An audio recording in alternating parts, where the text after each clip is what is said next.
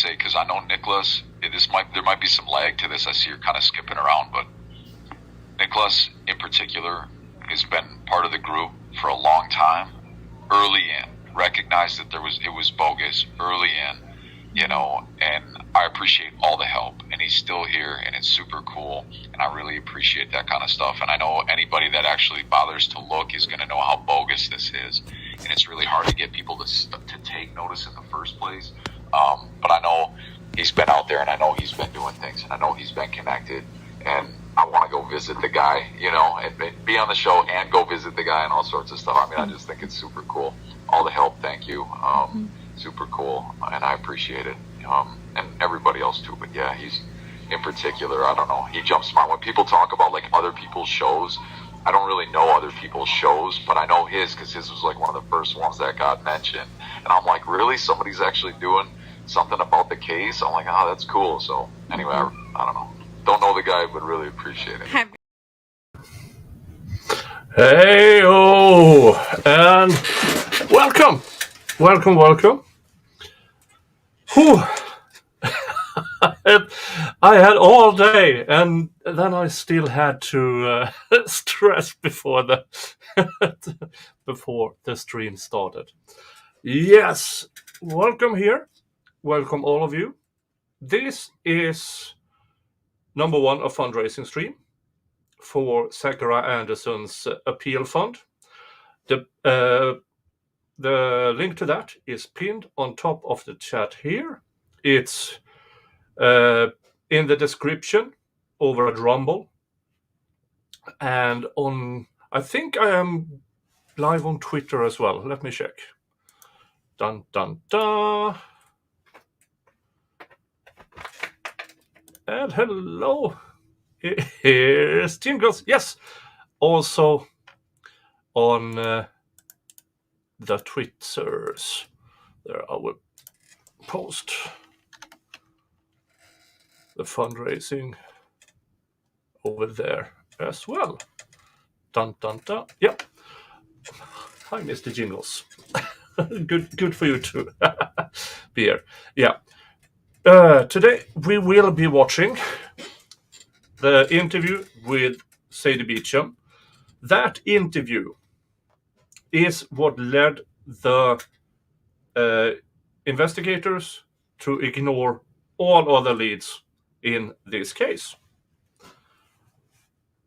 That's the interview that made them abandon the landfill that they had staked out in order to get people over there and search for Mr. Guiterrez remains.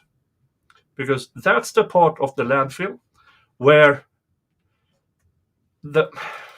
yes, Mr. Jingles had, ow! Don't step on my hair. That's what she said.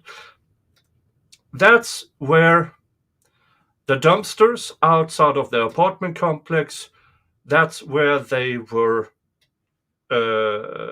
driven to. So any evidence that might have been in the dumpsters, anything like the alleged murder weapons, because they were, nothing was found on Mr. Anderson's person, on his property, his family's property. It wasn't in the apartment of Mr. Guiterrez or anywhere. But they could have been in the dumpster that was then driven to that landfill. And the interview with Sadie Beacham is what made them abandon that. So that will be really, really interesting now. I haven't seen it. And thanks to Wilhelm Media, who has enhanced the audio so we can properly listen to what she says here.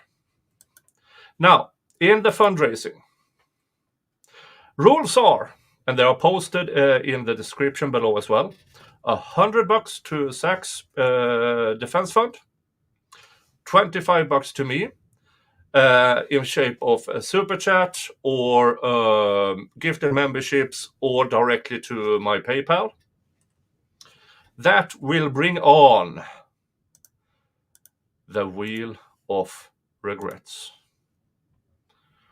So for every time we reach that goal, $100 to Zach and $25 to me, I will spin that wheel. And let's just see if it works.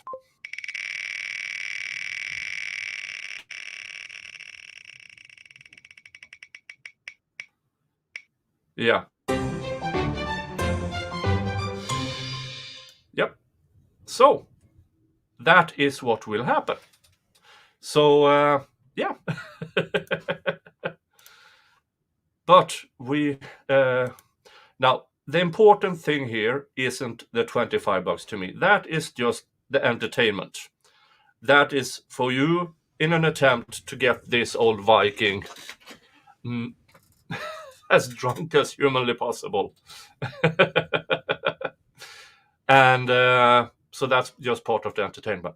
I have invited in a lot of people. I assume they will show up once in a while to say hi and, well, whatever they want to do. But what we are here for, now this interview is 2 hours and 42 minutes. The sound is enhanced, and OA's name is edited out, and things that OA says also edited out. So it is edited. There is a completely unedited version, but that's not important. We are here for Sadie Beacham's interview. And while we are here, Mr. Kaiser, hello. It's 4 o'clock, man. Get me out of here. I still got another hour. These people. Are you at work? Are you? Yeah. No. Oh, you poor man. But you can at least smoke the pipe.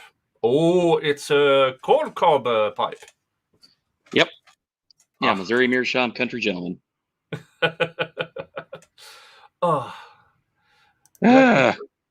Update Zach's.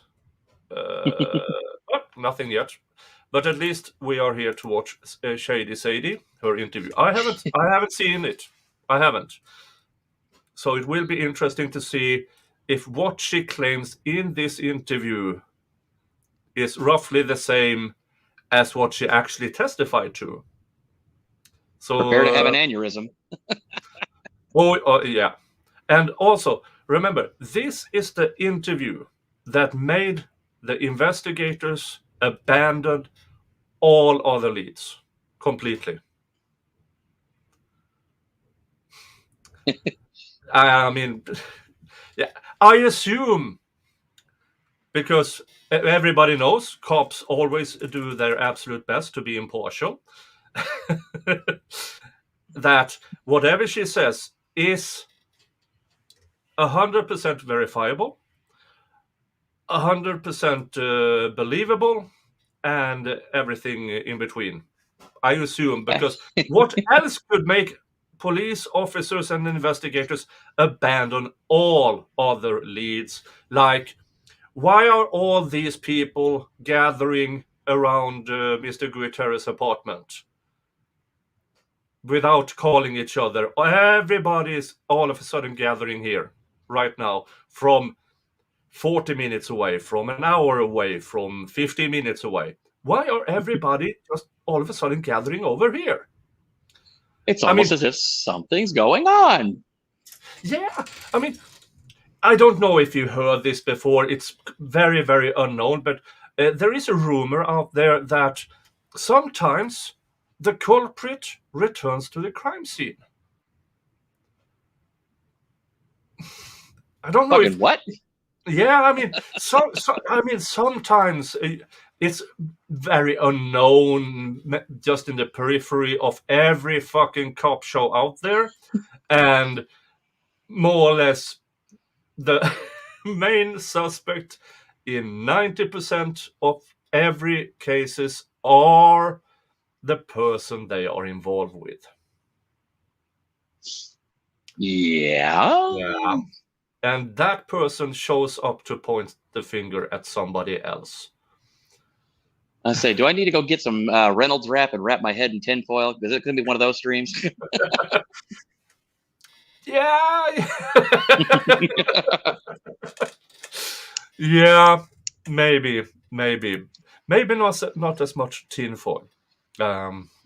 That's in what the actual F. But I haven't listened to her. She might be completely believable and everything. And fat chance, but okay, I see what you're trying to say. Yeah. Leaving that small opening open. Because you just never know. You just never know. Yep. I mean, we wanted to do the whole guilty until proven innocent until proven guilty, but yeah. Sorry, I had a dyslexia attack all of a sudden. Yeah. About the wheel of regrets, which is having a return. When it says fresh horseradish, it is actually fresh horseradish that will be graded. Oh, dude, why? Why do you do this to yourself? Somebody help this man.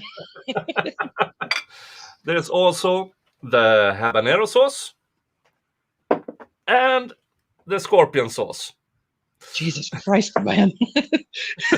There are some things even I won't do. And look, I'm the one who has the catchphrase, $20 is $20. Yep. Woo. And talking about something spicy. Hi, Saul. Hey, how's it going? Yeah, I see you brought back the Wheel of Pain / Regrets. Yep. The Wheel of Pain is now the Wheel of Regrets, or tomorrow morning when everything has to leave my body. Oh, I'm just going to say, man, take a roll of toilet paper, put it in a Ziploc bag, throw that bitch in the ice cabinet. You're going to need it. Olive oil. Olive oil. Really? Soak a towel in olive oil. I'm unfamiliar with this home remedy, but okay. Yep. Just get some cooking. Just get a thing of that olive oil cooking spray, and that way you don't have to worry about contact. And I do couple have spritzes, and you're good. Yeah. I do have a bottle of whole cream in the fridge, just in case I need it. Yeah. So that and the rules are as follows: $100 to Zach's Defense Fund, $25 to me via super chats, gift and memberships, PayPal. PayPal is if you don't want to support YouTube. But that is what gives one spin of the Wheel of Regret. And whatever it shows, I will do. And then that alternative will be picked out. So in case, he gets a gin shot, then he gets a whiskey shot. Yeah, then those are removed. So it is more probable I will get the more painful things. I'm not saying it's going to happen, Nick. Bro. What happens if you actually go through the entire wheel? What happens then? I don't think we'll get that far because I think we'll be having an in memoriam at that point. If we get that far, let's see here. I have saved this one. Oh, Jesus. This is vodka, graded, and you see it. It's freshly graded horseradish and scorpion sauce. No, y'all, this man is not right. This man is not right. Here's the thing. I think we have 1, 2, 3, 4, 5, 6, 7, 8, 9, 10, 11, 12, 13, 14, 15, 16. We need to get through 17 of these. And I assume after 17 of these, my mouth, my throat, and my stomach will be numb. Yeah. Tomorrow morning, you're going to be wishing something else was numb. Okay, I'm going to have to just say, y'all, please, definitely go down there and please. This man's going to be, he's going to have a great looking bank account tomorrow morning. But I'll tell you what, this is a great opportunity to say this man is putting his cornhole on the line for this channel and for your entertainment. So please do him a favor. Just make sure you send it through PayPal so that way he gets the full amount. Yeah. Yeah, and I see Claudia Schultz started us off with $25 to the Zachariah Anderson Defense Fund. Thank you, Claudia. Thank you so much. And that leaves $75 to Zach and $25 to me for the Wheel of Regrets. Yeah, and just to pump myself up, that's why I'm cosplaying as a Viking and channeling your ancestors. I get it. I'm channeling my ancestors and everything. And playing with your ginger pussy. And I almost choked on my pipe. Oh God, phrasing. Yeah. And Jingle, or at least the back of Jingle says hi. He doesn't want to watch. He wants to be here, but he doesn't want to watch it. Here he is. Ow. Talk to the butt. Okay, but we're seeing if Shady Sadie actually has something convincing to tell the police to make them abandon everything else. All other leads, abandoning the possible final site of Mr. Guiterrez Jr.'s remains, or the murder weapons, or... Yeah, it must be really, really solid what she tells them to make them abandon everything else, including the possible site of the actual murder weapons. Are we dual streaming with Veilhammer right now, or are we giving him some watch hours? We are giving watch hours, at least. I could dual stream with Veilhammer, but then he should be joining and pressing that stream to my site as well. But I do know that he has. I think this is a private link I have, so he will do his own premiere with this. Okay. Yeah, but everybody. I messaged about it earlier, so I'm not sure if you guys worked it out or if he was gonna rock out the dual stream, because I knew that he was premiering his remastering of the audio of this because people were complaining about the sound. Yeah. But here's the thing. They can watch this stream and me getting less sober and commentary and snark and insinuations and stuff like that. And then they can watch the entirety without our involvement. But I think Veilhammer already have the hours. He needs subscribers. So everybody subscribe to Veilhammer Media so he can start getting paid for this. Mm-hmm. And don't forget, hitting that subscribe button and that like button doesn't cost you anything. Exactly. But, yeah, should we start? Yeah, I have the control, so hold on. It's my Friday evening, and regardless, I'm having a beer. Prime the pipes. There you go. I'm having a beer. What kind you drinking? This is Session EPA. Okay. Nice, chill, laid back. Gotcha. Yeah. It's from the beer library. It's a microbrewery from around here. So gotta love them microbrews. Yeah. All right. I had their sour beer a while back, and that was quite nice, except that I forgot that it said on the bottle, hey, don't pour it all at once because there are yeast in the bottom so that you need to filter out. I kind of forgot that. Yeah. Yeah, you get that trub at the bottom of the bottle, and that doesn't tend to make the flavor all that pleasant. Yeah. So my beautiful drinking glass, and cheers. Skull. Skål. And here we go. The interview that made the police abandon everything, every lead, including the possible site of Mr. Guiterrez' remains and the murder weapons. All right, I'm going to take my camera off, but I'll still be here.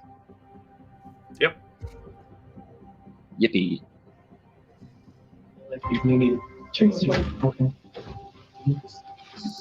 Yeah, okay. Yeah. Redactions are made to protect identities of minor children. OA is mentioned and the twins are mentioned, and we don't need that information. Right. Rosalio's children's names are also redacted from this. Yeah. So, all the minors and any sensitive information that might have been surrounding them is all been redacted. Yep. Y'all have already done better than the courts did.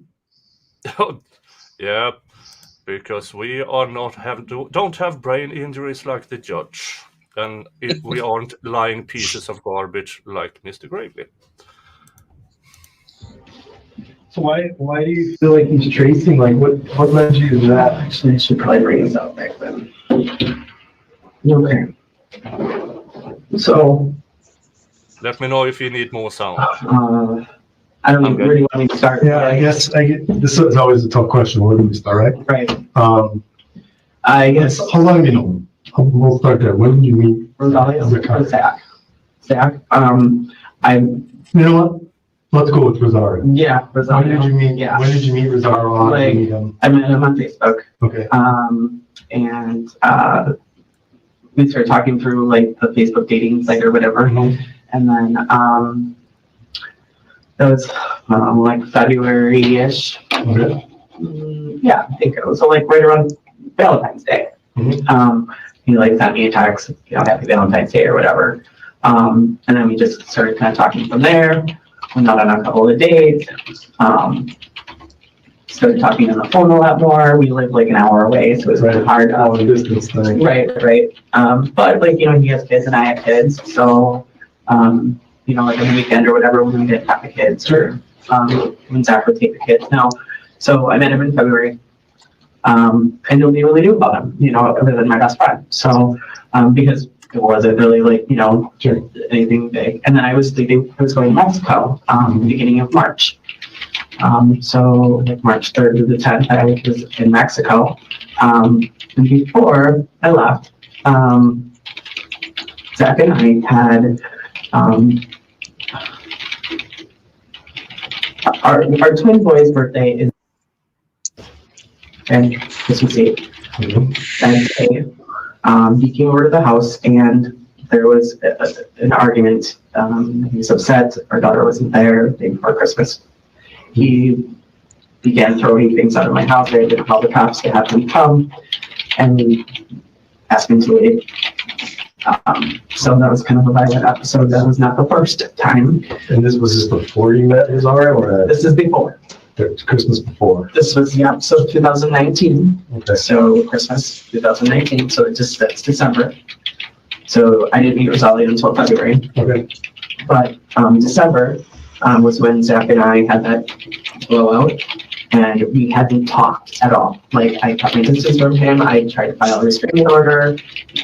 Washington County wouldn't order it. I had 7 pages worth of history of why I needed this restraining order as a grade.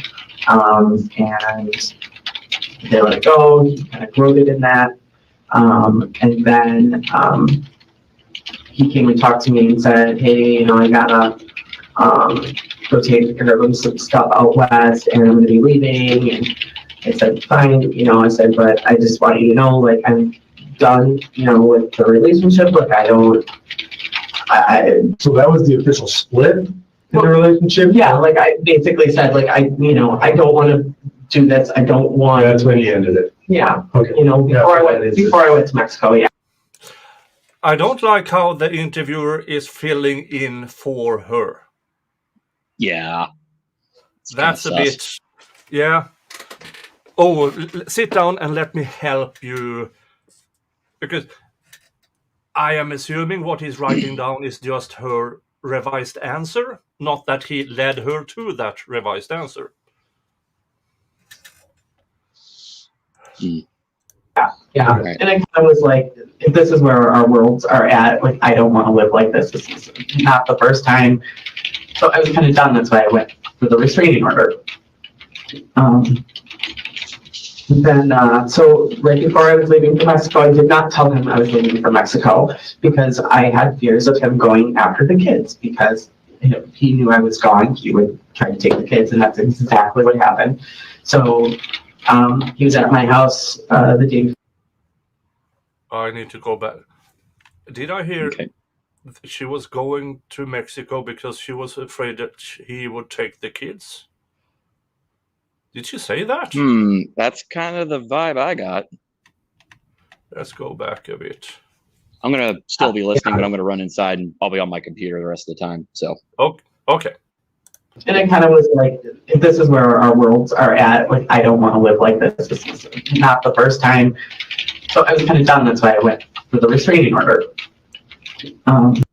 A restraining order that wasn't granted because the judge realized she's full of crap.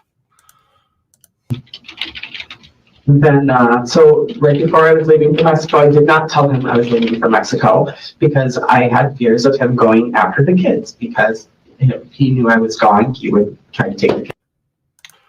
She was going to Mexico with the kids and she was fearful he would take them if she did.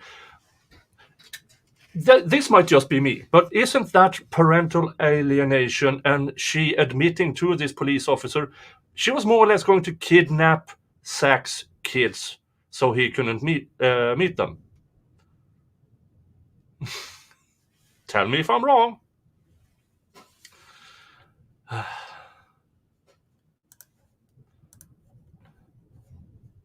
And that's exactly what happened. So he was at my house the day before I left for Mexico, or 2 days. He said he was going out of town. I said, okay. I said, well, I'm heading out of town. I said, well, exchange the kids when I get back. I'll be back on Tuesday in the next week. Oh, that's the Mexico trip where it was her week to have the kids. And she decided, I'm going to Mexico to be to drink and leave the kids with a friend. I mean, surely, Miss Beacham, you have weeks where you don't have the kids. How about going to Mexico and drink then? Yeah, exactly. First she said she didn't tell him, then she says she told him she was going out of town. We are less than 5 minutes in and she's already lying.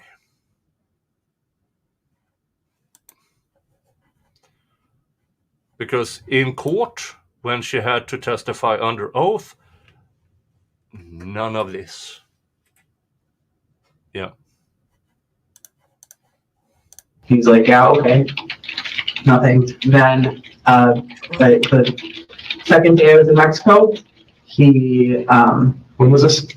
March 3rd, I got there, so like the 4th, I think it was, or something. I think I even still have the text messages, but it was, oh, you're in Mexico. That was this big jealous thing of, you're down there messing around, screwing people, and da-da-da-da-da-da. And I was there with all friends that I knew, and it was very, I wasn't down there with anybody that he didn't really know. But anyways, had a big jealous bit about that. So. No. According to what was brought forward in court, he found out you were in Mexico. Then he went to your place, Miss Beacham, to collect the kids.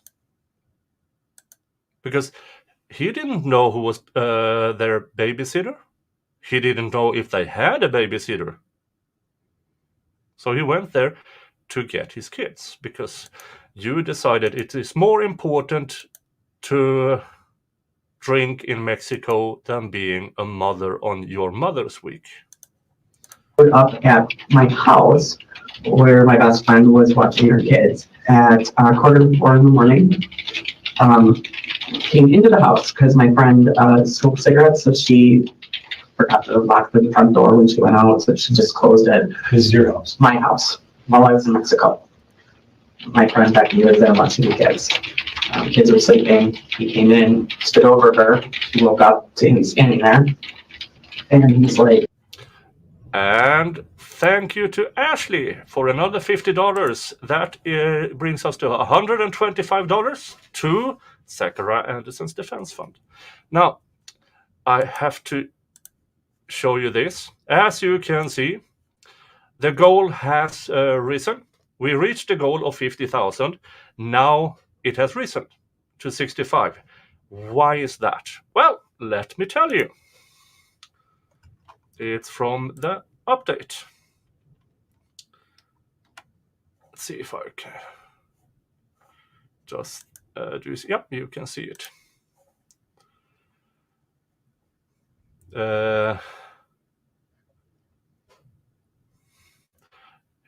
We are currently in discussion with Natalie because they retained Natalie Wisco as their appeal lawyer. We are currently in discussion with Natalie as far as what costs she will anticipate next. Unfortunately, as exciting as it is that we reached the 50K goal, we have a long way to go. Appeals are extremely expensive. We have raised the goal now to 65,000, so we can continue to fundraise and give everything another target to aim for. This number is an assumed estimate based on the quotes we have received directly from one investigator. Once we speak further with Natalie, we might be adjusting the next goal up or down, depending. We have been told that the overall appeal cost will be closer to 150 to 200,000 in total.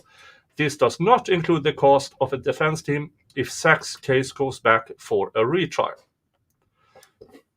The reason we don't just set the fund to the overall anticipated cost of the appeal is twofold. One, we want the goal to be realistic and obtainable, because smaller goals feel more encouraging for us than setting a high, daunting number.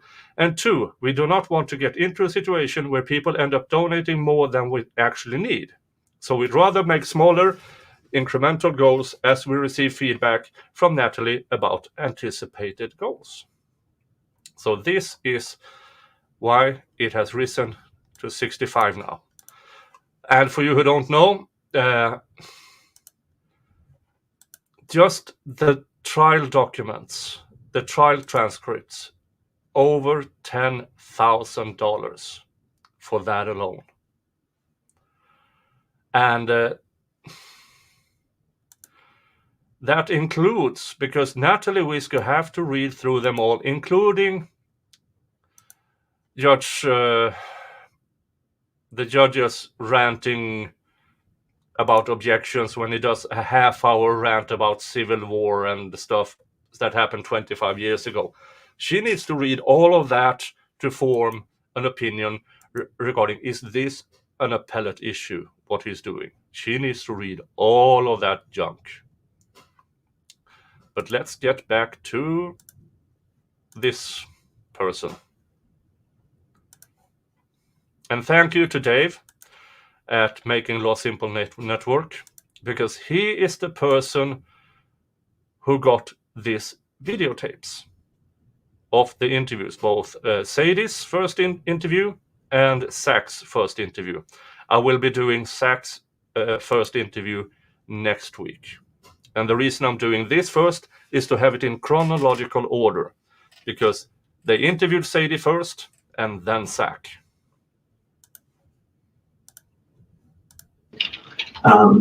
What's her name? I'm sorry. Rebecca. Becky. Yeah. Okay. And he and her did not get along. But it's another story. And then so she's kind of like, what? And then he's like, she's in Mexico and you knew about this, and she's whoring around and blah blah blah blah blah. And just I don't know if she could, but she's more than happy to tell you what he all said. And then he went upstairs to his room and told me that he woke her up and started questioning her and asking her, who's Leo?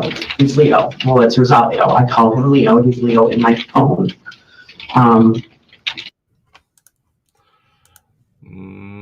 I'm not sure that was brought up in trial as well, from OA's testimony.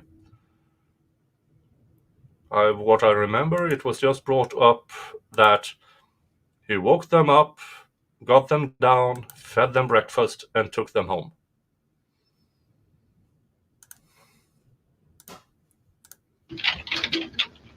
Was it Leo? Is what I was calling him in my phone. Okay.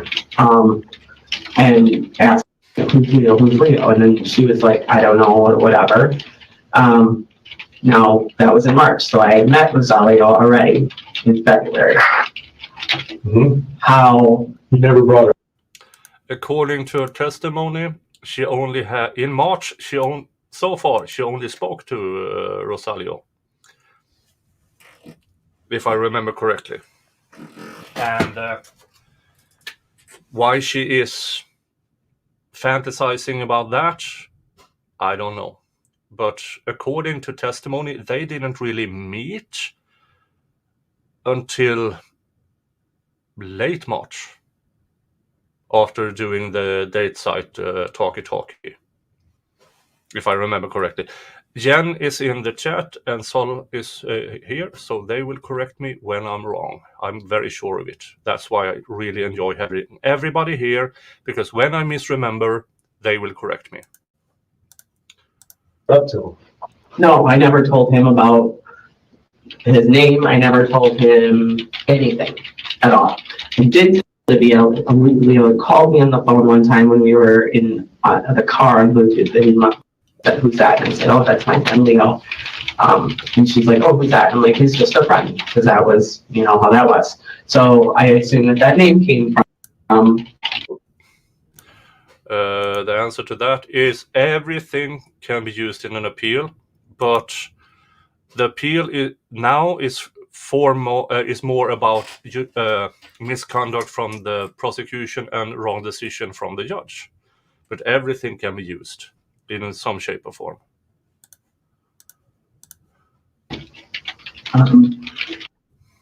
Is afraid of her dad. I will just tell you that, in a sense that she will do whatever he says. It sounds like OA has never expressed fear for her dad.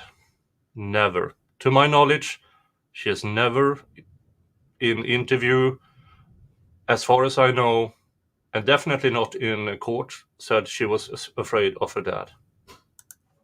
a very controlling dude. So then, so the whole Mexico thing. So I had to get on the phone with the police department because he wanted to take the kids. He was telling Becky I'm taking the kids. He started making breakfast at 4 o'clock in the morning. My kids need to eat. Becky said it was the most bizarre thing. It was like, yeah, it seems like the only thing OA was afraid of was getting in trouble with her dad. But it seems like Dad, Zach, was the one person who actually tried to raise her where actions had consequences. I have yet to hear anything about Sadie doing anything to correct bad behavior. I do have heard the contrary, allegedly. he was like Susie Homemaker and like, gonna do his dad thing or something. I did not give him permission to have the kids that weekend, even though we have a it's strange how it's set up, but I have full custody of the boys and placement of the boys, and we have 50-50 custody. Only because it's just a weird how it all ended up. Isn't it weird that you have 50-50 custody, and when you have your week, you decide, screw the kids, I'm going drinking with friends in Mexico. Good parenting. Good parenting. Older than the boys and insurance things, and state got involved with them, not with the boys. So there's paperwork on and that paperwork on the fourth. Anyways, so that's always been a thing where he'll just show up and be like, well, I'm dad, I'm 50%. I have rights to be here and pick them up and do whatever I want to do. Okay. And so that was kind of always that part of the relationship the whole time. So came there, tried to pick up the kids. I tried to stop that. He left that night, and then I tried to communicate and figure out what's going on from Mexico with him trying to. I mean, as a cop, shouldn't you be worried? Always trying to pick up the kids. Well, you have the mother in front of you who admits that she doesn't really care about the kids during her weeks. She rather wants to go drinking. Doesn't that raise any kind of alarm? Any? This is 2020. Believe all women. But still, any red flags, officer? Any? Not one red flag from that? Who want the kids. He's never had the kids overnight before this time. Okay, before I went to Mexico. Never had an overnight with the kids. His house was never set up to have any kind of rooms or anything. He just lived there in his own little strange world. And we haven't lived together for 10 years. So we did live together, up until 3, and then he bought his own house. So we haven't been living together, but we've been together and trying to be co-parents or however. Then he sends me messages that he's got beds set up in his house and he's got a place for the kids now. And okay, so then I allowed him to have the kids for like the weekend when I was in Mexico. I arranged it with him over the phone. I said, okay, fine.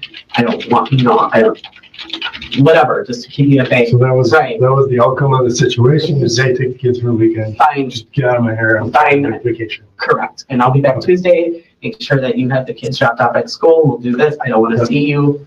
We're done. Like right. I done. Okay. Then That's what she claims, but still, she invites Zach over.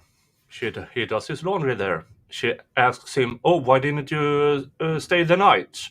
When she discovers he's not there in the morning. Well, yeah, that's not really, we're done.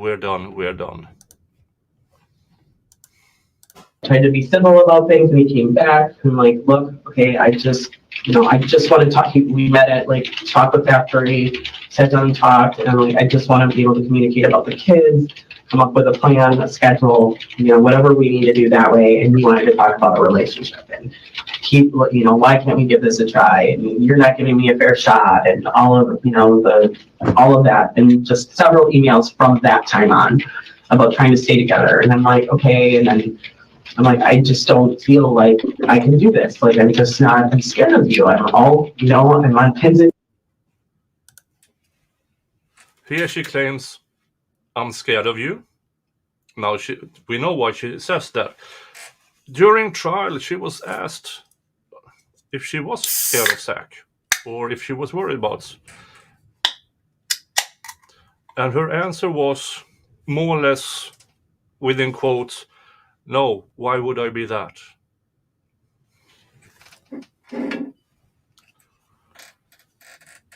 She was never scared of Zach. And the text between her and Rosario proves it. The person who should be worried was Zach. With her and Rosario talking about breaking his legs. It's like sleeping with the enemy. I can't do that anymore. I don't trust you. All of it. I had all the conversation with him. I told him how I felt, laid everything out. And then some time went by. Now we're kind of at the end of. How did the meeting go at the Tuesday? Sort of civil, a lot of tears, just really just kind of like. I don't want to be back in a relationship. It's essentially where my stance was. Okay. At this time, Zachariah Anderson And Sadie knew this. Zachariah Anderson was in a relationship. He had no interest in getting back together with Sadie. Then there was several weeks of, I'm having panic attacks. I'm anxious. I can't sleep at night. Miss Beacham has never had a panic attack in her life. I can almost guarantee it.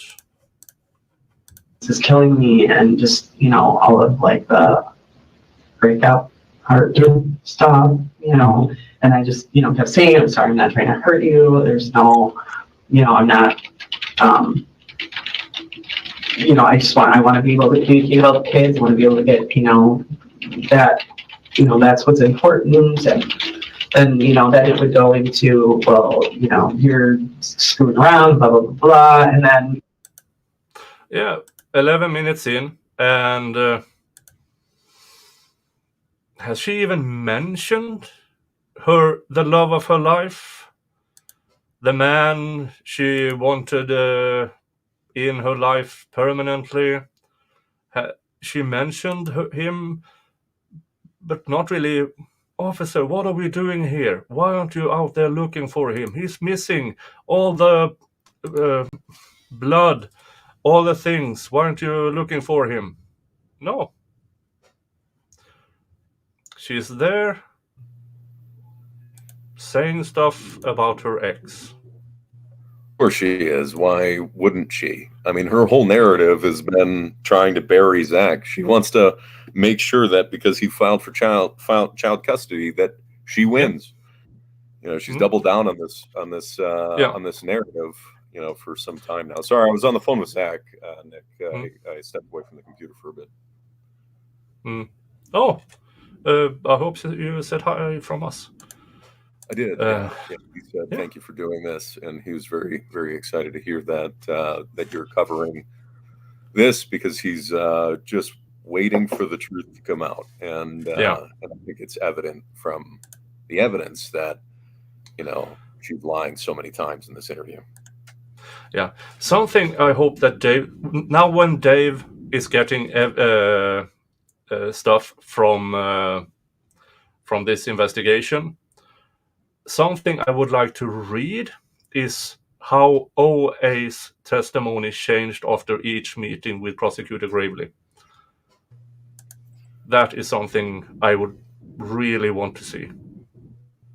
Well, not just after every meeting with Prosecutor Gravely, but every meeting with the police, and how much more fantastic and how more layers were added on with every meeting that she had with investigators. Yeah. So. But what I'm afraid of there is then you see a gradual change that can be explained away. But the thing with the Prosecutor Gravely, it shows me how involved he was and how corrupt he is, that he doesn't record when he is interviewing witnesses, which in my opinion is so beyond misconduct. It's ridiculous. If he's interviewing witnesses, it should be on the record. I agree. There was an interesting conversation that we were having about prosecutorial immunity. And Nick, are you familiar with immunity and how that works in the States? I know of it, but not much about it. Now, to my understanding, judges, prosecutors, they have immunity for doing their job. So like Gravely, for example, when he's executing his office as a prosecutor, when he's doing his job, and there's a little bit of wiggle room for like hearings and stuff like that after someone's arrested, after someone's getting arraigned, but by and large, they have immunity when executing their office, oath of office, right? Now, Gravely himself, as we've already seen in this case, has done things that are not acting as the prosecutor. For instance, when he met with Narita Masia, right? That was an investigator's role when he met with her and followed up on that. And that is questionably a case where he then abandons his immunity. Also, with the habeas corpus hearings that we had talked about just a couple weeks ago. Those habeas corpus hearings, he wasn't even an attorney. He showed up as an interested party, but he tried to act as an attorney. And in that, he does not have prosecutorial immunity, even though the judge calls him the prosecutor. He was the defendant or an interested party to the defendant in that motion, because the habeas corpus was a motion brought to the court by Zach and Zach's attorneys. So, the judge mischaracterizes, the role that Michael Gravely played in that, then allowed Gravely to make the argument to the court to stall long enough, even though the corporate counsel didn't show up for the sheriff's department. So it's a really interesting, kind of tug of war between the two. But he completely acted improperly in doing and abandoned his own immunity. Yeah, and sooner or later I will get through with that hearing and stuff like that, doing a reading from that. I know Dave already did it, but there's no harm in doing more. Dave scratched the surface of the habeas corpus. There's so much more there. Yeah, I believe you. I believe you. But let's continue with Shady Sadie. Went into my cell phone and saw a text message from Leo that said, like, "Good morning, hon," or "Good morning, love." And so this was, I don't know, I could probably look. Back in April, I'm going to say. At that moment, the investigator should say, "Hand it over and I can go look for it." That is what, because she's alleging a crime, but she is the person who is romantically involved with the person missing. She was there at the crime scene. I mean, and I know it's a figure of speech, but 90% of all homicides are done by a person close to the victim. And there she is. There she is. And we know now that Mr. Guiterrez had at least 2 other women that he was trying to date. And Sadie has temper. We know that. What if she found out that this love of her life was screwing around with her and others? Just saying. I mean, Nick, if it means anything to you, Guiterrez appears to be trying to date somewhere between 5 and 7 women simultaneously. So, she's not alone. She's not the only one. There's quite a few. And there's other suspicious circumstances that the police just didn't bother looking into. But Anschutz told me that they've looked into every option, every possibility. It's just not. Sure. The same person who abandoned the landfill where possibly Mr. Guiterrez remains and murder weapons could have been, but they abandoned it after her story here. Well, they abandoned it after they found my brother's van, which is interesting because they would have had to have been on his property to look into the van. Yeah. And they say that the search warrant wasn't issued until almost 11 o'clock at night. So when did they? Isn't that weird? Yeah, it's so much shady stuff going on here.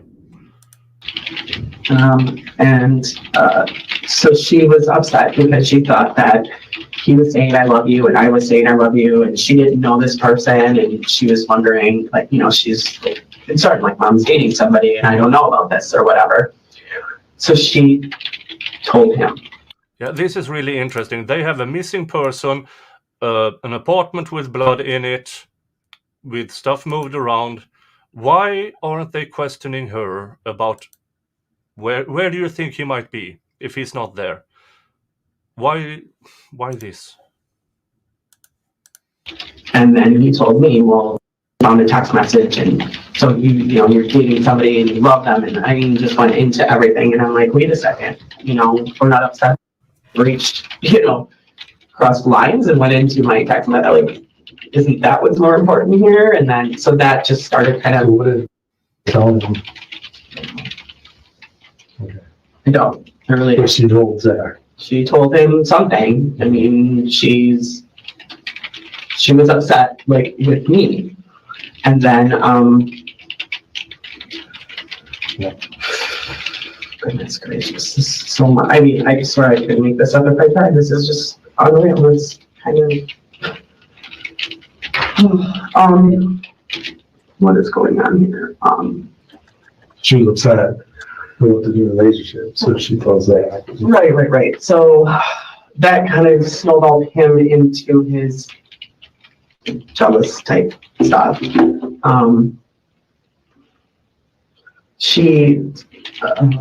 did she tell me? How do you know that she told Zach? Did Zach approach you or what? Yes. Okay. And then, so there was one day, and now I can't remember what day it was, but she's like, Mom, you need to tell the truth.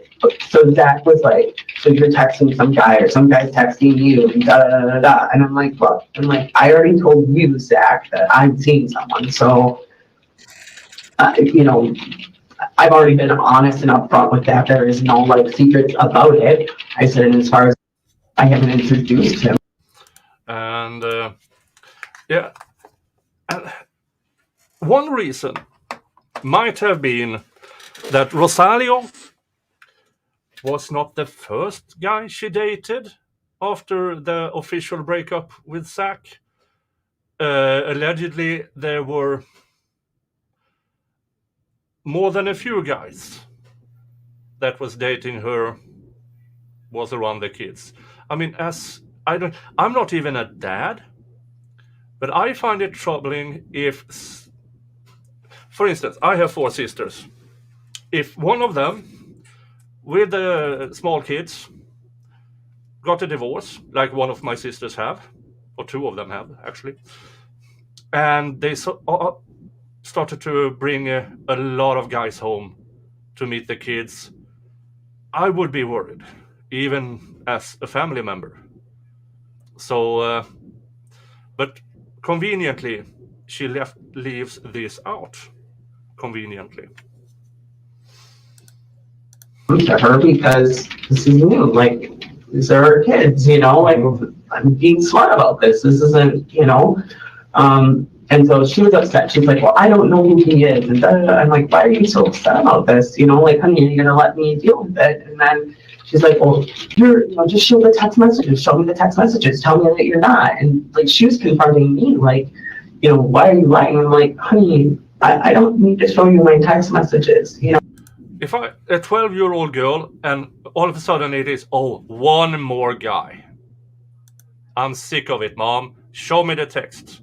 Are you serious this time? Who wouldn't be? And even if I do show you, I've already told you that I'm seeing somebody. You don't need proof of seeing it, and he's standing there and he's just like, yeah, why don't you show her? Why don't you show her? In front of him, of course. And I'm like, no.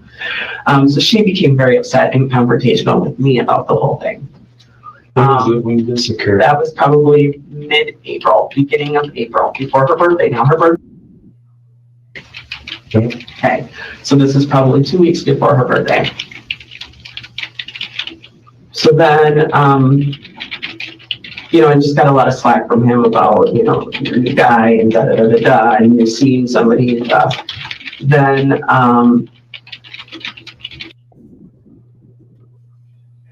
the day, Zach and I had agreed that we were going to split for the birthday. She was going to go by his house on that Friday, the 24th, and stay at his house overnight with the boys. And then her birthday, I was going to be going to his house to have a little birthday party, and then pick up the kids. Because she was getting a skateboard, so we were going to go down the trail together with the skateboard, right? Mm-hmm. Mom agreed to do all that, and so we did that on that Saturday. And I got to the house. It was kind of standoffish, and I was like, "What's the deal there?" What else? His house on Saturday. Was ours? No, I got to Zach's house to pick up the kids on Saturday. Lacong Express found something I missed completely, and that is how close the mailboxes were to Rosalio's door. They were inches away from Rosalio's door. This was mid-pandemic. And if the door had this blood spatter on it on the 18th, on the 19th, how come not one person saw it, including the mailman, including the takeout guy? Remember, this is mid-pandemic. People ordered home food. Not one was brought in to testify as, yes, I saw blood on the door on the 18th, on the morning of the 19th. Not one. Which brings into question, when did this actually happen? I mean, Nick, and there are more about that. Investigating, his disappearance, as opposed to trying to find out how they can, hammer the narrative into Zach being guilty. And those are two very different things. Yeah. Why aren't they asking her questions about where do you think he might be if he disappeared after this? Does he know anybody that are criminals? Why aren't... She is the person who claims to the officers, yes, we were in a relationship. Why aren't they questioning her about, does he have enemies? Is he involved in crime? Does he have criminal friends? Yada yada, yada yada. No, they're just sitting there and having her tell a story. It's an interview, not an interrogation. It should have been an interrogation, not an interview. It's infuriating. Okay, so the 24th happened.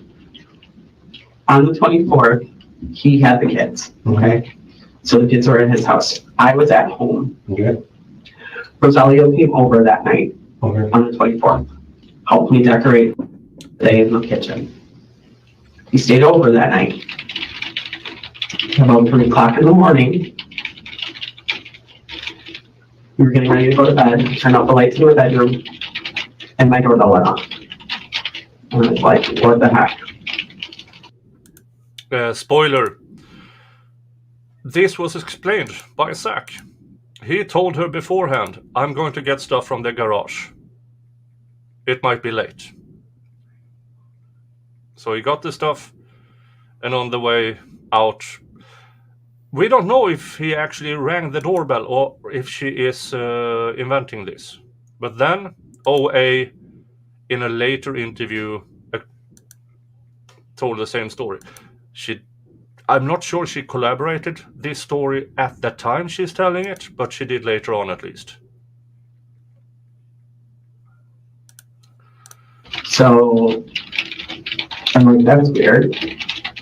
So I looked out the window, and I looked out my front window, which looked directly out to the main Appleton Avenue. Mm-hmm. And as I looked out the window, I saw a black car pull out, and I looked next to a bar. The bar is closed, there's no business because of COVID. And it was 3 o'clock in the morning, and I saw a black car, and I'm like, son of a bitch. Who's this car? It had to be naughty. I mean, it was a black car. Now, I didn't. Now we know that was basically impossible for her to actually see a car speeding off. There's too much growth. Take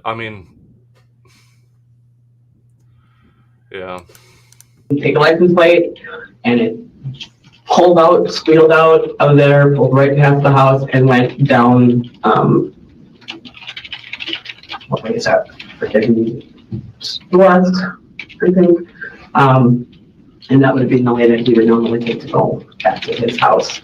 I was like, well, shit, And Rosario, I didn't tell him that night, but then later on I did tell him, but he's like, oh yeah, he's like, you didn't tell me that you saw the car. I'm like, yeah, you did.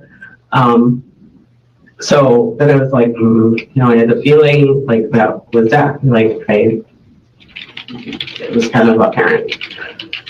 So I kind of, I had that feeling. Then that morning, Rosario went out to his truck, and then he came back in, and he's like, hey, he's like, did I go out to the truck last night? No. And he's like, because he's like, my allergy med is in the middle of the console, and I usually keep that in the glove box. He's like, and then there's something else that's missing or that's messed around in there. He's like, and it wasn't me. And I'm like, Fortunately for Miss Sadie, Mr. Rosario isn't there to corroborate this testimony.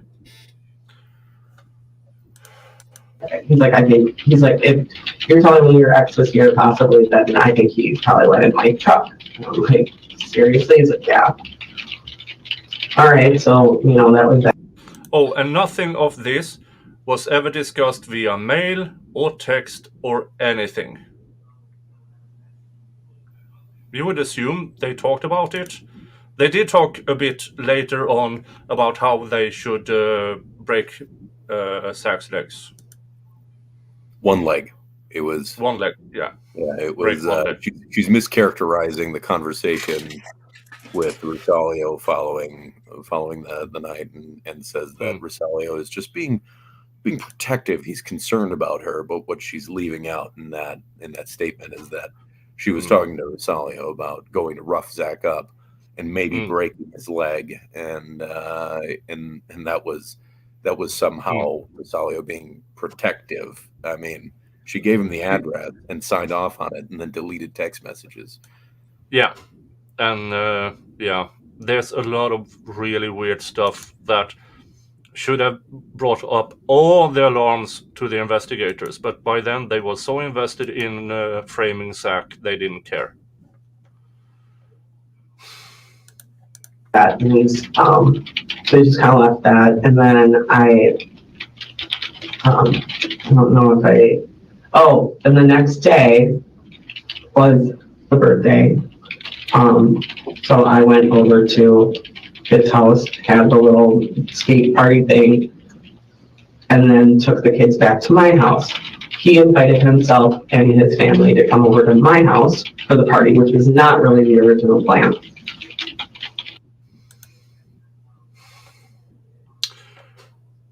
Somehow I believe this is completely false. I mean, it's her OA's birthday. Why would you? Yeah. They did anyways. And then, I agreed because he was excited about her aunt being in town, so I let everybody come over. Okay, fine, we'll have cake and brownies again. While we were there, like I said, when I got to his house on Saturday, she was standoffish, that she didn't really want to hug me or touch me or anything. And then Saturday at her birthday, she was upset and kind of visibly upset with me and Yeah, maybe because you keep going off to get drunk during your weeks with the kids. Maybe because you meet a lot of men that you bring home. Maybe that would make a kid a bit upset. To be fair, we don't know if she's bringing the men home or if she's going to their houses. Yeah. But either way, we have reason to believe that there was, 4 to 5 other guys, prior to Rosario. And, it's not like she and Zach were exclusive for their whole relationship, so there's some things that she misrepresents in this whole conversation. And like Zach asserted in his interview, that as soon as the bars reopened, in 2020, she took all of the kids to the bar with her best friend, Rebecca, 2 days in a row to go drink with the kids. How insane is that? Yeah, especially if you have 50-50 custody, then you have a whole week without the kids. where you can drink. Drink your heart out for all that I care, but if it's your week with the kids, it's with the kids. I don't care if she drinks herself unconscious on her weeks off. But in the week where she has the kids, I mean, as soon as you have kids, your life is no longer yours, in my opinion. It is getting yourself in a position so you can provide for your kids as best as possible. Going out drinking in your kids' week, bringing the kids to the bar, for freak's sake. But that's my opinion from this side of the pond. That as soon as you have kids, your life is no longer yours. You might think you deserve a drink, or have a drink, or go to Mexico. I don't give a flaming thing about that, because it's not your life anymore. You're now a mother and a father. Everything you do is for family, should be for family. And I know Zach is not the purest guy in the world, but at least from everything I've heard in trial and everything else, everything he did was to provide for the kids. Well, I mean, he was paying for the children's daycare, their dental care, like all this stuff. Like, he just blatantly lies about it later in this interview. You'll hear it. So this is intentional. It's absolutely an intentional misrepresentation of reality. Yeah. Happy with me. Mm-hmm. I got her a flip phone for her birthday. Mm-hmm. She lost her mind. She's mad as hell at me. For getting her phone? For getting her a flip phone. Oh. Okay, so then now I'm already the worst person in the world because whatever and now the flip phone, right? So she went off on me. Like, I don't want to be here. You don't want me here. You don't want dad here. And just like flipped on me. I'm like, honey, what is going on? What happened? You were fine yesterday. What happened? I assume this is not the actual Sadie Beacham, but if it is, yeah, you are calling yourself out. And also a reminder, we already passed $100 to Zach's defense fund. If you want me to spin this wheel, it's $25 to me via PayPal, Super Chat, or gifted memberships. Just saying, it's all up to you guys. Today. Then she started, she's like, well, can I just stay overnight at Uncle Josh's house with Nancy Cat, which is his family. And Josh lives in Sheboygan. And I'm like, okay, that's fine if you want to stay with your aunt. I get it, go ahead. So her birthday night, she did that. And Zach's like, can I just talk to you? And I'm like, well, can your family be here? Like, I don't want to talk to you alone. And that was one of my things about talking to him, was I didn't want to talk to him in my house anymore, because the last incident, he pushed me out of the house and locked me out. So I'm like, no, if we're going to talk outside, or whatever, that's fine. I'm like, oh, why can't your brothers be here? And he's like, can we just talk? I'm like, fine. So then he's like, then he starts describing what I was wearing Friday night. He's like, same tank top, and so there's something to point out there. Like, we actually have the transcript from the injunction hearing where she claimed this, where she said that he pushed her out of the house or whatever, and the conversation was actually that she pushed him into the door multiple times, and she had swung the broom at his face. And when she claims that he pushed her, she tripped over her own Christmas decorations and fell out of her doorway. And what he admitted to was throwing some items out her door, making fun of her. And the judge actually said, or the commissioner, whoever it was that was presiding over the hearing, he said, I actually I'm waiting to hear abuse, and if there is abuse, it sounds like it might be from both parties. And because I can't determine where the abuse is coming from and where it's going to, I'm going to throw this motion out. And because that's what the judge said in that hearing. It's important to recognize that, again, right here, she's claiming that he was pushing her out the door and all this stuff. But when it was brought to a legal motion, one, she didn't actually insist on it, and two, what she insisted on was that he just communicated better, and she couldn't have him making a fuss in her house and stuff like that. It wasn't even about that. So and three, that she never actually pushed for a restraining order like she lied about multiple times since. There was never a thing. She never pushed for a restraining order. Just to really underline how badly she's lied about this narrative, that the police reports even say that she declined the follow-up with the legal body that would have followed up on a restraining order. She actually said no. So just lie after lie about this situation, just to really put it into perspective for everyone. She's not an honest human. Yeah, and just for the folks out there, for a judge to not grant even a temporary restraining order is very uncommon. More or less, normally they just rubber stamp it just in case. They put a 72-hour hold post that incident, just like don't contact, have a cool off period. But when the injunction came about, where it was the question about whether or not there would be a restraining order, it was thrown right out. It was not even a question. Yeah, and it's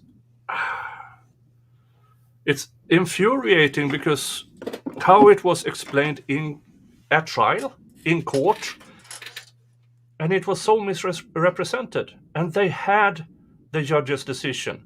They had the transcript available. The prosecutor had it. They had everything. And for me, this interview, a guy is missing. There's blood in his apartment and stuff like that.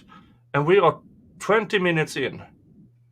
And nobody of these two cares about a man being missing. Not the interviewer and not her.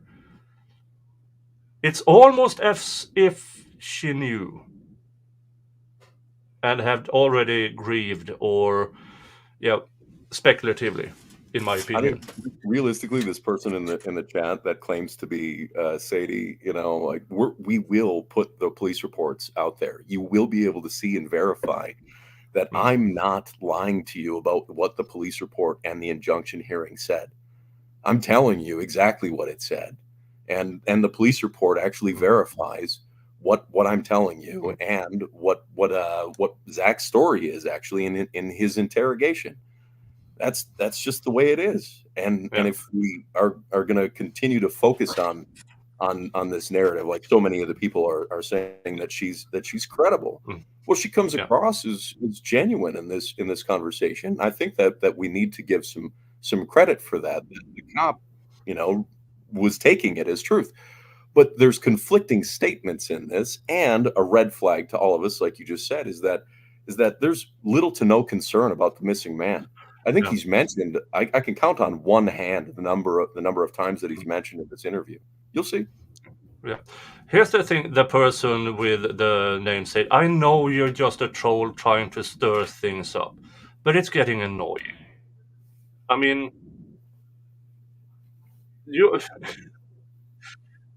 if you want to harass somebody, harass me. If you harass my guest, you're out. So either grow up, because I think this is just a troll doing pathetic things. So grow up, be a human being, act responsible, or you're out. And normally I don't even give warnings, but it's just fun to have somebody, I'm Sadie Beacham and blah, blah, blah, blah, blah. No, you're not. You're probably a cellar-dwelling, pathetic little piece of garbage who just likes to go to different streams and troll. you were listening to that song, weren't you? And I'm like, what song? And then he's like, tells me the song that we were listening to.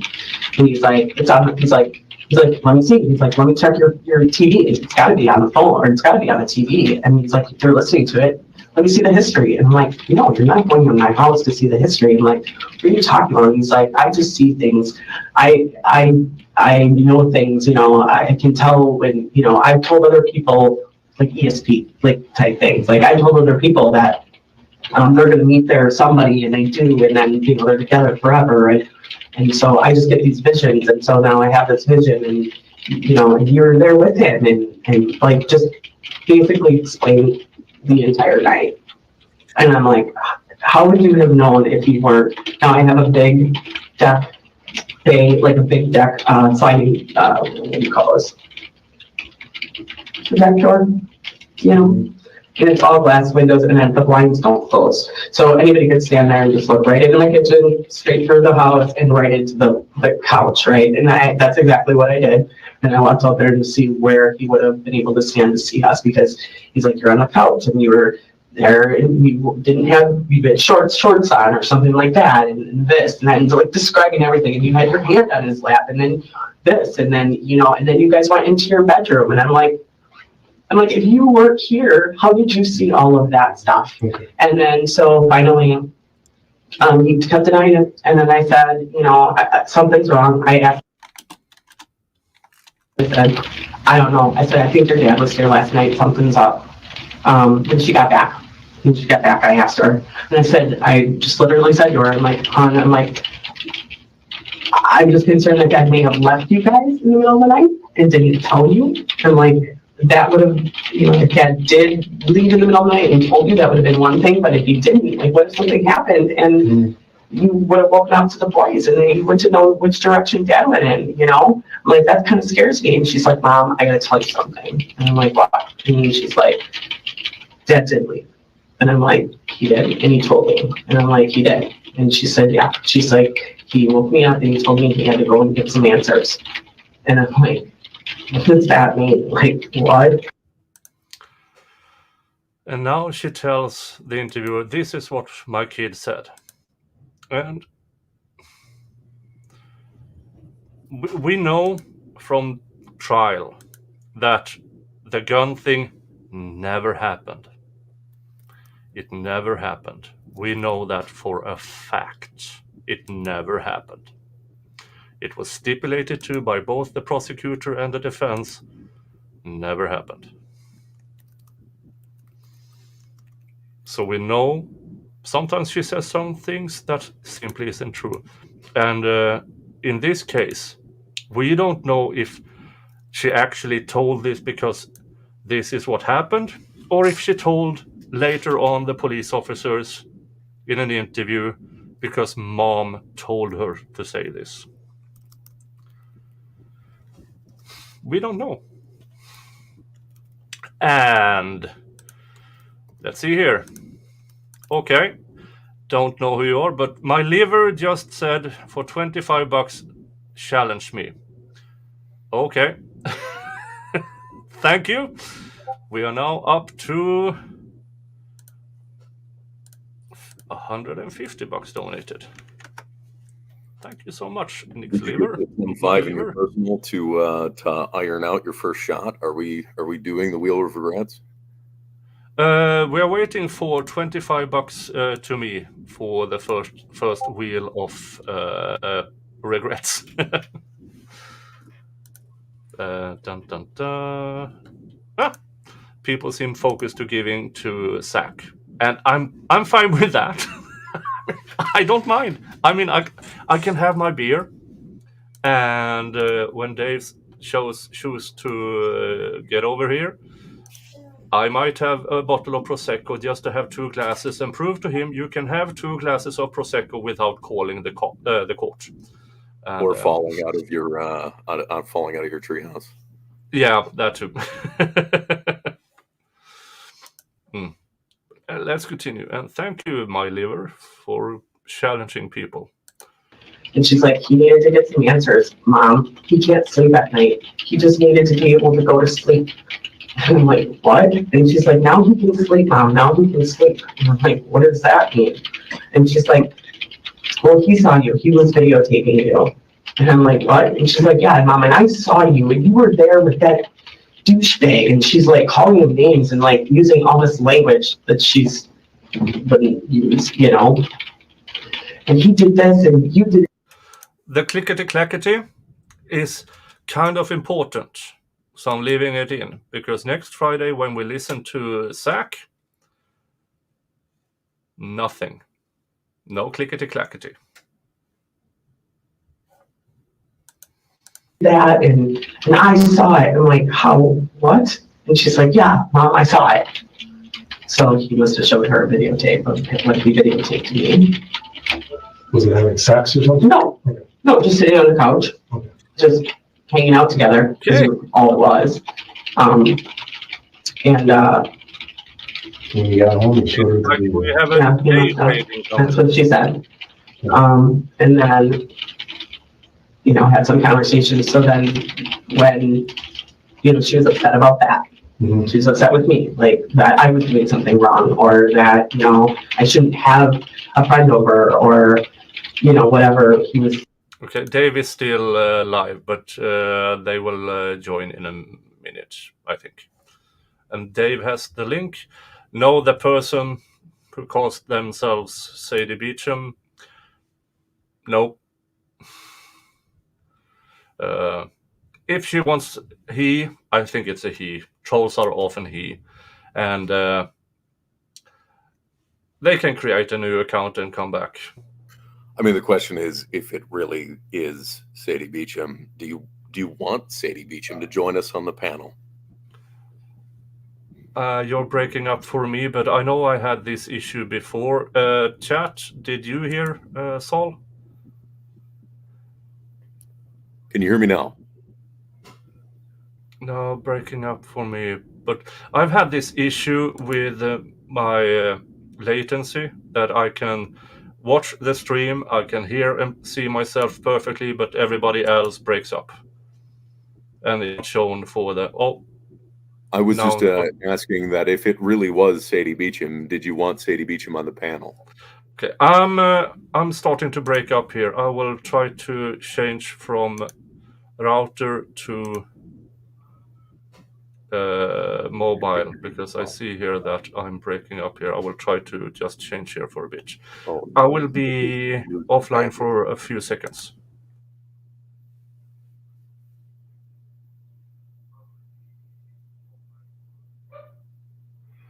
Well, hey, everybody. Thanks for joining.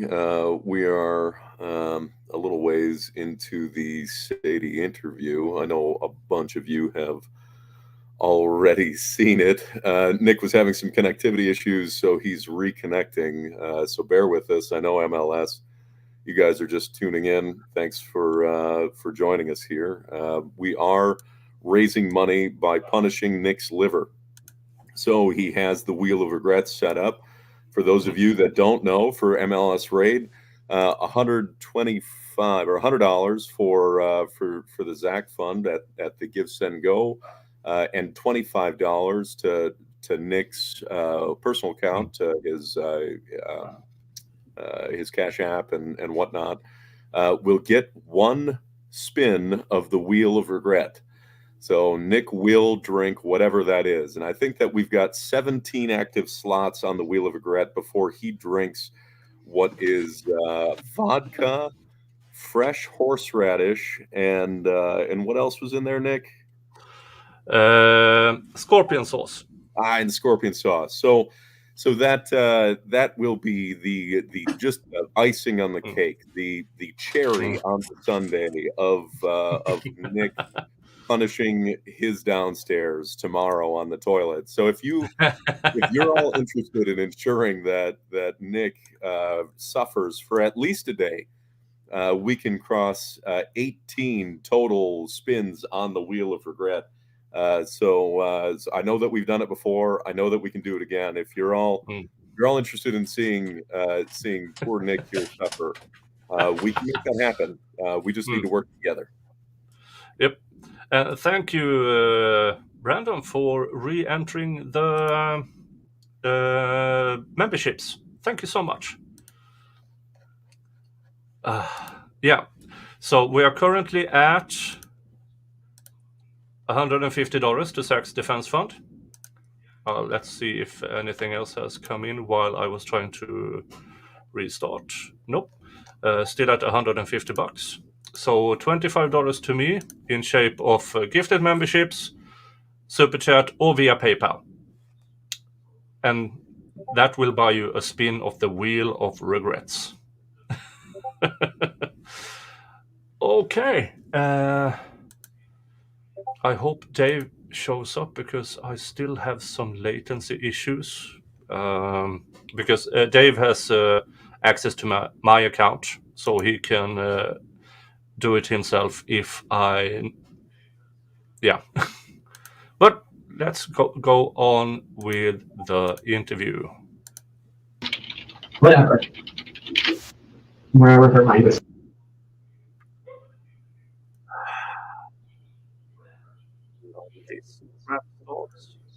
So I should have had her. I don't know what influence is, but sure can figure that out. So, yeah, since then, it's just been this back and forth about... For freak's sake.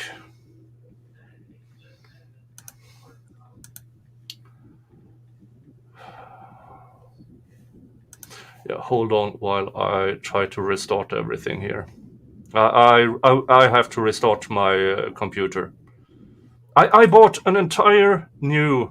Hold on.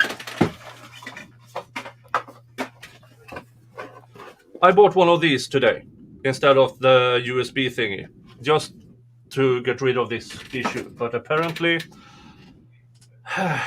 it's somewhere in my computer. Pause. And okay, I will be gone for 30 seconds while I restart everything. I'll be right back. Well, it looks like it's Chat and me. Hey guys, how you doing? Again, I know that we need a little bit to Nick to make him spin that Wheel of Regrets when he gets back. So if anybody wants to donate to the Wheel of Pain, if you will, make it happen.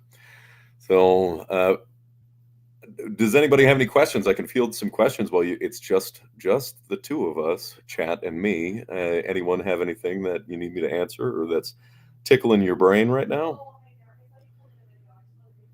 How's Zach? Good question. I just talked to him. I had to step away from the keys for a little bit. He called to check in with a few things. He's constantly worried about his children and being able to talk to his children, and that's his number one focus in almost every single phone call.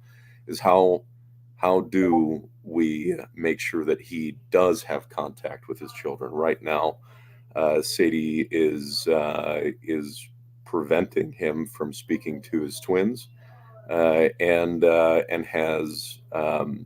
has contacted the prison to prevent him from speaking with his daughter as well, even though his daughter is not living with Sadie full time anymore. So there's some hoops for us to jump through, and we're trying to work through that legal spider web, if you will, to try and make sure that he can have his rights as a father.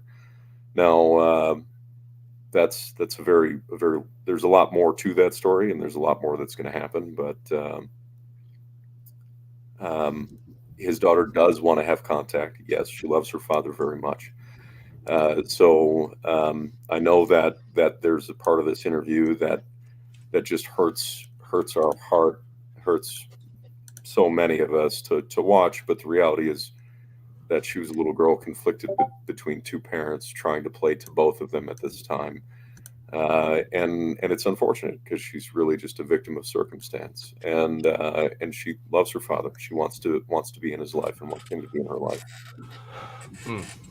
And I'm back. I hope my restart and everything worked, because this is getting infuriating. I'm about a month and a half away from actually getting fiber broadband delivered. Wow. But it's not here yet. Yeah, so hopefully that will take care of everything. But there's something really strange going on, because I'm checking my activity handler and it's like 8% memory, 10% CPU.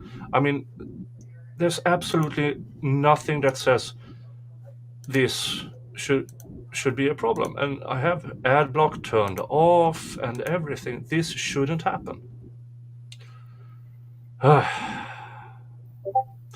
But I'm back. I hope Dave will show up eventually, just in case this happens again, and then I know he can take over the stream. Or whatever he was, wherever her mind was going with it, or I don't know what influence is, but sure can figure that out. So yeah, since then it's just been this back and forth about him, and then came forward about a week after all of that when she told me about when she was like, "Mom, there's something else." She's like, "I think you should tell your friend." And thank you to Pernilla for your $10 to Zach's Gives and Go, which brings us to $160. And my liver thanks you for not super chatting and gifted memberships, but I would not mind if you did. She's like, Dad could get in a lot of trouble for it. I'm like, what? And she's like, well, you should probably tell your friend to do something because Dad took his registration out of his truck. And I'm like, what? And she's like, yeah. I'm like, how do you know? She's like, because I saw it. He was writing all over it. And I'm like, okay. And she's like, I'm like, he still has it? She's like, yeah. And he's not planning on giving it back. I'm like, okay. I'm like, well, what's he going to do with it? And she's like, I don't know. He said he was going to. For sure. Like, how definitively, how does an 11-year-old, 12-year-old, freshly 12-year-old understand and know what a registration is and what it looks like? Definitively. Yeah. I mean, yeah, but in order for us to get to that conclusion, we can ask about the buds in the plastic bags, where she says, "What? Can you please tell me what that is?" She claims there are 72 plants, and she knows everything about the plants. And then she sees what the dried version looks like, and she has no clue what it is. No clue whatsoever what it is.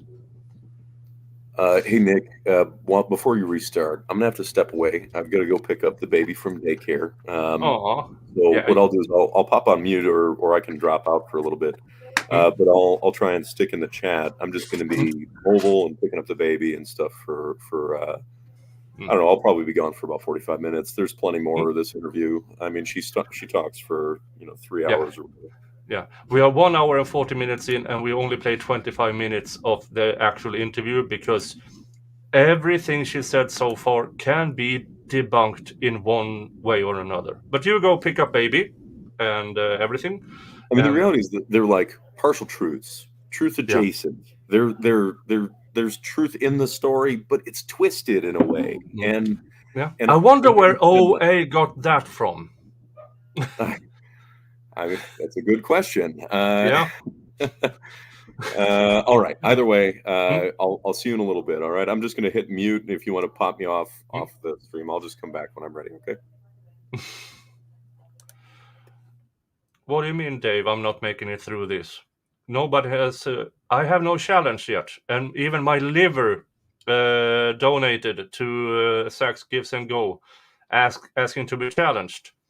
But the most important thing here is more for Zach's defense fund. If you want to see me pissed out of my face, you know what to do. You know what to do.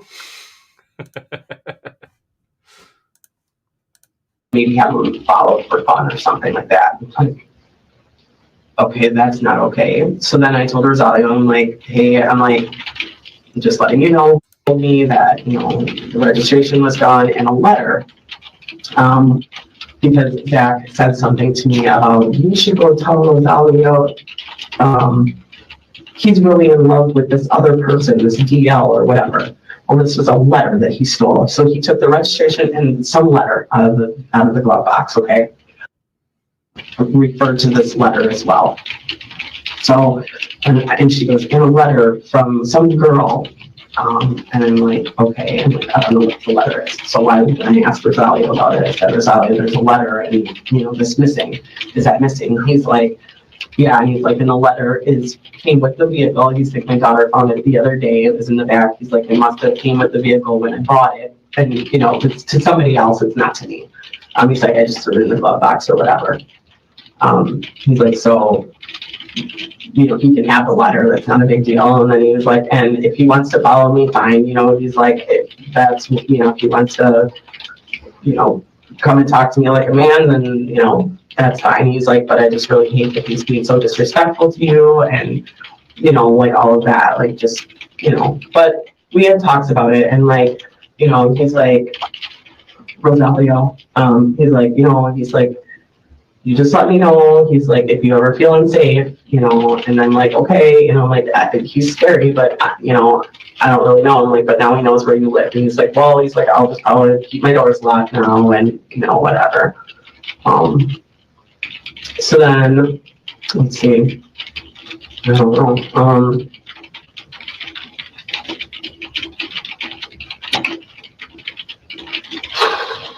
that's, I don't know, we just kind of kept, you know, it was all in out. I kept talking and just kind of doing our normal, kind of like seeing each other every, you know, other weekend or whatever. Didn't have the kids. And Zach just kind of kept texting me, and then he would like, oh, so then one of the other ones was, let's see, our daughter went to a party at the tree farm, by his brother's tree farm, 2 weeks ago or so. And it was his sister's birthday party at the tree farm. And I took the kids up there. So Boston. The tree farm is in Boston. No, it's in yeah, Leesburg. Leesburg.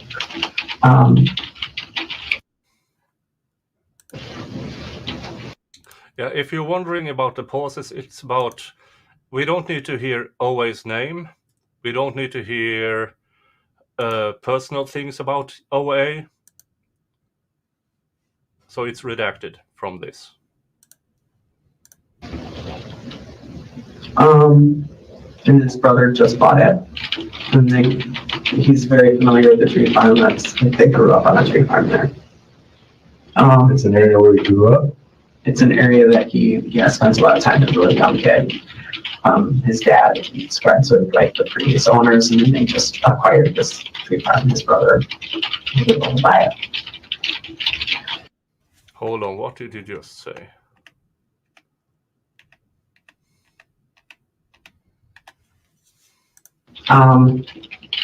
It was his sister's birthday party at the tree farm, and I took the kids up there. So Boston.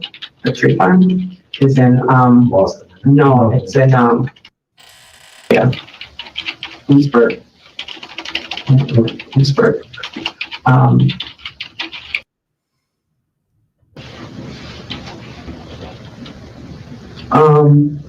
And his brother just bought it, and he's very familiar with the tree farm. They grew up on a tree farm there. It's an area where he grew up? It's an area that he spends a lot of time as a really young kid. His dad, he's friends with like the previous owners, and then they just acquired this tree farm. His brother was able to buy it. So they have birthday parties up there and stuff like that. So I took the kids up. I agreed to take the kids up. When I got there, he was there, and I noticed on him he had kind of a cut on his forehead, one on his nose, and his toes bleeding. And I was like, "What happened to you?" And he's just like, and he didn't like answer or whatever. And then I'm like, really? And everybody asked him, like, what happened? And he just didn't respond or anything, didn't say anything, just kind of fucked. None of this were in trial because it was never corroborated by anyone. Could be made up, could be true, we don't know, but him having injuries, no, never in trial, never spoken in trial. Like, don't worry about it. I'm like, okay, why would you get into a fight or something? And then yeah.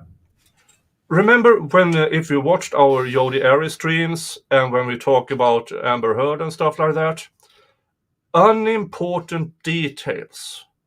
If you don't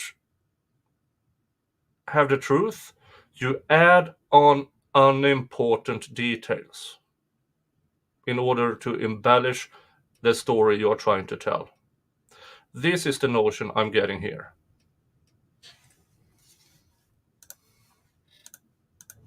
He just kind of like shook his head and fucked it off.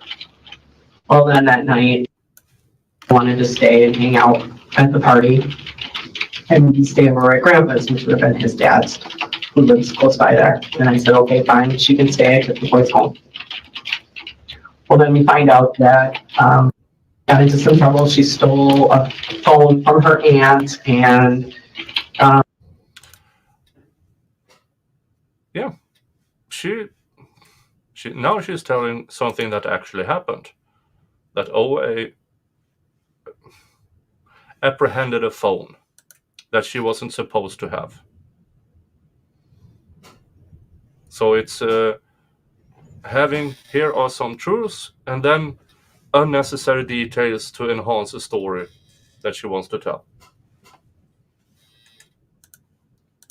She's been acting out, which might have something to do with her mother, who abandons her to go drinking in Mexico, yeah. I mean, is it weird that she's acting out when her mother believes it's more important to get drunk during her kids' week than it is to take care of the kids, allegedly? That with a lot of the stuff going on. So one of the things that she'd been acting out with was a cell phone.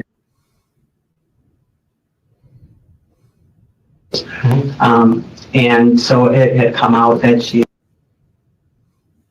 we were interrogating as parents about what all this stuff is going on. So kind of some of the stuff was on hold for a little while because we were dealing with stuff. We had kind of a big fiasco. It's kind of still going on right now. Okay. So in the midst of all of that, we had been somewhat communicating and been kind of allowing us to be able to talk. And, this is about our child. We're trying to, 30 minutes. No questions. Where do you think Mr. Guiterrez can be?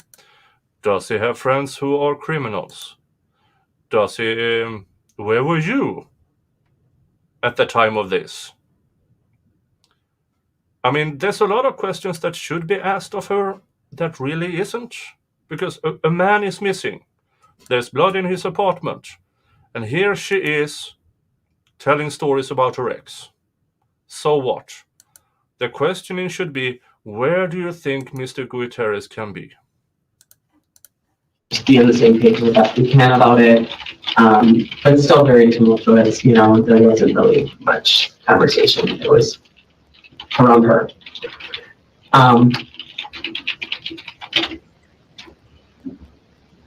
At that time, so a burner phone that she had been using to send messages, which was one of his old phones. It had cracks all over it.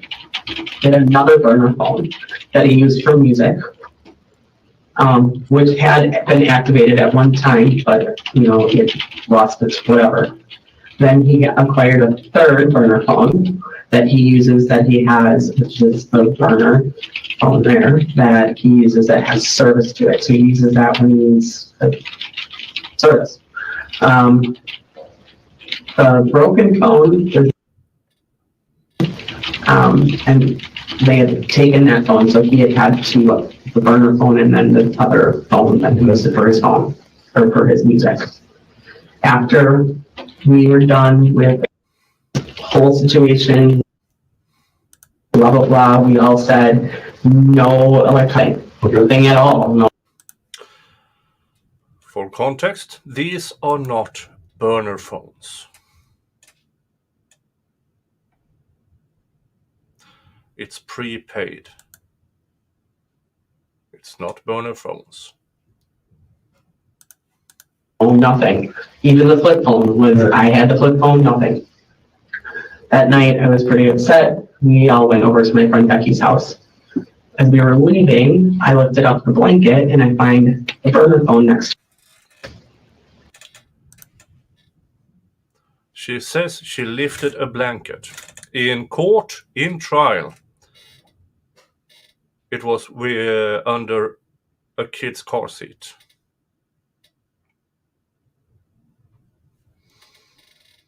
Now, no matter what, it was found. Now, how did it get there? Could Zach have dropped it? We don't know. Could OA have borrowed it without asking first? We don't know. But in trial, they made it seem like he was putting it there to track her. Problem with that, there was no tracking. None. No tracking. He had to call the provider to find out where his phone was, because if you're tracking your phone, you have to, I mean, even if you have the app on, you still have to get to the phone. Not yet, but if you see I'm having issues and I'm starting to break up and disappear and stuff like that, you are most welcome to show up. And if you don't, I assume that you will monetarily compensating me for not showing up.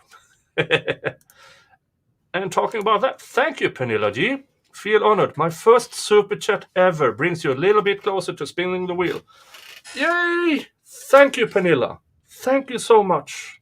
We loves you. Thank you so much. That's very, very sweet. And it's your first ever super chat. Thank you so much. I am honored.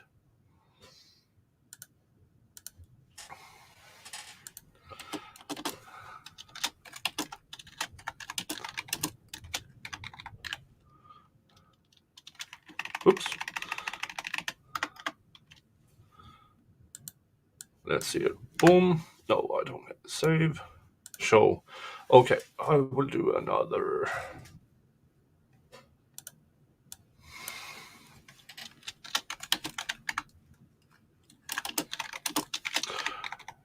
Off. Regrets.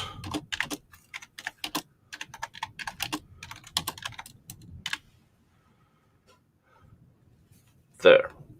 Boom. Yes, to get a spin of the Wheel of Regrets, this is it. Now we have $5 from it, donated to that cause. If you want to see me either burn up or get drunk out of my head, I need another $20 to spin this wheel. And as you see, there's habanero sauce.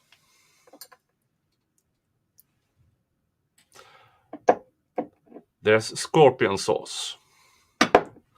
There's actually freshly grated horseradish.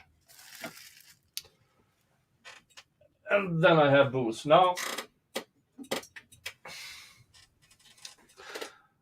this is on the table as well. I haven't. Oh, I forgot to add it to the Wheel of Regrets. The cheapest, most vile tequila out there.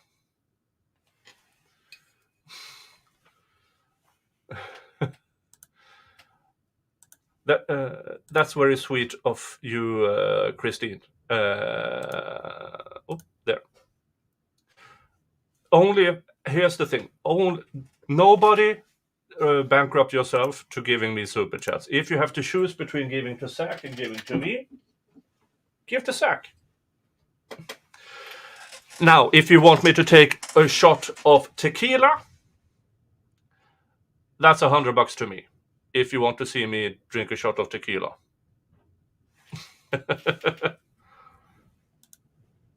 Yeah, I mean, for me to spin the wheel, it's $100 to Zach. We're up to 160, and $25 to me.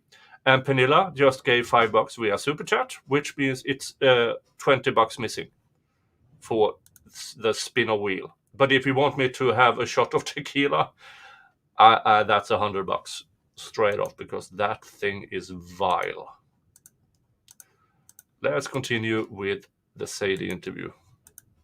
I'm like, what are you doing with that phone? Mm-hmm. And she's like, and I'm like, does your dad know you have it? I'm going to tell your dad that you have this phone. Like, this was his big deal, no phones, you know? She's like, no, he knows I have it. I'm like, what do you mean he knows you have it? We just literally left like an hour ago and said no phones, no nothing. And she's like, well, don't tell him. You're not supposed to know that. Now this, I mean, we already know this if we watch the trial and stuff, that he actively searched for his phone. He had no idea where it was. She found out, according to this interview, when they got back, that, oh, this is the phone. And they already know OA has a thing about borrowing phones. Wouldn't that give an inkling to the conclusion that OA might have borrowed this as well? No. Sadie keeps this phone without telling Zach for days.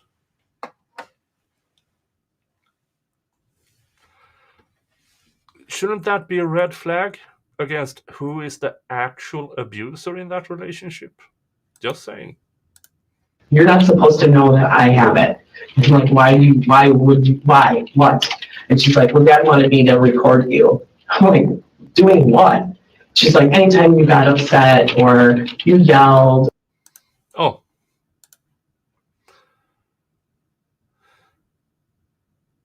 Okay, thank you, Jen. Oh, I love having Jen and people in the chat who corrects me when I'm wrong. Thank you, Jen.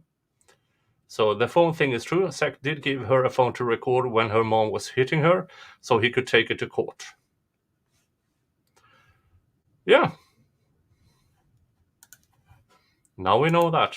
Okay. Thank you, Jan. Or anything he wanted me to record you. He's trying to take us from you, Mom. Like, okay. Gigi, what the flaming F does any of this have to do with Rosalio? Absolutely nothing. And this investigator is just sitting there listening to this story. You would assume that people would be out searching for Rosalio. But we now know they're not. They stopped looking for Rosalio almost immediately after Sadie pointed at Zach. They stopped looking for him. They only looked for him at Zach's place. No blood, no DNA, no clothes, no nothing. They looked in his van. No blood, no remains, no nothing. 7 months later, they claim they found a pin-prick sized of DNA. So they didn't actually find it the first time they searched. They found it 7 months later.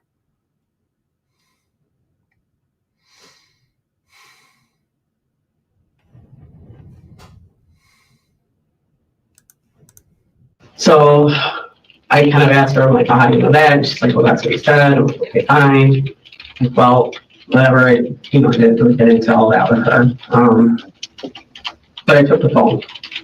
So I kept the phone, and I confronted him. I said, "I got your phone. I can't run at all. I need this to walk around because my knees are gone. Yes, it is a wolf's head cane that my girlfriend gave to me because she doesn't like me walking around with a crutch. So she got me this, a wolf's head cane. She's the sweetest thing. So no, I'm not running any half marathon anytime soon. What's going on?" Then he comes back and says, "Oh, I didn't give her the phone. She must have had it from when we were playing on the phone in your car. And she must have kept it." I'm like, what?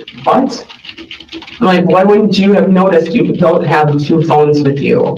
You know, just that was just a whole thing he couldn't answer. So I kept that phone. And you're not gonna give Dad back that phone? I'm like, not till he asks for it, you know? So I've got all the dates in here. I could probably like piece it together for you, but anyways, so then the following week, he wanted to see the kids, and it was just a reminder, this is in close proximity to where she allegedly walked to Rosalio's apartment, looked in, saw blood and Rosalio missing. And she's talking about her ex.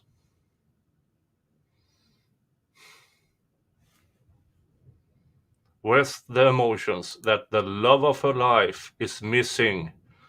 Blood in the apartment. Where's the emotions about that? It's almost as if she knows. Friday, maybe. And I said, all right. I'm like, well, when are you coming to get the kids? And he's like, I don't know. I'm doing this, and this. I'm like, okay. I'm like, well, how about I drop the kids off by you? And he's like, okay. So I dropped off the kids. It was like 7:30 at night. This would have been about a week or so ago. Because every week every week he wants to see the kids at least for a day or something like that. So I've been letting him just kind of play with this because he won't give me a schedule of when he only gets that schedule. So it's always just piecing together things.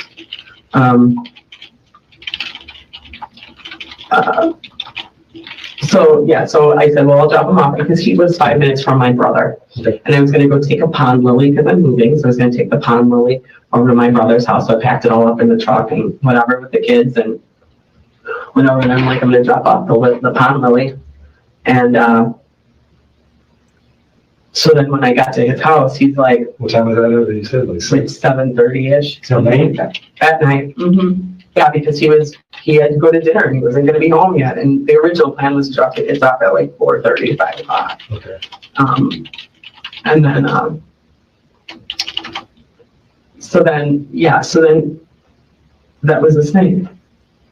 So it was about. Oh, sorry.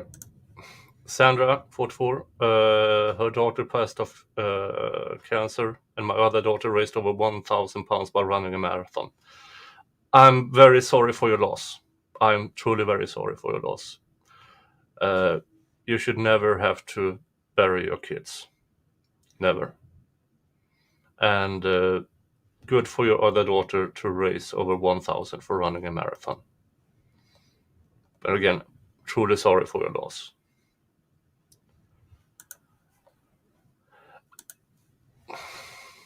Emily Gale gifted 10 memberships. Thank you so much. And it went to Rob Mill, Stace, Chelsea B, Jim Gerard, SB, Stacy Marie, Mike L, Sue Fabulous, Smopo Vienna, and Vodka Blood. That brings us to the Wheel of Regrets. Let's spin the wheel.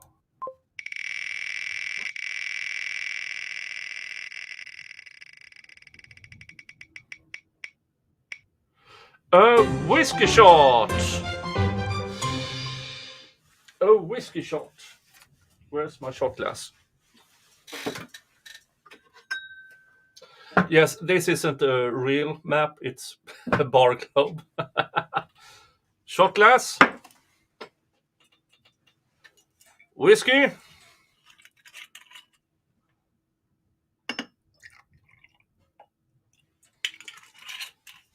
And here we go.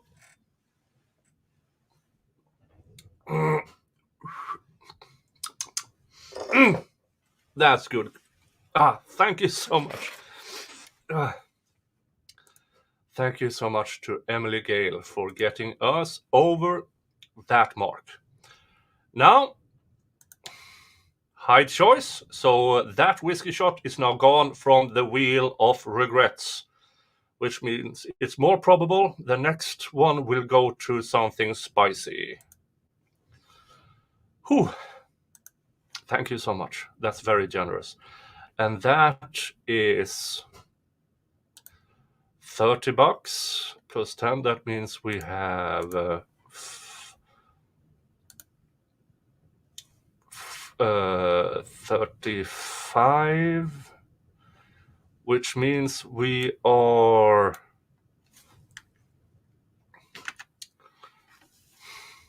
that. Okay, that means we are, for next spin, we need $40 more to Zach's defense fund and $15 to me for the next spin of the Wheel of Regrets.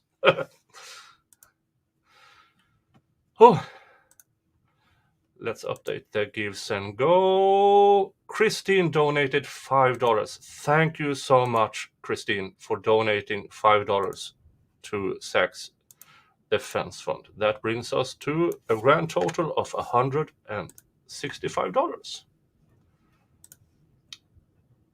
Dun, dun, dun. Whew. Let's continue with the interview. Let's see, I dropped the kids off at... What day? Yeah, I have it right here, actually. Friday, May 8th. Okay. I said, you want me to drop off the kids? He's like, no, not home. And then he said, what time do you need to be gone? And I'm like, She's reading from the text, and the investigator just lets her. Remember, that phone is where she erased things like her conversations with Rosalio regarding breaking one of Zach's legs. She actively destroyed evidence. Was she ever charged for it? No, because the prosecution just didn't think anything of it. Asshole. just going to drop off the water lily by my brother. Not a big deal.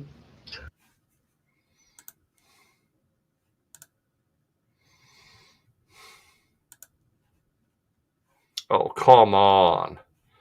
I'm seeing here, I have a minute and a half buffered. So this is between YouTube and StreamYard. Okay. Kids were asking where you were, so I just thought I'd offer to bring them. So then I dropped off the kids, so 7:15. Okay. 7:15. I left. Oh, no. 7:15, I said, gotta get the lily out of the pond and load it and then to you. Then at 7:18, he's like, you're super excited, not asking what's happening after that flower, but your frequency changed to less tired. And then I just said, I'm less than excited about getting ponds come on me. I said, we'll be there soon. And then I got there. So it would have been about 8:53 or 8:30 I got there. Then he said, what time are you bringing the kids over tomorrow? And that was at 9 o'clock at night. And I said, huh? Because I'm like, you have the kids. Why would I? And he said, and I said, you mean bring them home? Oh, for frick's sake.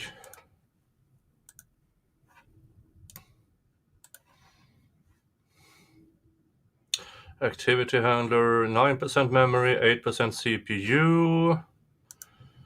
RAM, I'm currently using, I have out of 64 gig RAM, I have 57 free. This shouldn't happen. This is so infuriating, and my bet is that it is YouTube who wants me to stream through YouTube and YouTube alone. So they are actively putting things in place for me to not do this, because YouTube are, yeah, they are what they are. Oh, for frick's sake. Refresh. 53 or 8:30, I got there.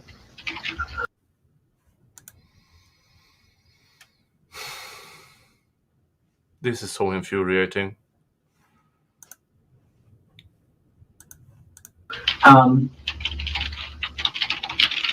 Then he said, what time are you bringing the kids over tomorrow? And that was at 9 o'clock at night. And I said, huh? Because I'm like, you have the kids. Why would I be? And he said, and I said, you mean bring them home? And he said, wrong person, sorry. So I think that was he's trying to say, like, he's got somebody, do you know what I mean? Like, I'm sorry, I was texting the wrong person. And then he texted me, too much makeup and perfume for Charles, which is my brother. Angry about pond water, had a fancy jacket hiding in the back of my car, which I didn't have a jacket. I had my camo jacket on that you saw me in actually. Premonitions don't make me psychic.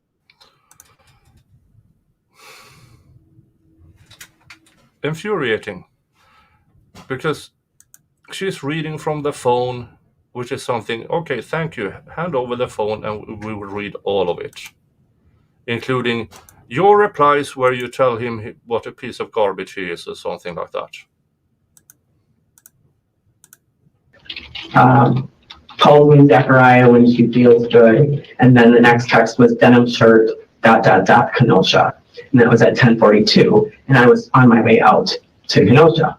So then I was like, what? How does he even know?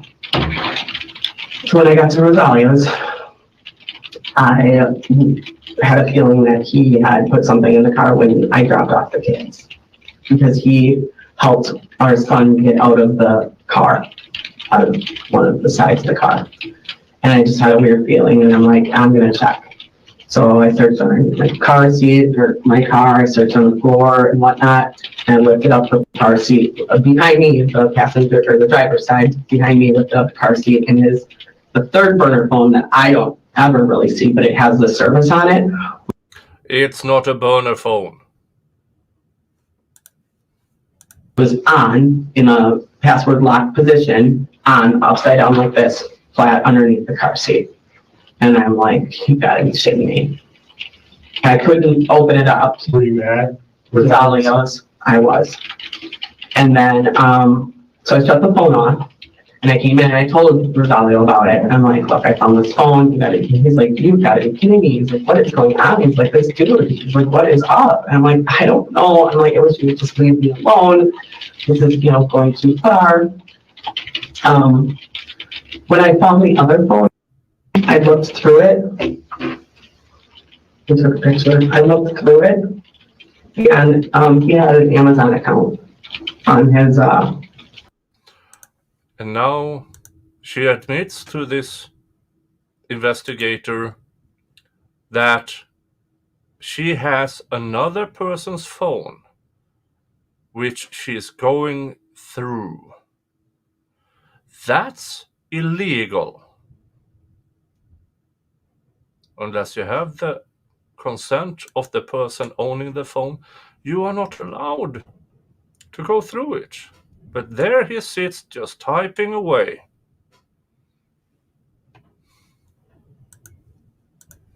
Other phone. And in the Amazon account, he had 2 tracking devices sent to his phone. Here's the thing with the so-called, we know that they found at Zach's place one tracking device of sorts that was still in the package. Did she buy it through his account to send it to him? We don't know, but there she sits admitting she has access to his Amazon account.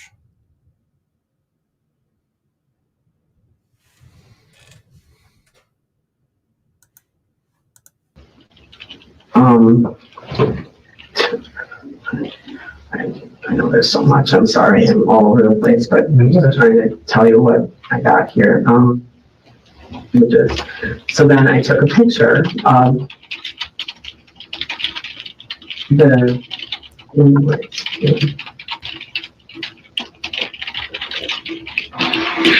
Because then I started freaking out that he had put a tracking device.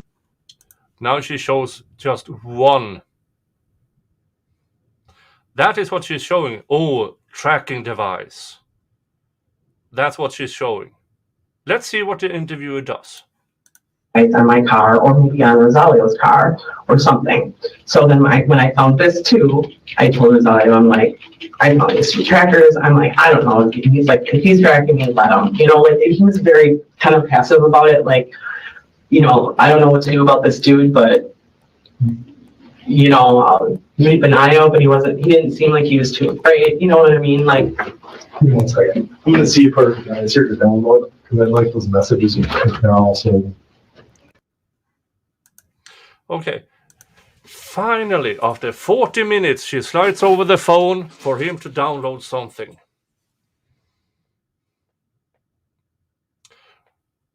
Remember, she already deleted things from her phone at this time.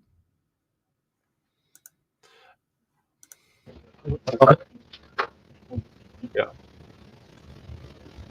This is fed forward. There's nobody here. Oh, we're the only ones. All right. I guess we're not doing it. Yeah, Amazon. Yeah, I was hoping to download the whole string. yeah, I mean, It's long. I know it's getting through them, but yeah, I mean, trying to eliminate. Keep bringing you down here. I don't know. Pain in the ass to drive all the way down there. I appreciate you coming back. Yeah, I'm just very sick. When was that purchase? I appreciate you coming back. Where's the recording of the first time she was there? Nowhere to be found.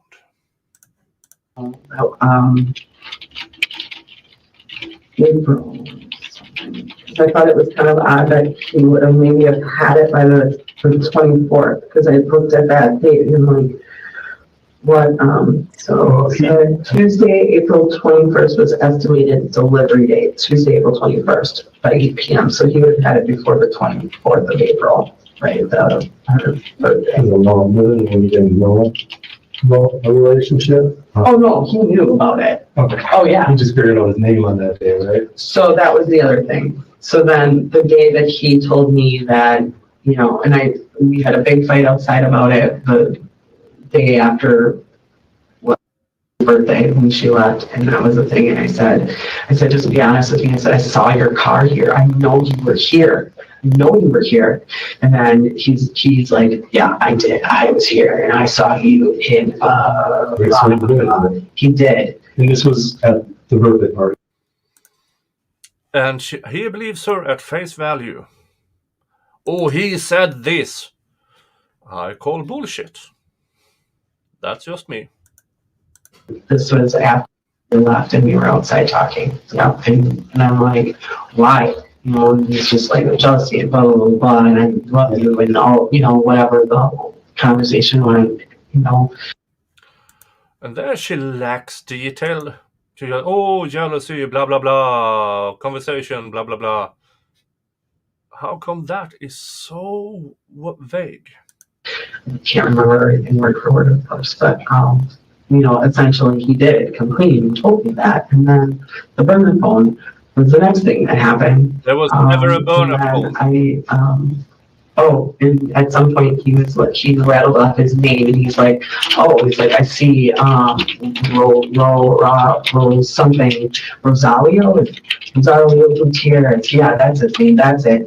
He's Mexican, and like he described him perfectly from that night. Like I'm like, there was freaking way. That was the 25th when he was telling me that he had all these premonitions of me, the visions that he didn't actually videotape me, but he had visions that this was happening, and this usually happens in a breakup. He started with me, and I typically see things and whatnot. And then he rattled off his name, and I'm like, how would you have? You would have had to have known his name somehow, shoot, yeah, that might have been another time actually, because he kept. Anytime he would come over with the kids, or anytime he would want to talk, or anytime it would be like he wants to talk, and it was just always go back to the relationship with Rosario. That was, he just couldn't leave that alone. There's somebody else's, and you're calling him this, man, whatnot. Okay. I don't know. So the other burner phone, I had been in contact with the police department about all of it, and I told them that I found this burner phone up, and I called them and I said, look, this is weird. Where's that police report? Well, that should have been a part of your attempt to get a restraining order or temporary restraining order, and judge said it's 2 people. I can't make a determination.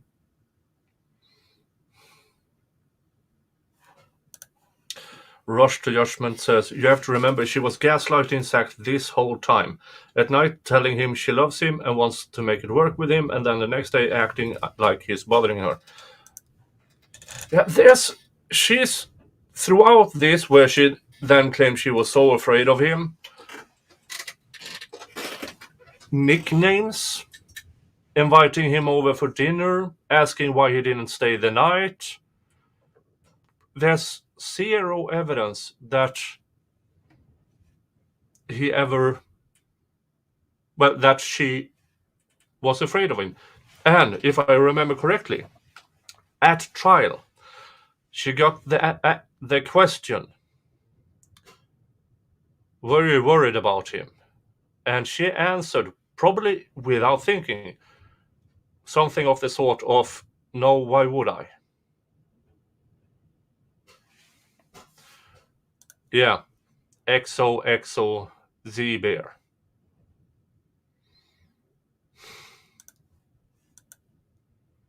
Hugs and kisses, and that towards the person you're allegedly extremely afraid of. Don't buy it. I know it's not related to the case, but this is related to me, and this is, I feel like it's stalking or something. You told the police after you found this phone in your car? Well, I called the police after I found the burner phone, and I found the tracking, the GPSs, and I asked them what to do, and they said, go take it to the mechanic, have it looked at, see if there's any tracking. They said, I did. There wasn't anything on it. Then I don't remember seeing evidence of that presented in court. Yeah, reminder, this is a fundraising stream. $100 to Zach's defense fund and $25 to me, and I will spin the wheel of regret. We are currently $35 to Zach and hold on, $15 to me from the next spin. I was lucky on the first spin. It said a whiskey shot. I took it. On this, you can see fresh horseradish. And when I mean fresh, I don't mean fresh out of the tube. I mean fresh, grated.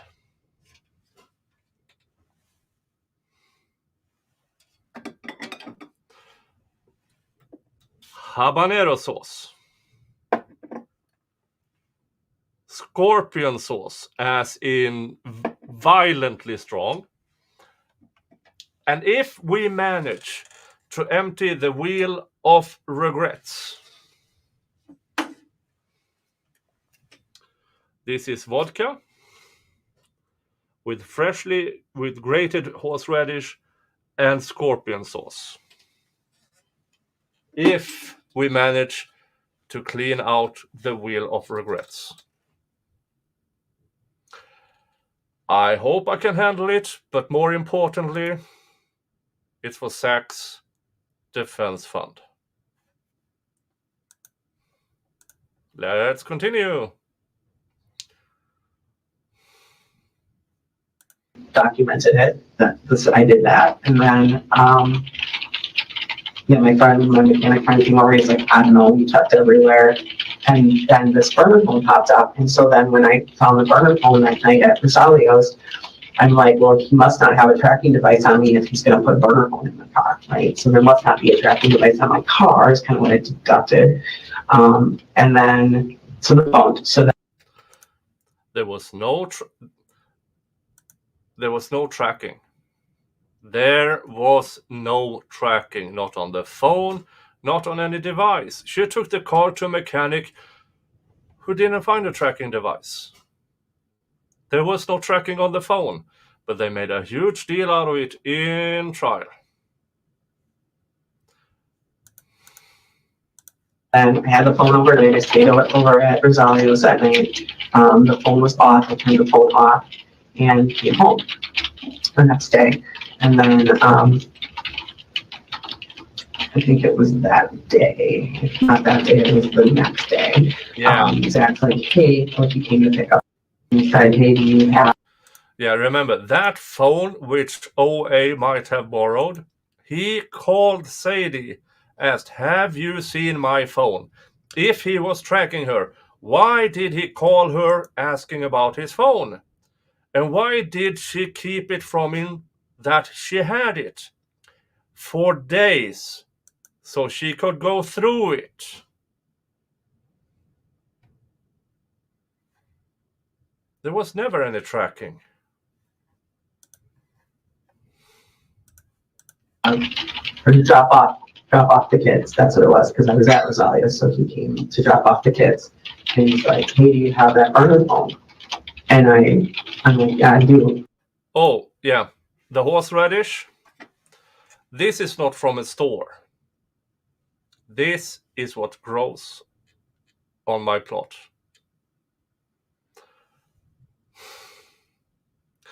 You could imagine if homegrown horseradish is stronger or not. It is. For instance, if I want a horseradish dip for my crisps, I more or less make a teaspoon, and then I add like I don't know, a cup of creme fraiche. That's a lot of taste. But the important thing is, get over to Zachariah Anderson's defense fund and start donating. And I see here $30 donated to Zachariah Anderson's defense fund, and the name is Free Zach. And that brings us to $195 donated to Zach's defense fund, which means it's $5 more to Zachariah's defense fund and 15 to me, and I will spin the wheel of regret. The one that had on her, because at this point I didn't tell her that I found that other phone. And he's like, where's the other phone? And I said, what other phone? And he's like, the other phone that I have. And I'm like, I don't know. Why would I know where your phone is? So I think stupid. Like, I don't know where your phone is. You lost your phone. Like, why would I know where the phone is? And he's like, well, the last time I had it was when we were in the car. And I'm like, So here she's admitting to the investigator that she lied to Zach about the phone he was missing. He called her. They knew it on the first interview that Sadie hid from Zach that she had his phone.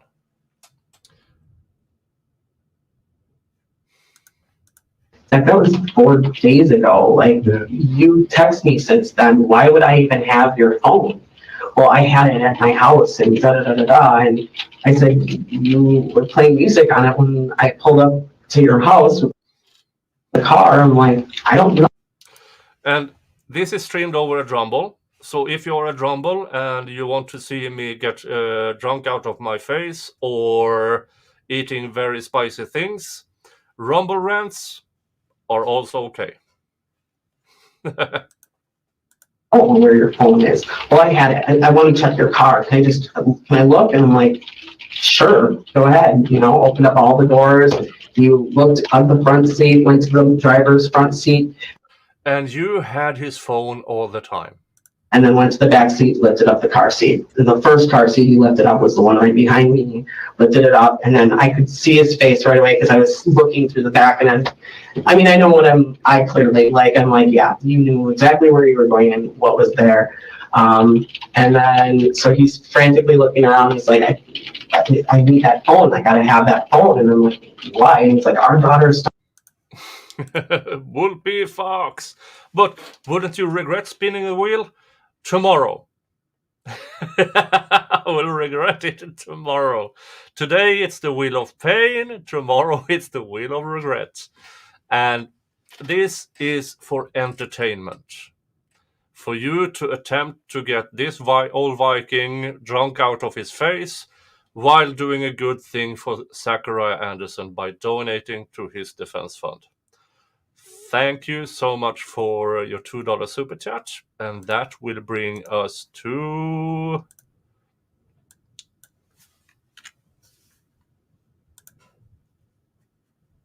$5 to another $5 to get Zach's defense fund, and $13 to me buys you a spin of the wheel of regrets. Thank you, Whoopie Fox. It's on that phone and I understand. I'm like, why don't you call the carrier, disconnect the phone, like, you lost it, do what you gotta do, go get another phone. I don't know, like, I don't have your phone, I don't know what to tell you. Then. So she's admitting to this investigator that she lied to Zach about having his phone. No red flags, apparently. No red flags. I mean, she's admitting to it. Hey, Dave. How we doing? Well, we're doing good. We are closing in on $200 donated to Zach's Defense Fund, and we are closing in on Super Chat, gifted membership, or PayPal in order to get me to spin the wheel. Nice. Nice. We are... Is Solomon taking a nap? He's going to collect a new baby from daycare. Ah, I see. Oh, yeah, it's early there. I forget. It's only 5:30. People are just getting out of work there. Yeah. Dave, stop following me. You know what, Fox? I'm going to follow you everywhere. Oh. Dave might not know this. Hold on. Dave, entertain people. Tell them to donate. Okay. Well, Malcolm doesn't want to hear my voice anymore. So if you want me to shut up, Malcolm, you need to donate at least $200 right now to the Zachariah Anderson Fund. The second you do, I will shut up. But it has to be from you, and it has to be a public comment that Dave is the greatest YouTuber in the world. And as soon as I see that with the $200, I will stop talking. Hey, Kaiser. Welcome. Welcome, everybody. By the way, if you guys haven't seen this video yet, you are only... How far are we into this thing? You are 47 minutes in. I will tell you that it only gets worse from here. In the last 47 minutes or so, you're going to want to stick around for. I don't know if you guys have seen this already, You know what I'm talking about. But the last 47 minutes of this stream, I don't know how you got to go. You got to do the whole thing, or you just going to go until you pass out? The whole thing, or until I pass out. That is all up to the chat how they feel about the Wheel of Regret. Now, I saved this until I got you on. Do you know what this is, Dave? No, Prosecco. Nice. Yeah. I thought I would prove to you that you can have 2 glasses of Prosecco without calling the court. No, you can't. It's impossible. You get 2 glasses of Prosecco and you just start drunk dialing everyone in your contact list, whether it be a court or whatever. So let's see here.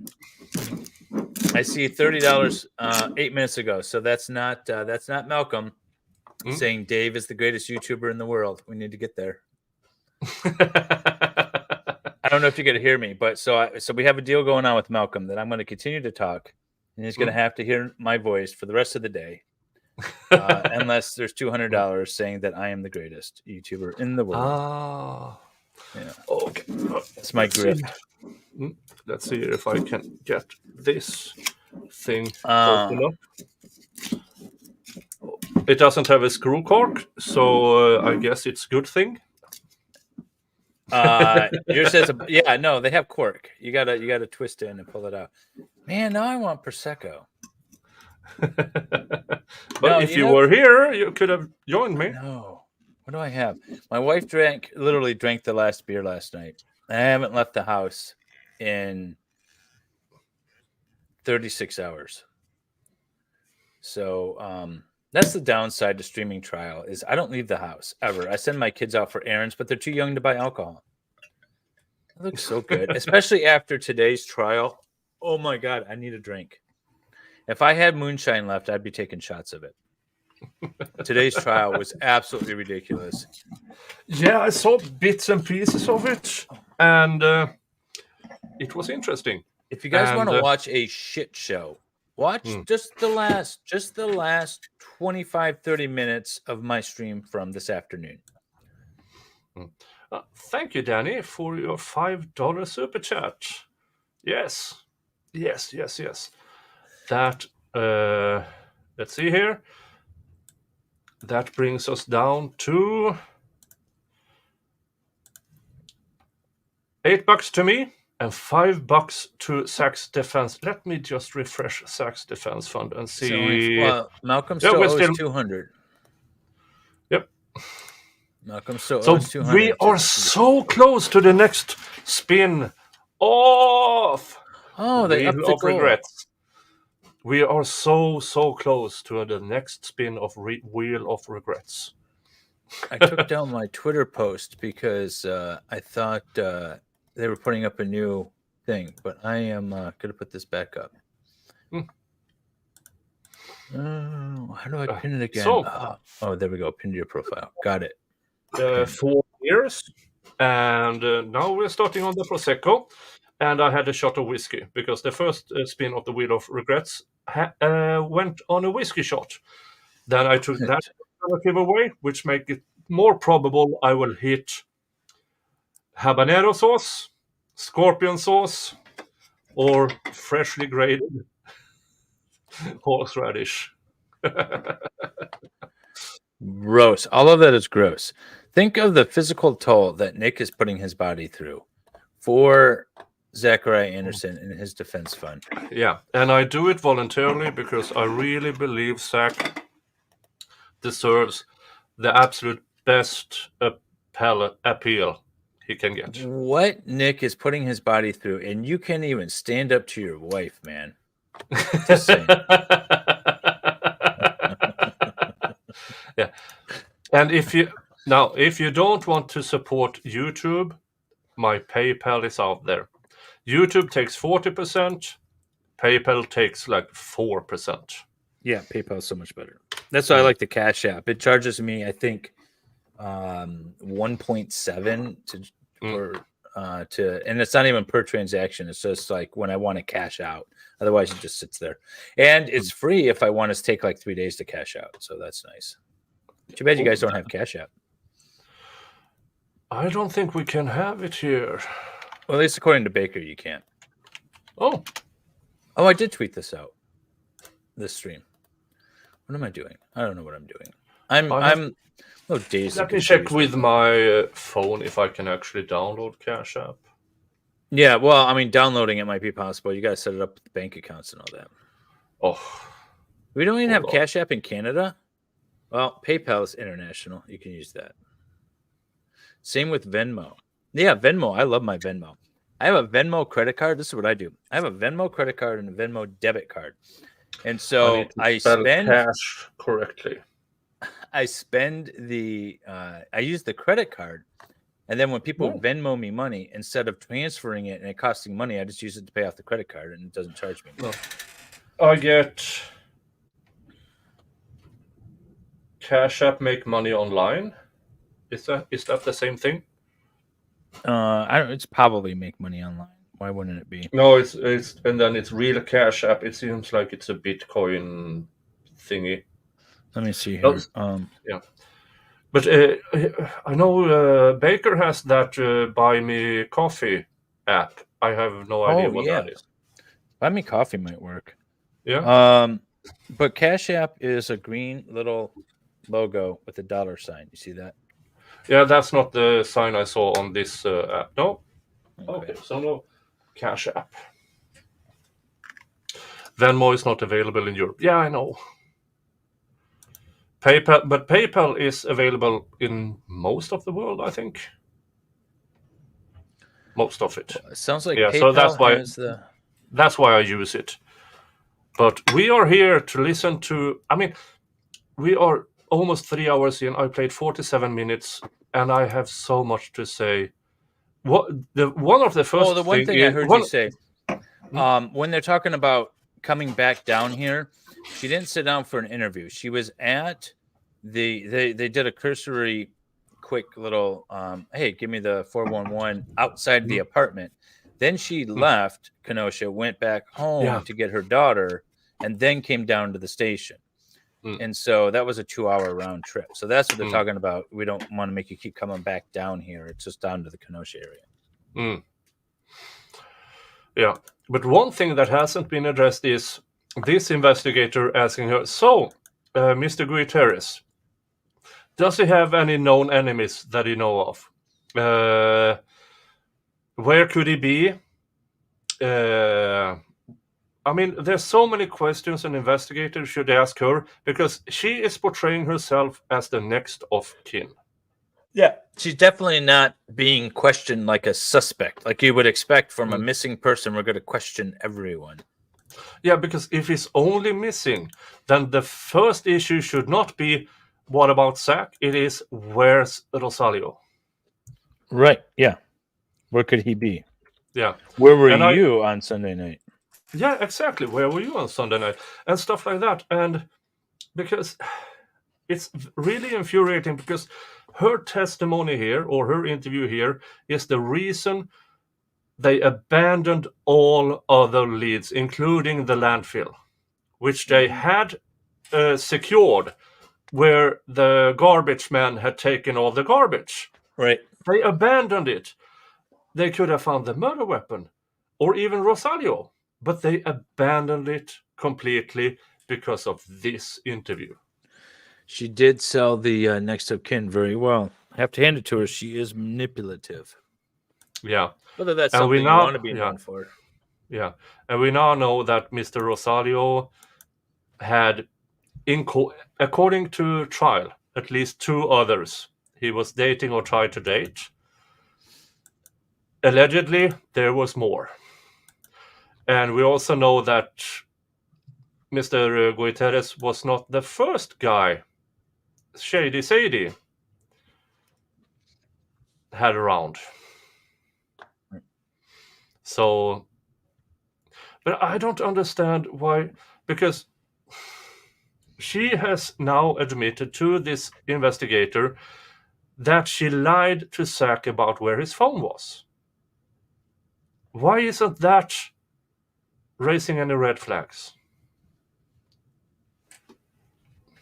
Well, all of this should be raising red flags, but the cops don't care because they think they have somebody that can pin it on. They're just going to gather information for that. They are done investigating. Their investigation ended outside that apartment when Sadie said, "I bet Zach did it." Yeah. Their investigation then ended. Then it was just a matter of gathering whatever evidence fell into their lap. Yeah. And here's the thing, when they told in court that we have spent so many thousands and thousands of hours and so many investigators and so many this and that, shouldn't that tell everybody that if the only thing you actually found was a pin prick spot of allegedly DNA, that something is wrong? Something is seriously wrong when that many departments, that many cops, that many hours, and that's it. Shouldn't it have told everybody, including the jury, there's something wrong? Yeah, you would think so. But let's keep listening to her. Oh God, this could be horrible. He's distraught about it or whatnot. He leaves. I had contacted the Illinois Police Department to let them know I did find this burner phone, and she said, "Hang on to it." It's not a burner phone. Yeah, she has no idea what that is. And something that struck me is how she sometimes focuses on completely irrelevant details. And we've seen that in the Guiterrez trial, and we've seen it in the Amber Heard v. Johnny Depp. All of a sudden, she focuses on completely irrelevant details. Just saying. Stop. Sorry. The one question was that started this whole interrogation was, when did you meet Rosalio? Yeah. And she talks for like 47 minutes off of that one question. Now, he might stop and be like, oh, he has a tree farm or whatever. But he's just letting her talk. This is her story, and he's just typing it all out. Yeah. And just before, maybe 10 minutes ago, she showed him a screenshot of the so-called tracking device on Amazon. He had it right there in front of him, and he didn't seize the phone. She does give Jody vibes. She gives major Jody vibes. And that's the difference, is like Jody, they caught on to her bullshit. Here, for some reason, they just look the other way. And it gets even worse when OA, the child, is brought in. That's what I'm saying. Like, the last 45 minutes is horrible. Oh, hi, Branka. When interrogators are focusing on apparent irrelevant details, they are fishing. And the fishing is often productive. It's a standard interrogation technique. Yeah, but this isn't an interrogation. This is an interview. And she is telling the... Yeah. No, I do agree with Branka. And I said that when I streamed this as well, that they'll just let her talk. They'll let anybody just talk. As long as they want to talk, that's fine. The problem, like I said, comes like 45 minutes in or so when all of a sudden they're just like, oh, well, it's obviously Zach. And they kind of stop asking her questions. Just only things that they could use to incriminate Zach. They stop investigating her. That's where the problems start. Okay, and thanks to Branka on law of self-defense. No, where did it go? Yeah. We are now over the limit for the contribution to me. Now we only need $5 more to Zach's defense fund to make me spin the wheel of regret. Yeah, but thank you so much, Branka. I think I didn't send Andrew Branka the link because I know he wants to watch the trial uninterrupted. So that is why I didn't send him the link. But thank you so much. That's very nice of you, Andrew.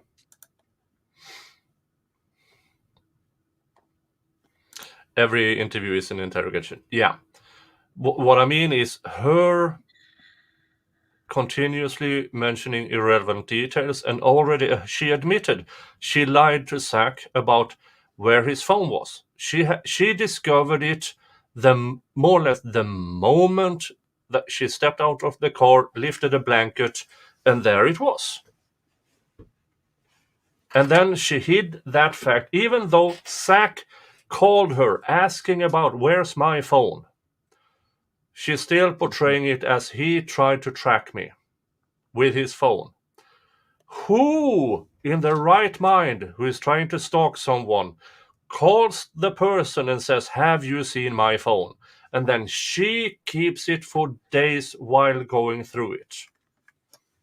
The other thing is I'm getting the body cam footage, right? So when the police first roll up on scene and start interrogating her on the scene, I'm getting the body cam from all of that. I'm getting the body cam from when the police showed up at Zach's house, when he called the police. I'm getting the 911 calls. Yeah. So we're going to have a lot more stuff coming out in the next several weeks. Yeah, and that's also interesting. The prosecution alleges he had this money just in case he wanted to get away. Then why did he call the police to get to his house? Right. Yeah.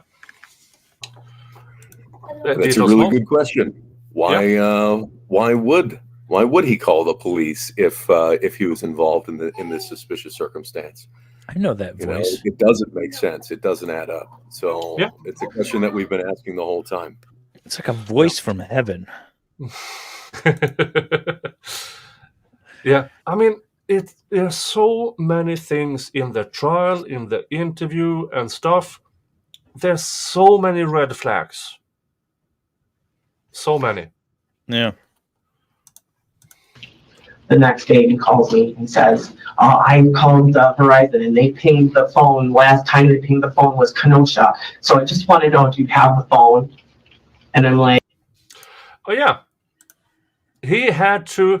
She lied to him, to Zach, about where his phone was because she had it. And then he called Verizon. Where's my fucking phone? I mean, seriously, how does this say stalker if he's actively looking for the phone? The prosecutor then in trial said, this is a pattern of a stalker.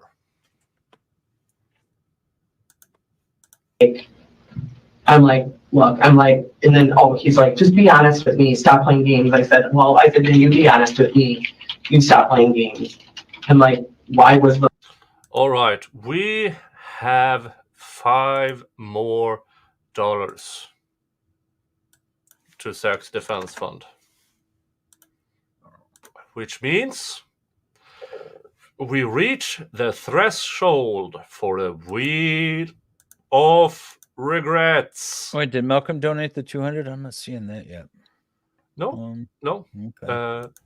M. Shannon donated $5. I see that. It Very says cool. Free Zachariah Anderson. Thank you so much, M. Shannon. So, wheel of regrets.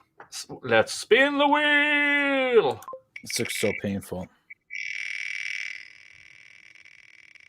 Do you have a way to remove them afterwards? Yep. Habanero sauce. I'm gonna get heartburn just watching you. Why wasn't this shown to the jury? Because it doesn't help the jury. She testified. Her interrogation doesn't help. Doesn't help the state, I should say, not help the jury. Doesn't help the state. In Zach's testimony, or Zach's cheers. Cheers.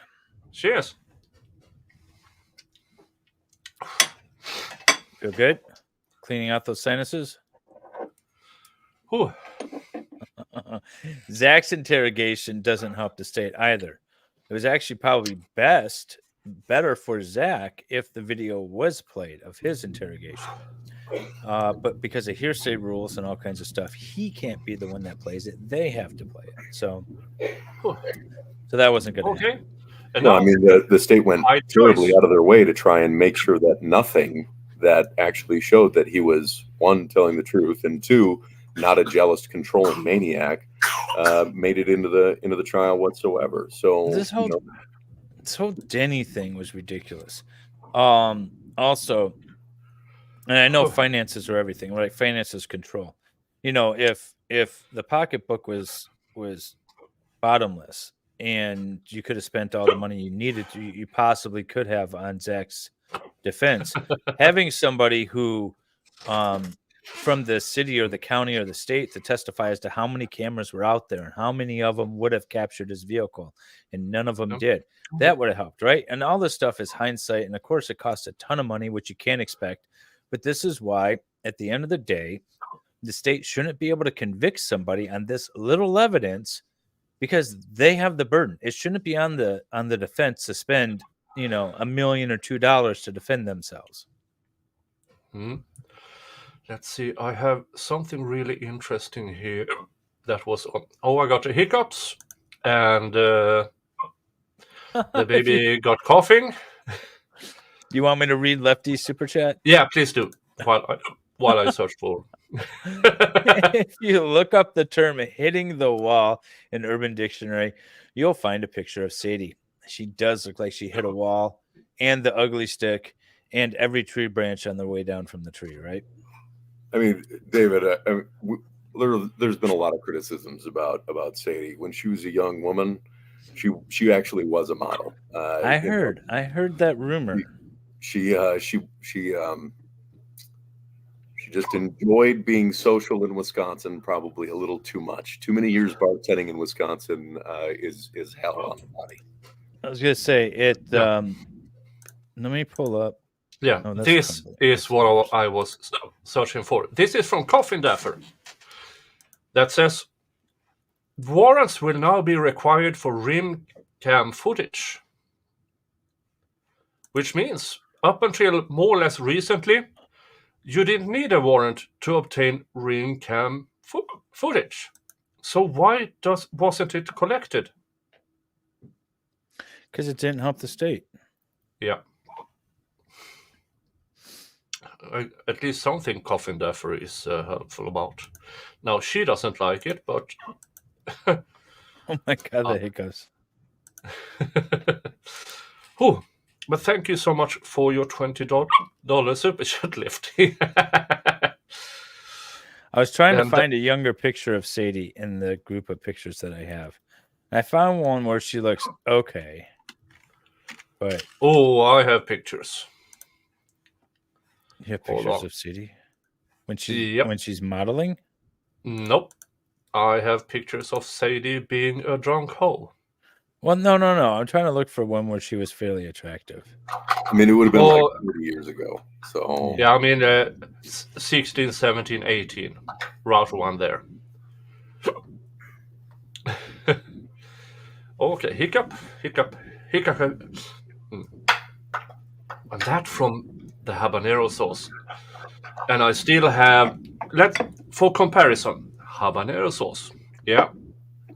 I have scorpion sauce here.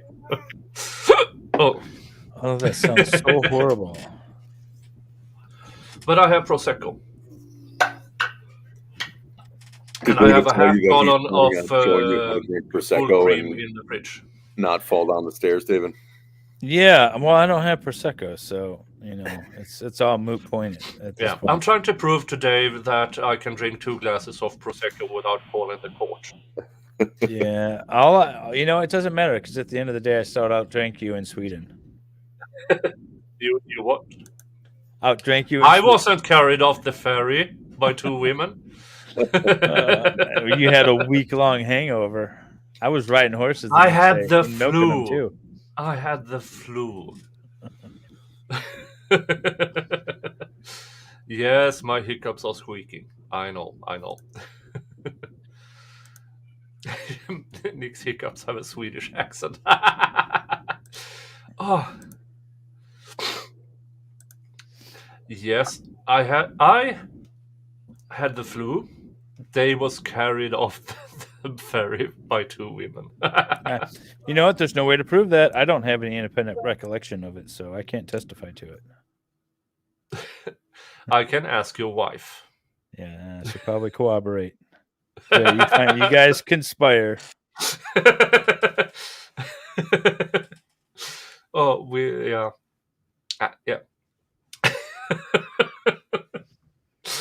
Is she back in the States, by the way?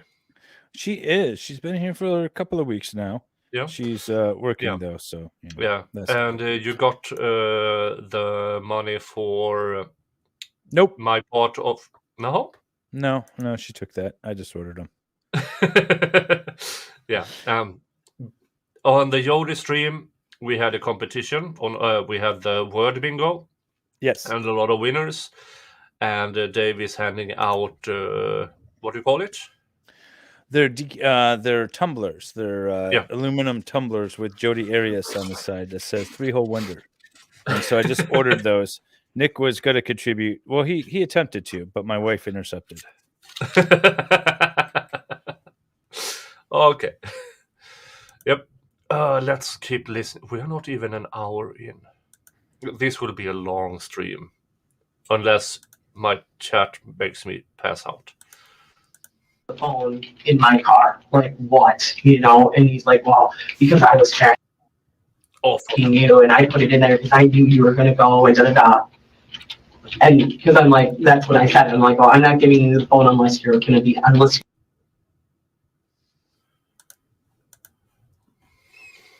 I can see here I have minutes buffered.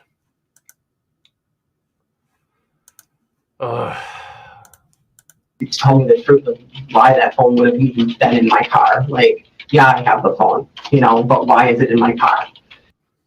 And then he tells me that, right? I give him, like, fine. Like, he's like, can I just come over and get the phone? I said, yeah, you can come over and get the phone, I'll fine. Gave him the phone back. He was immediately shitting with me, immediately after I get the phone back. Then he's like, you're always lying, da-da-da-da-da. And I'm like, lying about what? I've been honest with you about everything. I don't know what more you want from me. Don't want to be in this, situation, whatever. And then he left. And then all the messages now have been like, you made me tell you that. And I never took any video of you. And I never did this. And I never did that. And you've been mean to me. And, all I did was try. Oh, and thank you to Slidey Pie for $2 Rumble Rant. Yes, I am streaming this on Rumble and on Twitter, as long as they allow me to. Thank you, Slidey Pie, for your $2 Rumble Rant. That brings us to, I am currently plus $24, which means one more dollar. It's paid for another Wheel of Regrets. As long as you get to another $100. Oh, there it is. Oh, Jesus Christ. A lot of things happened. What just happened? I got $15 from M. Shannon. Nice. $100 from Becca Lynn. $10 from Indigo Luna. And another $100 from Nancy S. Nice. Jung is bothering me, so I have to message her back. 225. We are currently then at $425 to Zach's Defense Fund, and one more dollar for me to spin the Wheel of Regrets. Nice. And $26 to spin it twice. You need how much more on the on your YouTubes? The what? $1. $1 on YouTube, gifted membership or PayPal, or $26 for 2 more spins. All right.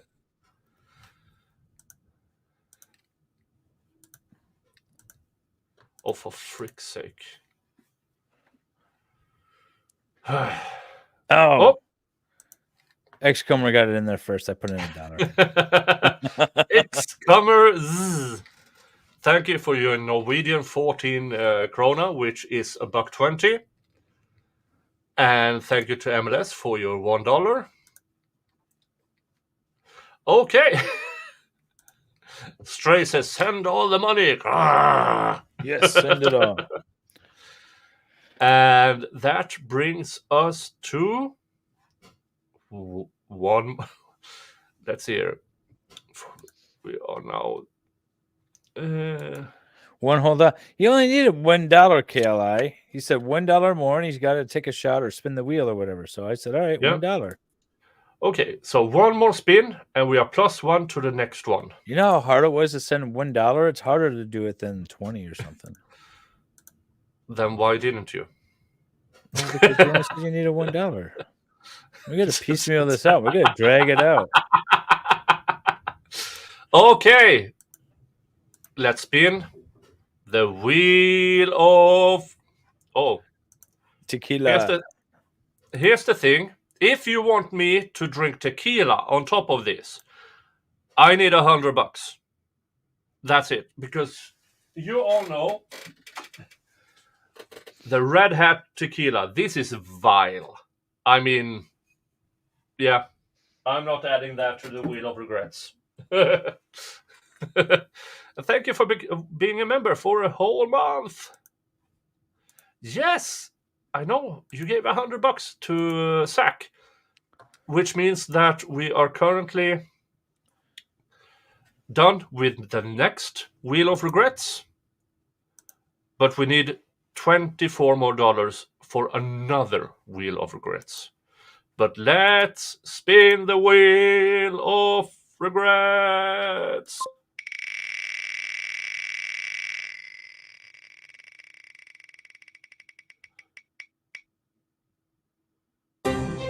It's a gin shot! Hey! That sounds gross. My wife is at a Scotch fundraiser or something right now, and so she has to drink Scotch. So that's funny because I'm here. But and this is cat face gin.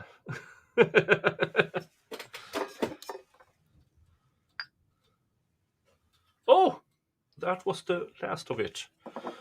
I have more over here. Hold on. Cheers. Cheers. I have this gin. This is organic Navy strength gin at 57%. That seems like a lot. Seems like that would kill me. Yeah. Let me buy you some when you get here. Mm-hmm.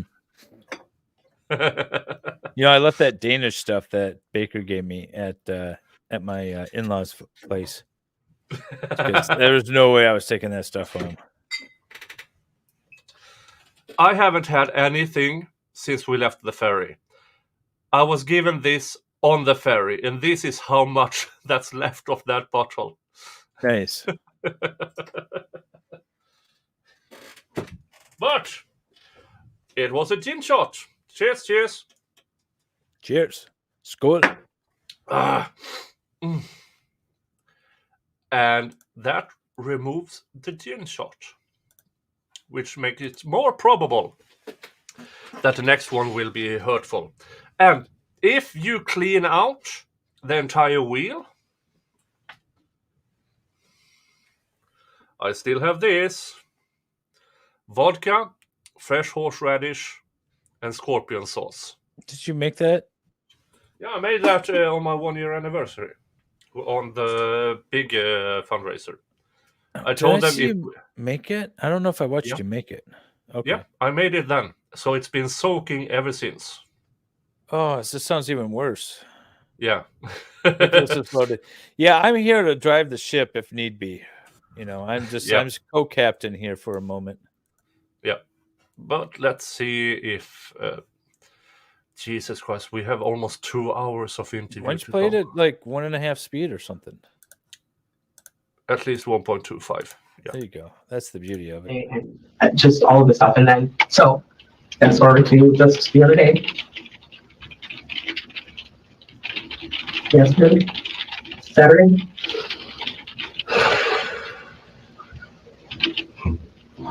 Crazy.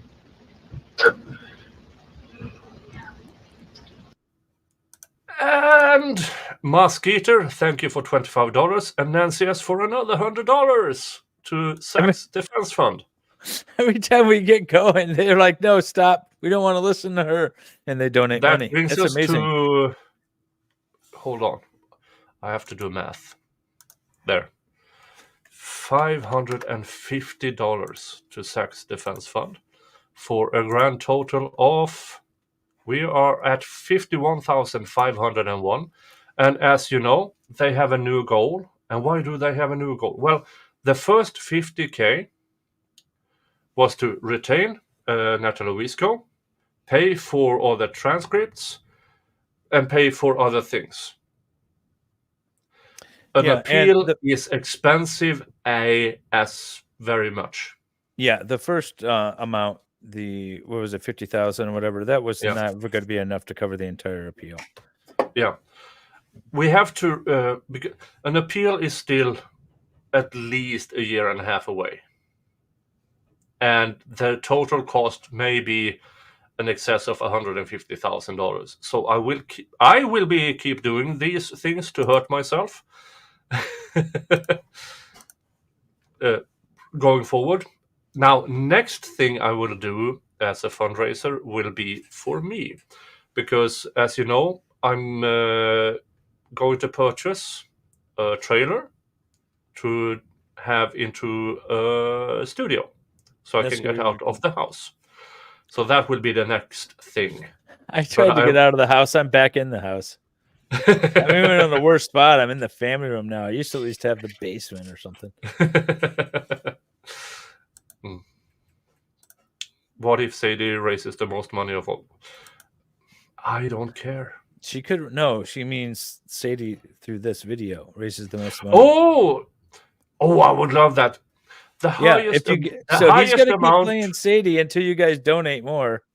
Yeah, this is like a Salvador sort of thing. Yeah, but here's the thing. I think the most was my 1-year anniversary, and what did we get? 2,500, something like that. Something like that. I can't remember. Solomon would know if he wasn't taking care of the kids. Yeah, Solomon would know, but on my 1 year. Here's the thing: my 1-year anniversary, where I should have grifted the ever-living freak to get you to give me money, give it to Zach. I'm all right. What I need is enough to keep the channel afloat, and maybe a little bit on top of that, so I can improve my channel. I don't mind if you make me wealthy as fuck, but I only need it to be afloat. No, actually, that was Dave who broke the 50K mark. I had... Yeah, that was me. Yeah. So, I broke the 50K with, I don't even know what I was doing. I had Solomon on and we were talking about, the habeas petition. That's what we were doing. Yeah. But I would say Nick has raised more money than me or anyone else, I think, streaming. Yeah, I think I'm during all of my fundraising streams, I'm close to 10K. Yeah, I'm not even close to that. I'm like 3,000 or something. Yeah.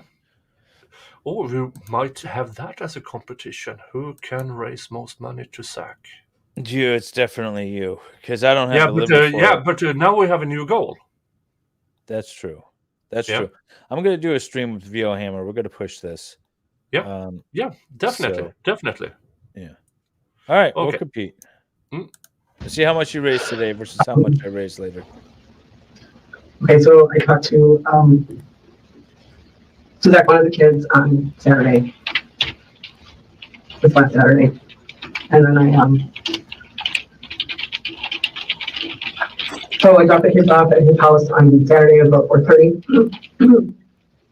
And I've been very kind of direct, like, I'm going to drop them off at 4:30, you can have them from 4:30 to 4:30 the next day, like, because I just had, just less talk. This was Saturday. Okay. So Saturday, I know you're going to, I'll let you tell me, but the phone could have been in custody by now. She's the next of kin of a person who is missing.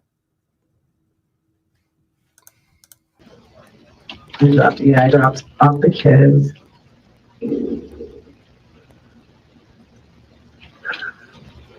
Okay. Thank you, drop off. So he wanted to come by. Yeah. Oh my God. It's weird. He asked. Oh yeah. Kept trying to tell me I dropped my phone in your car. I must have dropped it in my pocket. What? Does she make any eye contact? Was asked by Crystal, and that's a good question. I don't think she really does. But not with the officer. Yeah, sometimes she looks at him, but that's more for confirmation, as in seeking, do you believe me? More than, I mean, I've been in 30 years, I've been in maybe 1,500 or 2,000 negotiations. And eye contact is very important, because you always evaluate the person you have as a opposing counsel. What's the reaction? What do they know? What's the next argument? I need to not miss anything. She only looks up when she needs validation. And speaking of looking up, I need to visit the big boys' room. No, I guess I'm in charge. Yep.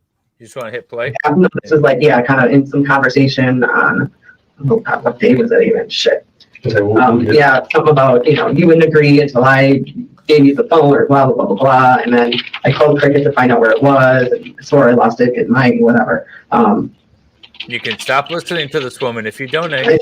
So you already knew it was there. He said, I'm not spying on you. And then he was like, do you want to talk? I said, no, I don't. Then it was, he called him some name or something. Ooh. Josie, I'm looking forward to that. Saturday, there it is. Okay. I said, I'll have the kids see you by 4:30. I'll text you when I'm okay. Then that was Saturday. That Saturday, he sent me at about 6:15 p.m. He sent me a song to listen to, which he does, weirdly. And Sunday was the kids. So Saturday, I went over to Rosalio's. Okay, so after I dropped off the kids, like I said, Rosalio said, hey, you're welcome to come over. This guy's typing. Kids, you're welcome to come over. They called me, what do you want to eat or whatever. I got there, hung out with him and the kids, we had nachos, and then went for ice cream and Dairy Queen, and, this is a town, so, or whatever over there. Got ice cream, kind of drove around the lake, with the kids or whatever, and then came back to the house, and then we watched the movie. Then from the burner phone, that's where it is. From the burner phone on Saturday. Yeah, that's what it was, on Saturday. He sent me at 5:49, so no. That was he sent me a song from his Zachariah, the 689 number. That's his kind of everyday phone, flip phone. And this burner phone, he sends me, I don't see why my place in West Dallas matters at all, because I said, you got this place in West Dallas, what's going on?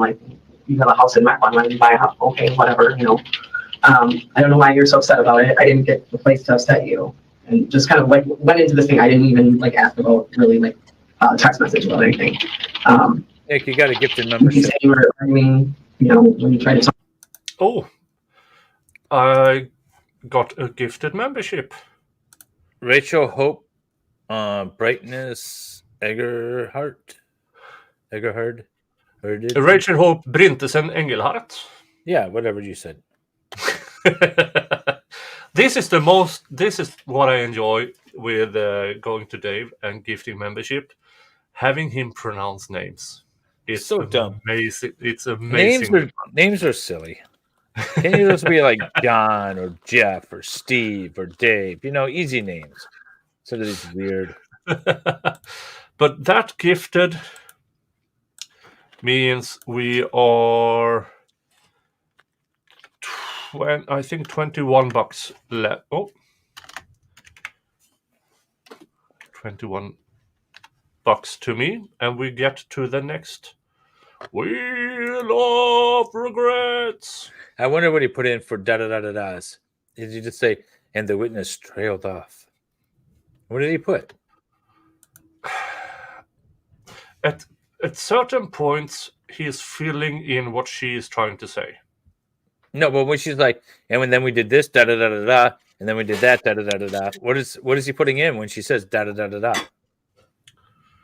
I would assume he puts in, and now she affirms that Zach did something.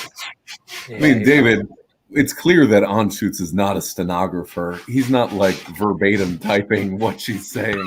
Okay, fair enough. Now, however, I will say the transcripts are not that much better. I mean, that's true. They are not that much better. But I just want to point out, like, I've talked to Anschutz. He's not the sharpest tool in the shed. I mean, he's not like, but he's. Well, we'll just say on the witness stand, he was definitely breathing through his mouth, right? I mean, that was clear. Yeah, well, he was also soiling his shorts on the witness stand. Let's be honest. The funny thing is in those transcripts, there's a lot of times where it's detective asshole, whatever his name is, leaves the room, and Sadie mumbles to herself, and then it has like the transcripts. It's funny. Yep. Just mumbling to herself. She doesn't even know what she's saying. This is from Rumble, from Leila Marie. I wish women, speaking as a woman here, would learn to speak normally instead of a high schooler when they're 40. Like, you know, or whatever. It's totally like whatever's, and I mean, it was just like so messed that I couldn't even believe he was doing the things like that I just said. Something like that. I hate that talk. Yeah. I mean, you're an adult. I mean, it's a learned manner of speech. You know, you can train yourself not to talk that way. Yeah. And here's the thing. She is trained to talk to deaf people.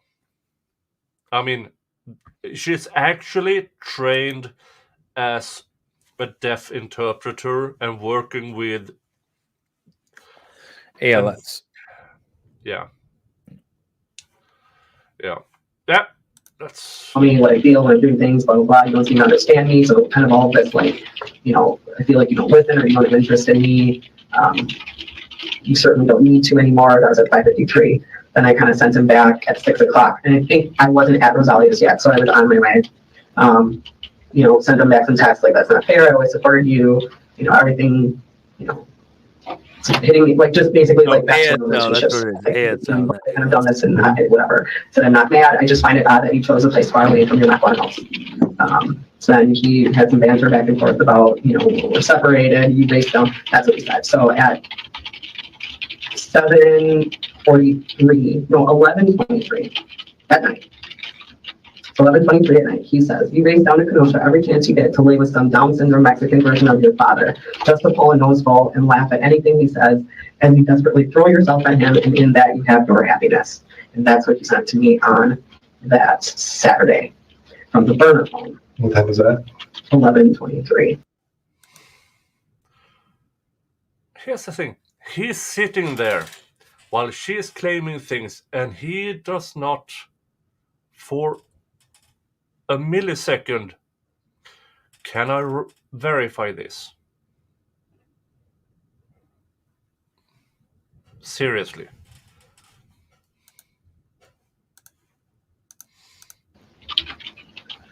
No. One other way. And also, she conveniently left out what she is telling in reply. And as an instigator, isn't that weird? Really strange thing happened. Here's this one too. The Wednesday before that Saturday, Not the first one. And she wanted to hang out with All kids. of you. And so I went and hung out with Rosario for a couple hours. And it wasn't overnight. I just went over there for a little bit on Wednesday last week. I find that because there was a when it comes to sign language, if you want to see something extremely funny, the Nelson Mandela funeral. They had a sign language interpreter who have no idea what he's doing. That is one of the funniest thing I've ever seen.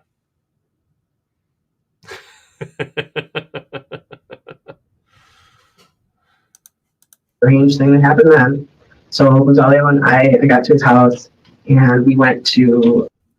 Oh, thank you, Julio, for your $10 super chat. Nick, he was talking to his webcam girlfriend, not typing a statement. To informal trial text, Down syndrome version of your father, and in the back of the Civic.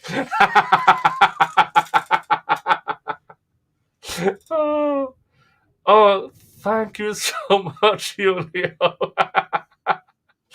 Oh.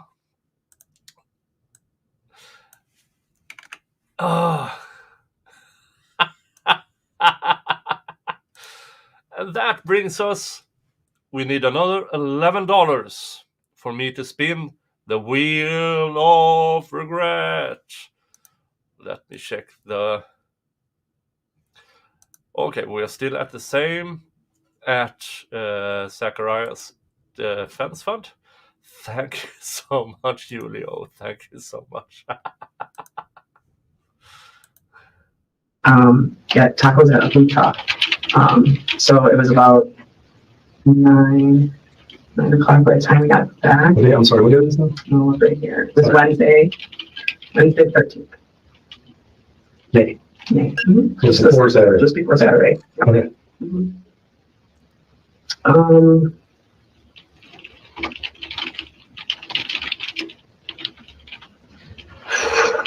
Wednesday, okay, so...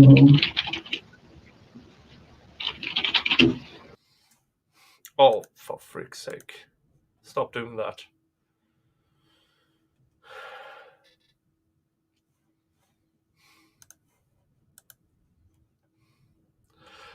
Narrator.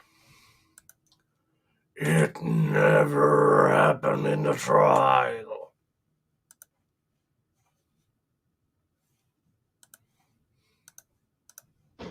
It's Friday, Saturday. Well, no other come here without my permission. I think, so Wednesday it was, so Wednesday he said, yeah, I told him, oh yeah, Debbie's coming over to watch us. And I said, yeah. I said, she, misses the kids or whatever, she's going to come over for a little bit. I had told him this.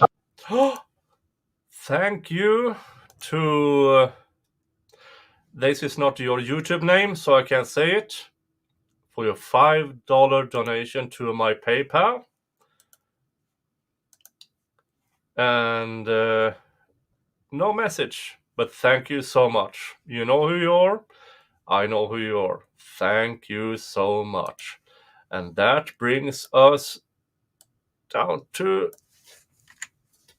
$6 in Super Chat, gifted memberships, or PayPal in order to spin the Wheel of Regrets. And so then he called me and he's like, well, I want the right of first refusal. If you... I'll go back a few seconds. Because Lefty, $11. Sadie likes Mexican DS versions of Win.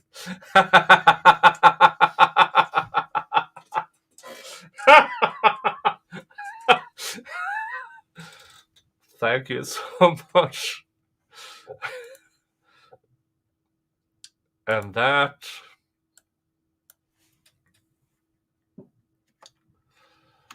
brings us to +5. That means we have a Wheel of Regret spin. And Lefty got us over the hurdle. Let's spin it and see where we go.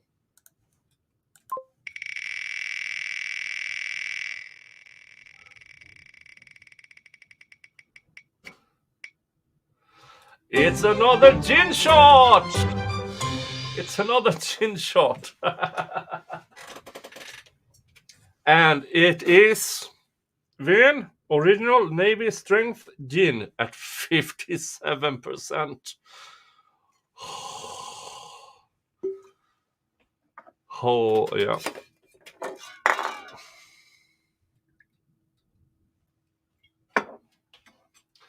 All right, here we go. Cheers, cheers, cheers.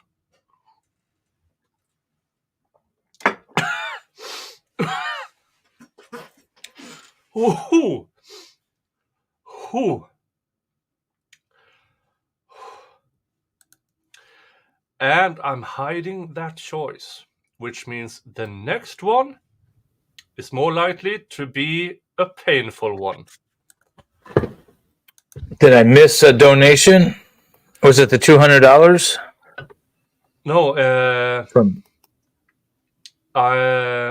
they donated through PayPal, and then Lefty gave $11. So we are now plus $5 to the next Wheel of Pain. Nice.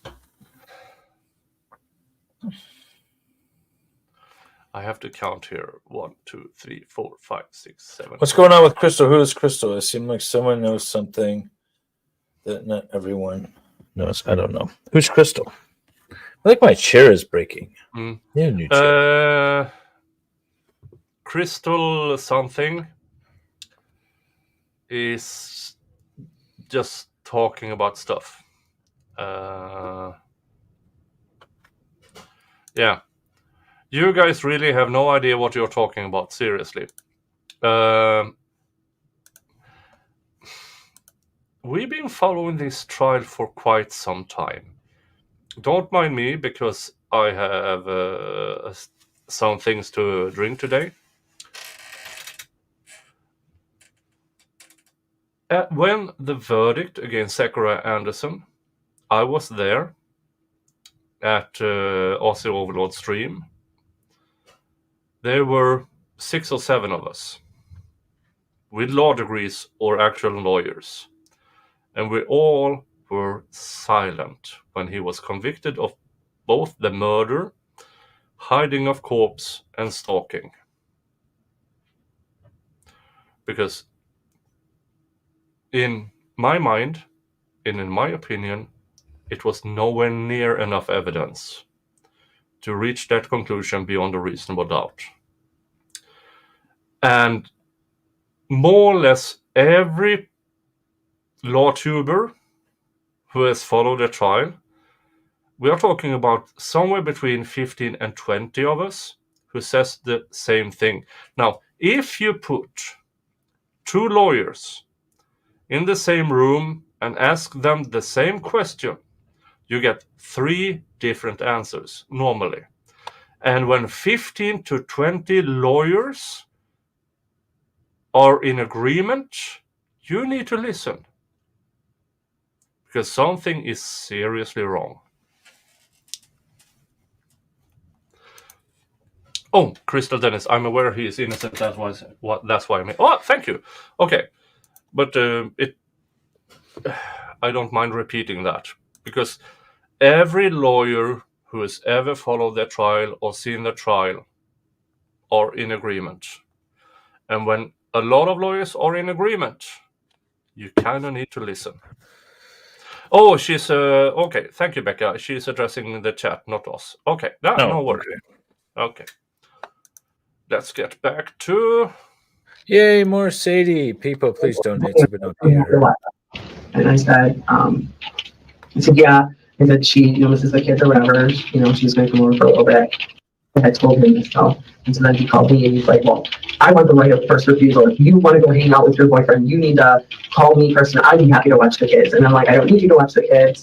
You know, Debbie wants to hang out tonight and I'm, you know, I got other stuff to do. Like, I don't necessarily, you know, like, it's none of your business what I'm doing, essentially. But I'm like, you know, it's not for that or whatever. And then he's like, well, I just want you to know, he's like, and I told him, I said, well, I just want you to know I accepted this place in Sussex because we're moving. He said, so that you know, he's like, well, I didn't know if I told you, but I'm moving too. And I'm like, okay. And then he's like, well, yeah, that I've got that place in West Dallas or Greenfield or whatever. And I'm like, okay. And then he's like, well, he goes, well, do you want to hate me now? He's like, I don't really know if I need to talk about this, but you're going to hate me. And I'm like, okay, what? And then he's like, attacking in chat.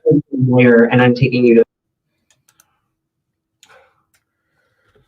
I have no idea what this Dallas thing is.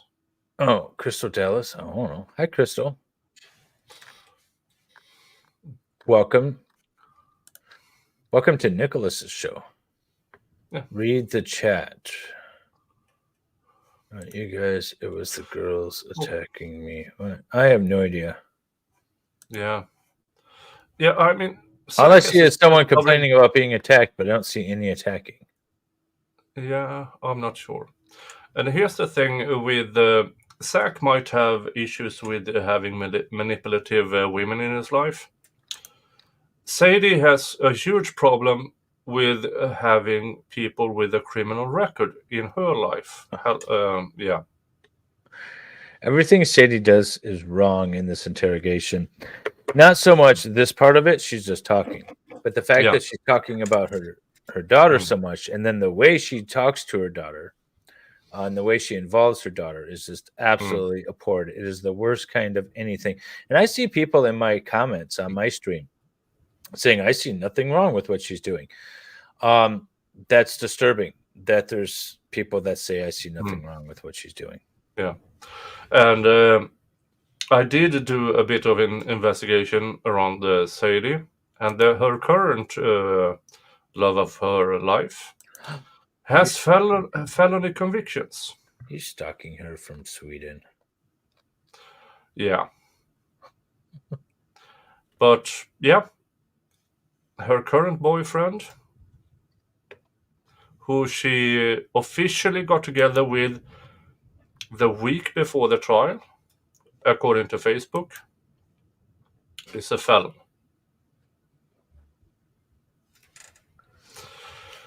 Yeah, good for... Ken, I see Ken. Ken's counseling couch. From my analysis, even with the sex background with women like Sadie, given the facts of the case and my review of his behaviors, I don't see him killing her BF. It doesn't fit to me. No, he was trying to get custody of the kids.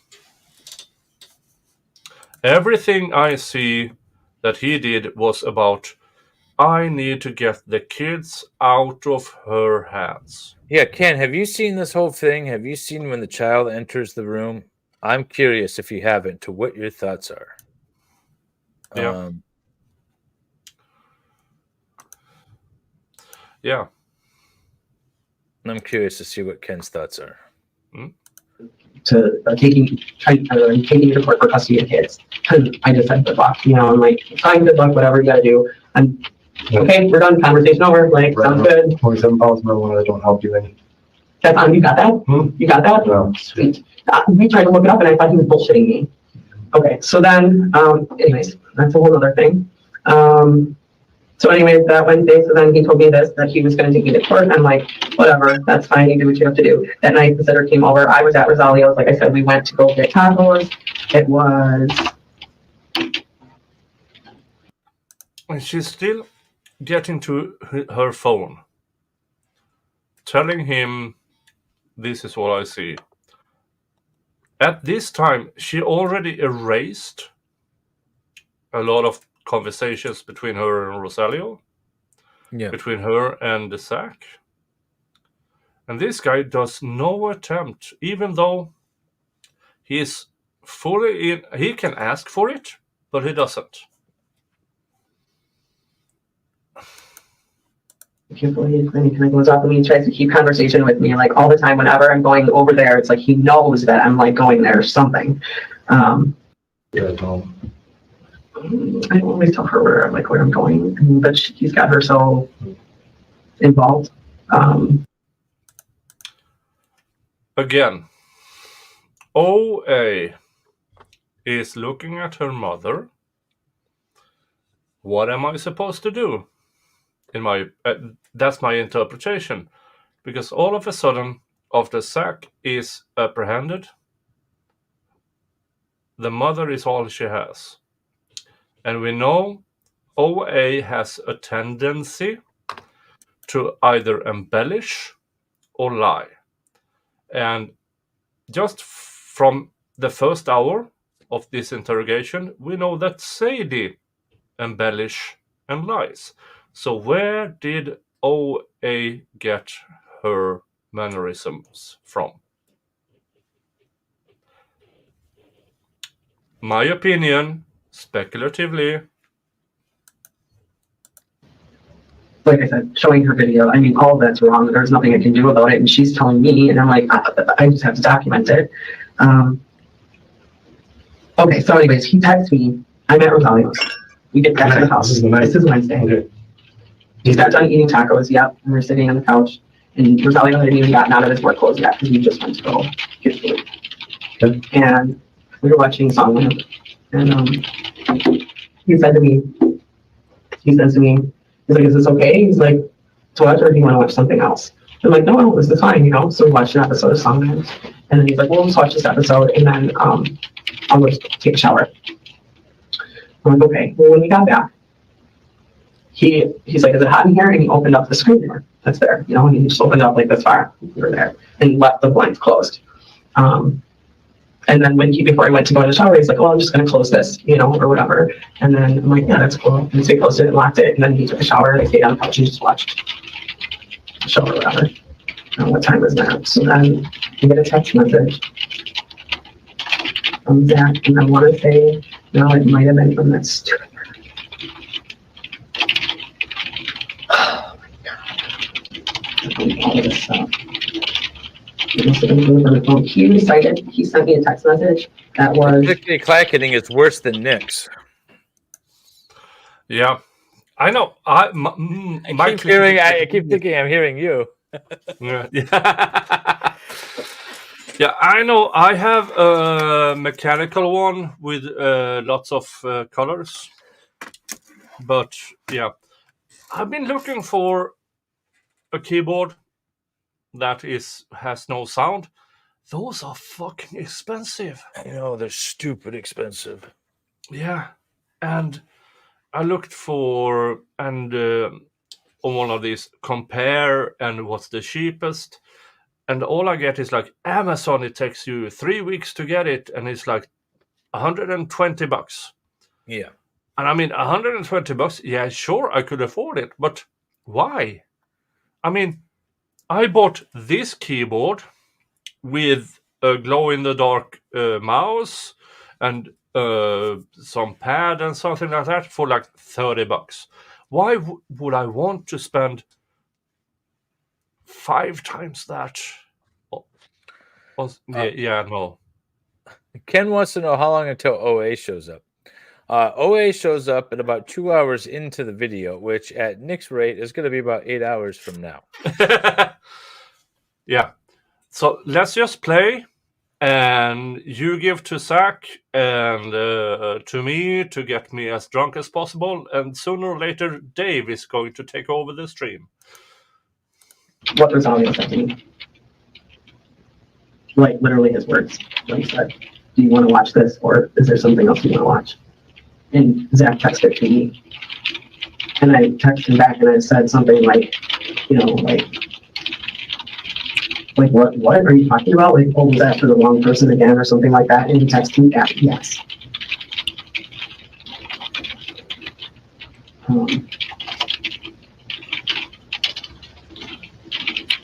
There it is. Okay. So that Wednesday,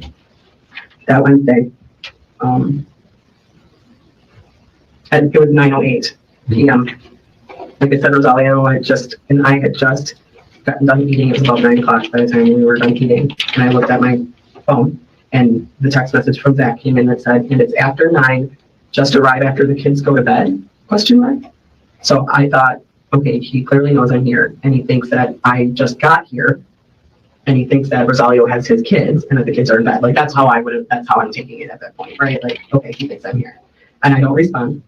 And then at 9:36, so about 30 minutes later, he says, is this okay for now, or is there something else you want to watch, ? So that was 9:36.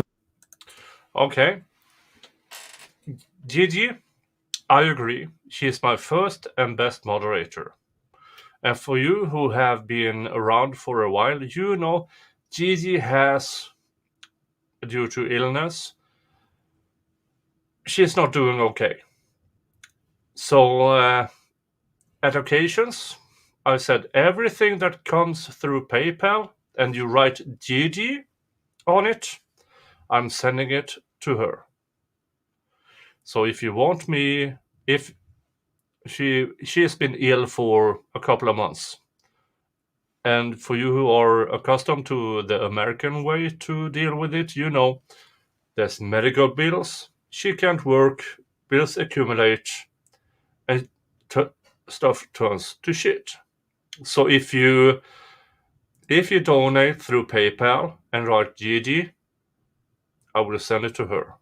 And the only reason why I do this through my PayPal and not hers is because I don't want to dox her with her real name and stuff. So send it through me, write Gigi, and I will send it to her.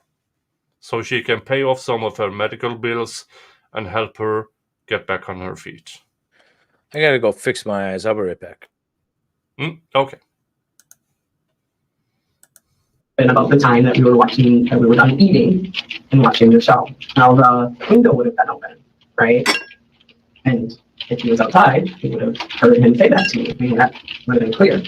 So I did tell Rosario about that on Wednesday because then I texted him at 11, like, are you texting the wrong person again? And he didn't respond actually back. And then I'm like, are you following me? What is going on? Like, that was just way too weird that, like, he's because I'm like, why are you texting me? Is that what you want to watch? Like, I just thought I wasn't putting it together, and then I'm like, wait a second, that's what Rosario said to me. Like, and then I told Rosario, and he's like, what the hell? He's like, this dude, what is going on? He's like, he's really like, I could probably a text message from him too, just kind of like saying, like, what is it with this dude? And like, I don't know. I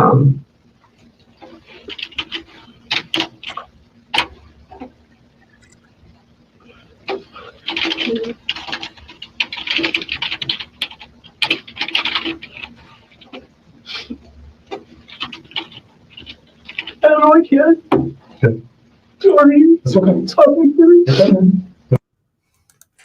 And now all of a sudden she gets emotional. Why? Want some tissue? Maybe some tissue. It's too much.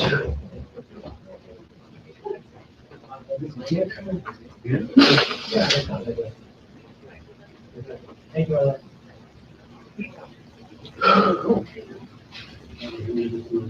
Oh. Yep. Yeah, but that's what the problem is. I'll take care of it. Thanks. Yeah, go in the box. No, it's all right. Send you up right now.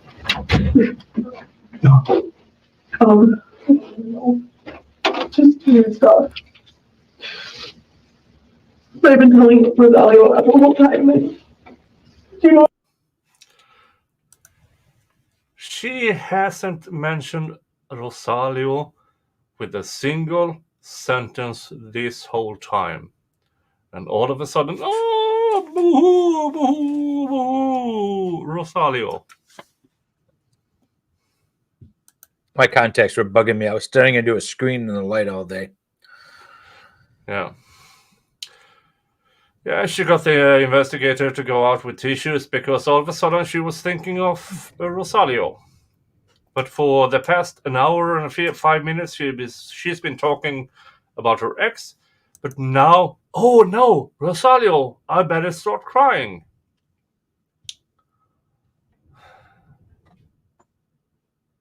I mean, just like, thank you for being honest with me and just telling me what's I'm like, I just, you know, like, I just want you to know because it's weird and it's scared and whatever. And then, I don't know, and then I just, Dude, straight. You know, Sorry, I was just talking straight. Out of the fucking blue. Oh, an hour later, Rosario, boo-hoo-boo. I don't buy it. We just talk several times a day. I mean, he'll call me, he'll text me, usually good morning all the time, or if he does it in the morning, then at least in the afternoon or something. What is Zachariah? Zachar. What was his last name again? Anderson. Anderson.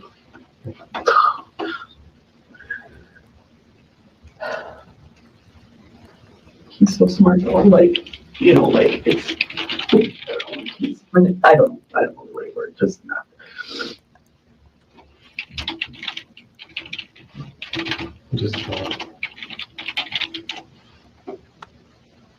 Is it the Greenfield police that were involved with that Christmas incident? With Christmas? No, that wasn't Germantown. German, sorry. See, I don't. Someone said guilty conscience. I don't know if she had anything to do with this. It's gonna be hard to pin because none of it makes sense. It's all very weird. It makes little sense. What makes more sense is that the Facebook girlfriend saw something, but what did she see?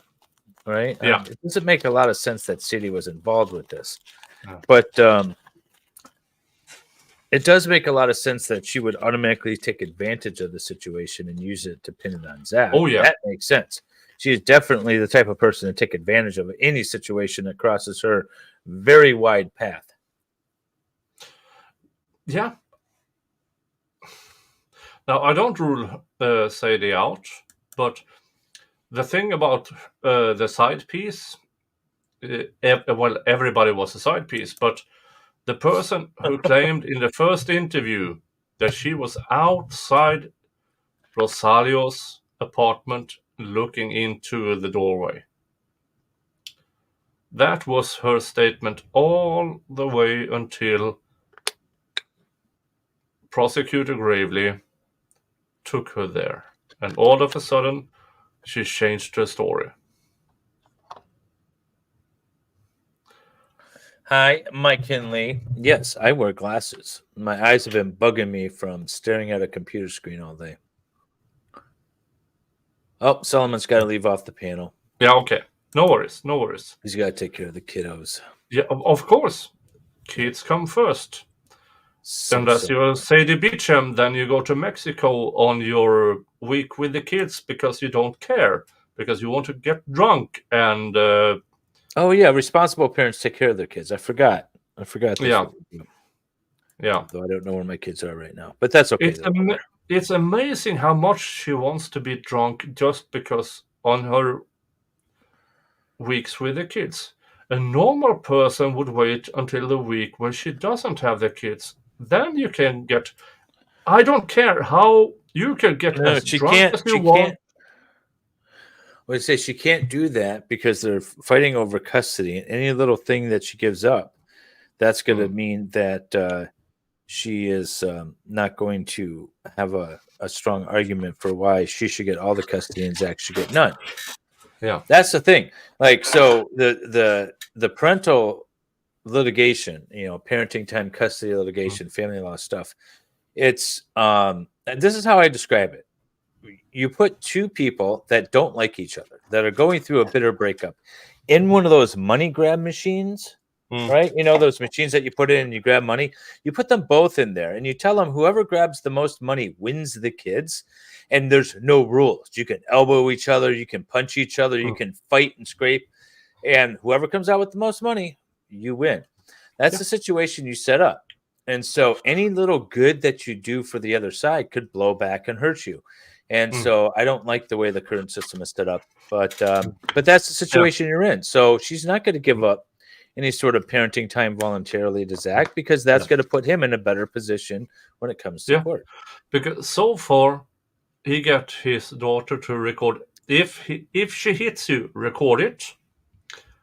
She's traveling to Mexico on her week with the kids. She brings her kids to the bar when they open up. I mean, there's a lot of things that speaks against her. Of course, she's going to take every opportunity to fight back. Did you get? And lucky for her, the love of her life, that doesn't regard her the same way, who has at least 2 people, probably 5, 6, 7 others that he tries to get on with, he ends up missing. Of course, she's going to use it. Yep.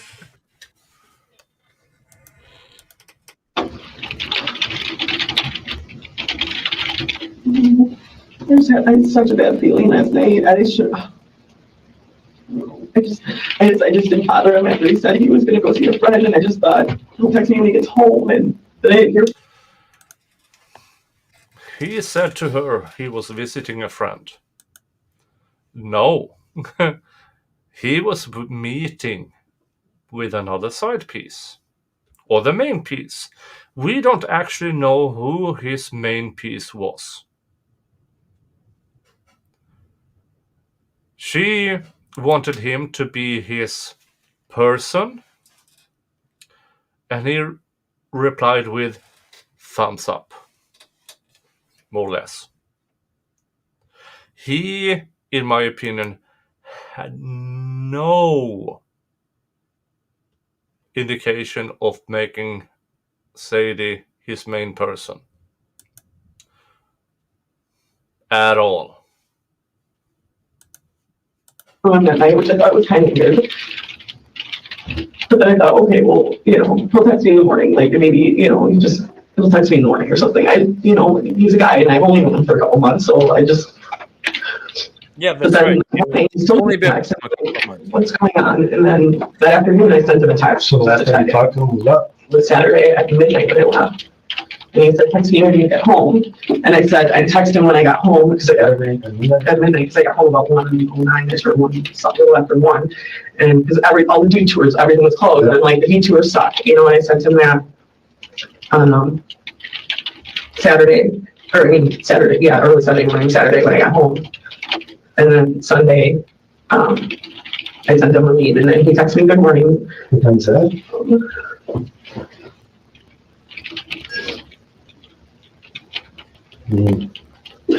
What is from me? At 1:25 a.m. I said detours suck, and that was on Sunday. And then I sent him an email at like 10:30, and then he sent me back, good morning, Dave. That was at 10:54. And he was with the kids, and he's like, we're just waking up. And I didn't say that name, but and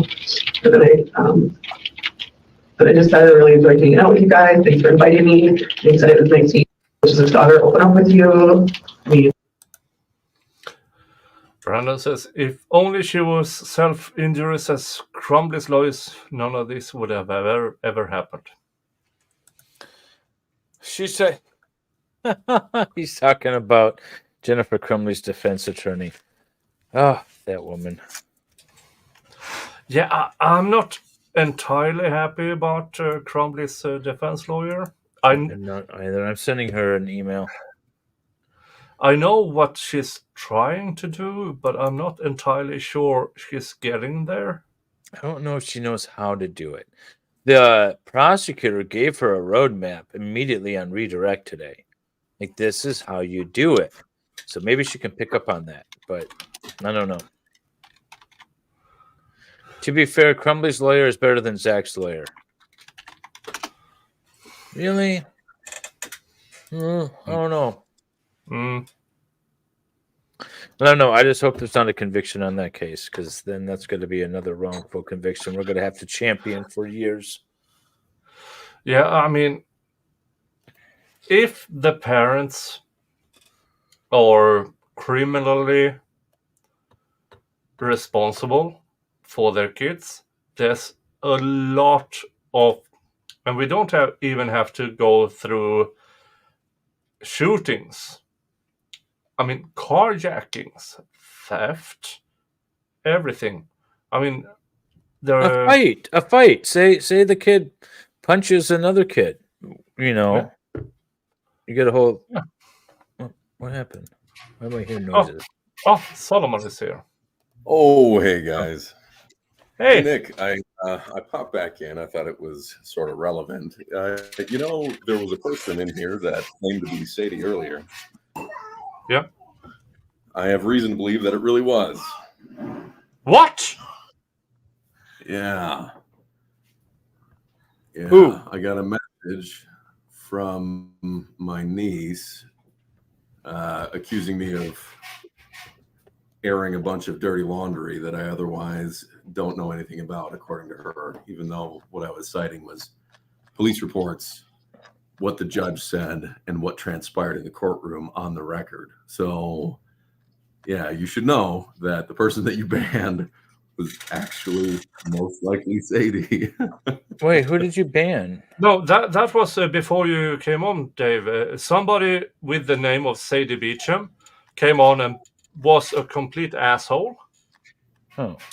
Well, Sadie, if you're still listening, I have offered to interview you many times if you want to come on and give us your side of the story.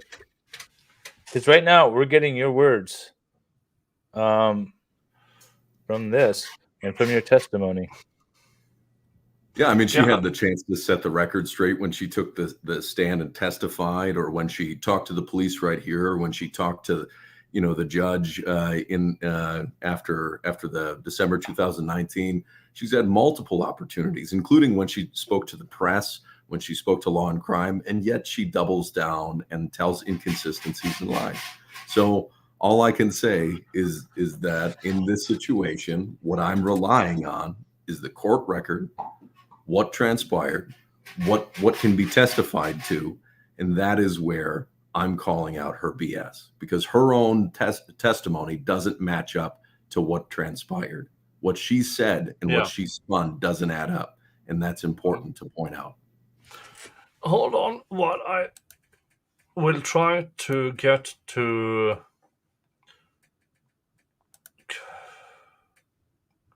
What's that? You unbanning her?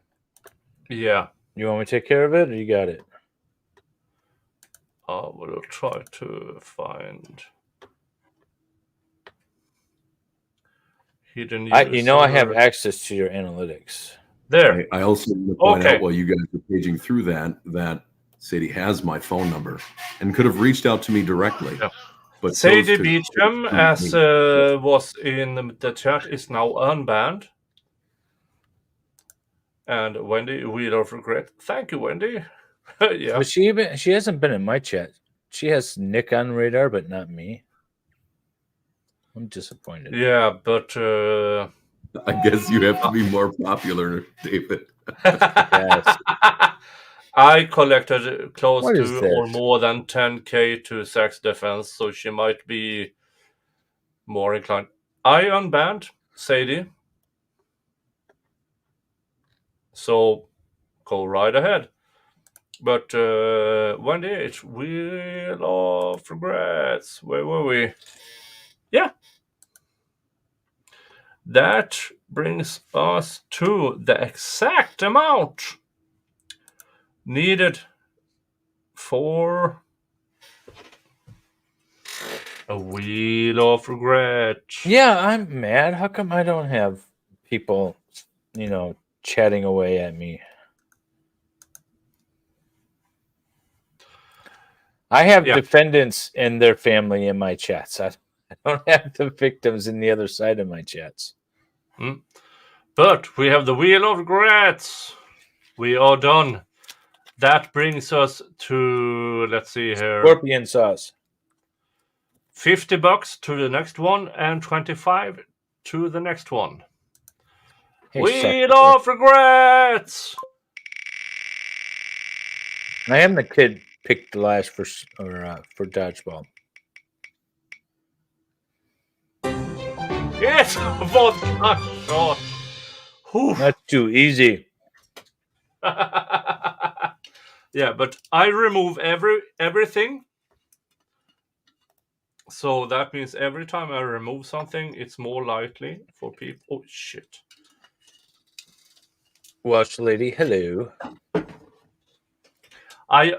Whatever reason, I unbanned the person calling themselves Sadie Beacham. Cheers. Cheers. Skål. I'm going to have my water and chocolate orange while you have your whatever the hell you're eating and drinking. Whew. Oh, Stray asked me what I was eating earlier. I ate leftovers. Indian. That's what I had. Leftover Indian food. Which was also my lunch and my dinner last night. So 3 meals in a row I've had Indian. Let's see. Show.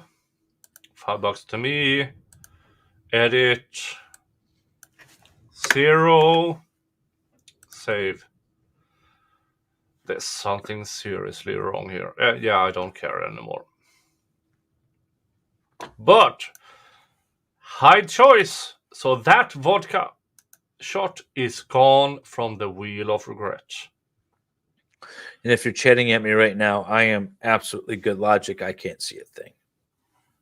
Having trouble connecting? Please check your internet connection. Yeah, fuck it. You need to We get better are 4 hours. We are 4 hours in, and I'm still conscious. Seriously, chat. Can you call the king and complain about your internet speed? Yeah. But again, thank you for Brandon for becoming a new member. Pernilla for your super chat. Emily for gifting 10 memberships.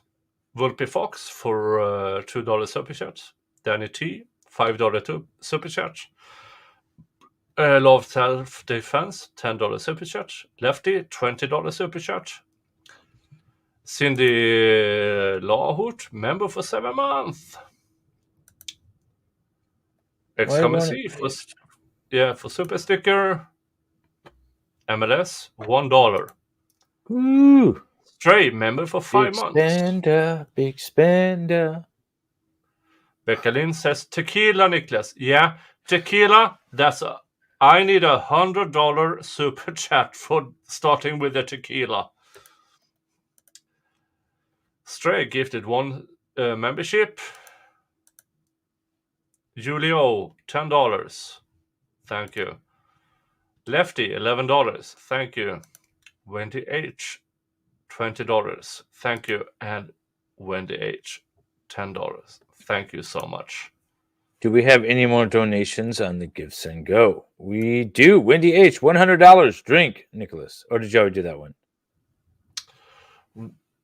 Okay, Wendy H, $100. And that brings us to $650. Ooh. Have you do I need to start counting for you? Yeah. It won't. Excited says she's half asleep. I don't buy it. Yeah, that's having trouble connecting again. Let me go back to, let's see here. Is it? Oh, I will try to return from a mobile internet to having trouble connecting. Well, it won't play. With this, we are at $650, but we still need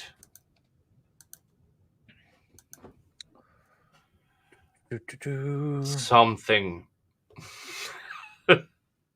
$650. What do you mean? You need something before you take another shot? I think you're good for the shot. No, I need another $20 for a shot. All right, come on. Someone super chat him $20 so he takes a shot. Otherwise, we're going to hear more Sadie. Welcome. McKinley! Hi! Hi. Did you just get out of the shower and or just wake up? No, why? I don't know. Your hair just looks like you're... No, my hair's just crazy today. Oh, okay. All right. Yeah, she's down in Texas, David. It's not like winter there, like it is Yeah, here. That's true. Yeah. It's the humidity and the heat and whatever other excuse you ladies have for not brushing your hair and looking nice. Whoa. Oh, wow. Okay, so that's what you meant. Do you talk to your wife that way? Holy God, crap. no. I like my wife. I don't have Hi, on McKinley. mascara, and maybe I didn't brush my hair too much. Well, it's like 3 a.m. Nicholas's time. I got my glasses on. I've been streaming all day. McKinley's wearing pajamas and her hair's a mess. It's a nighttime stream. It's Friday. Woo, party time. Wolfie just called you Bronca. Right. Okay. Gifted to Sex Defense Fund, $650. Nice. But I need another $25 for another Can I move us around? Could you Wheel of Regrets. Something like that. Oh, blocking McKinley. Wendy H, $20. David Helm. Yeah. Ooh, give me a He's shout right out. there. And I'm trying to prove to him that this is my third glass of Prosecco, and I still haven't called the court.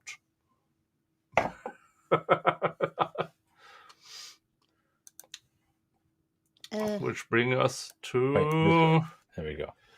Trying to we keep need McKinley's. we need $5 more to me for another spin of the Wheel of Regrets. Hi, McKinley. Hi. How was your day today? Good. I'm trying to figure out how to turn down my sound. Okay, there we go. Just turn it off on your computer or turn it down on your computer. Be good. Yeah, I figured it out. My day was fantastic. How was yours?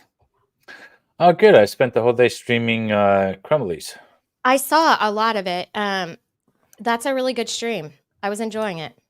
It just devolved. The trial just devolved at the last 20 minutes. It did. It totally did. That was awesome, though. It was good. It's bad lawyering. It's good for a stream. Right. Yeah, it was fun. And with Wendy H, $5 super chat. Okay.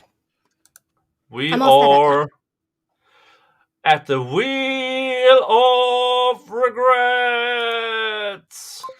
Oh, while we're doing that, Sadie, if you're in the chat, check out Jung Min. She's a licensed mental health professional. Ooh, vodka shot. She has some advice for you. So was that really y'all? Why did y'all think it was really Sadie? Because someone may or may not have messaged Solomon, basically hinting at that it was Sadie. No, not a hint. It was a screenshot of a message from Sadie that was then forwarded to me. It was a direct message sent through said individual, manipulating this person, per as the status quo, to fight for her. I was trying to minimize culpability at all for anything that. Wow, that's crazy. Yeah. Yep. So we are watching. Like, why does she care at this point? While she is lying her ass off in an interview. This is like wouldn't you be terrified of the consequence of falsifying a record like that to put a man unjustly in prison and robbing justice from a family that lost their father and their son because you were so focused on yourself that you couldn't see past your nose? Wouldn't that be something that you would be ashamed of, McKinley? Yeah, but I wouldn't be like, wasn't she talking like smack in the chat earlier? Yeah. Yeah. Let's go back up. She called us liars and you don't know what you're talking about. Oh, yeah. Sadie, why don't you troll me in my chats? I would welcome it. I'm not going to ban you. Where they gaslight a whole chat full of people trying to tell them. But my chat knows the rules. I'm fair game. You can come right at me. Yeah. Oh my God. That's why she was banned, because I'm fair game. I can handle it. She started calling Solomon a lot of things, and then she got. Oh, booted. really? Yeah. Well, that's not okay. Vodka shot. Vodka shot. Vodka shot. Vodka shot. There. Oh. I was busy with my stream. And hide the choice, which means that the next thingy is more likely to be something I will regret. Let's watch Shady Sadie say more stuff. Sunday afternoon a little bit, and then at like... Oh, for fuck's sake. You broke it.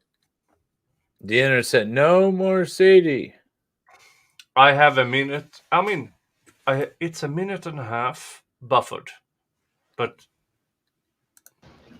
1:30 or like 2 o'clock, I said, "Hey, are you okay?" Because I felt bad because I thought, well, maybe she wanted me to stay. And then, you know, I just kind of felt like it was the first Sunday.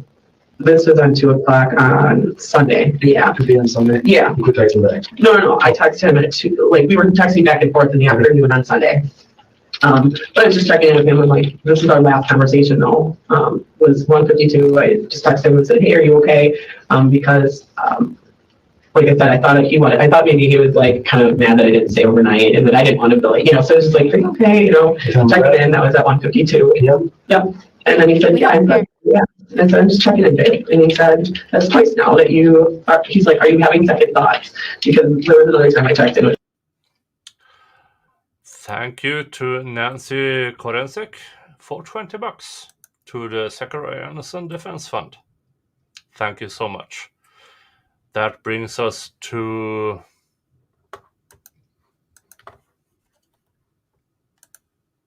there. $670 to Zachariah Anderson's. Wait, did you take your last shot? Yeah. Okay. Are you sure? Yeah, I'm sure.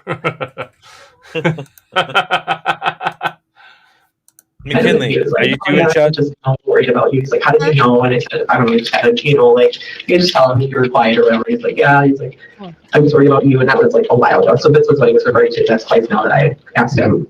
And I said, "No," I said, "I was actually thinking about us a lot today." And he's like, "What about us?" And that was at 2. And so this is all like around the 2 back and forth. I just have to say something, because if, as Solomon just said, his niece sent him this information, so OA, you need to tell the truth. How do you know your father did not do this thing. You need to tell the truth.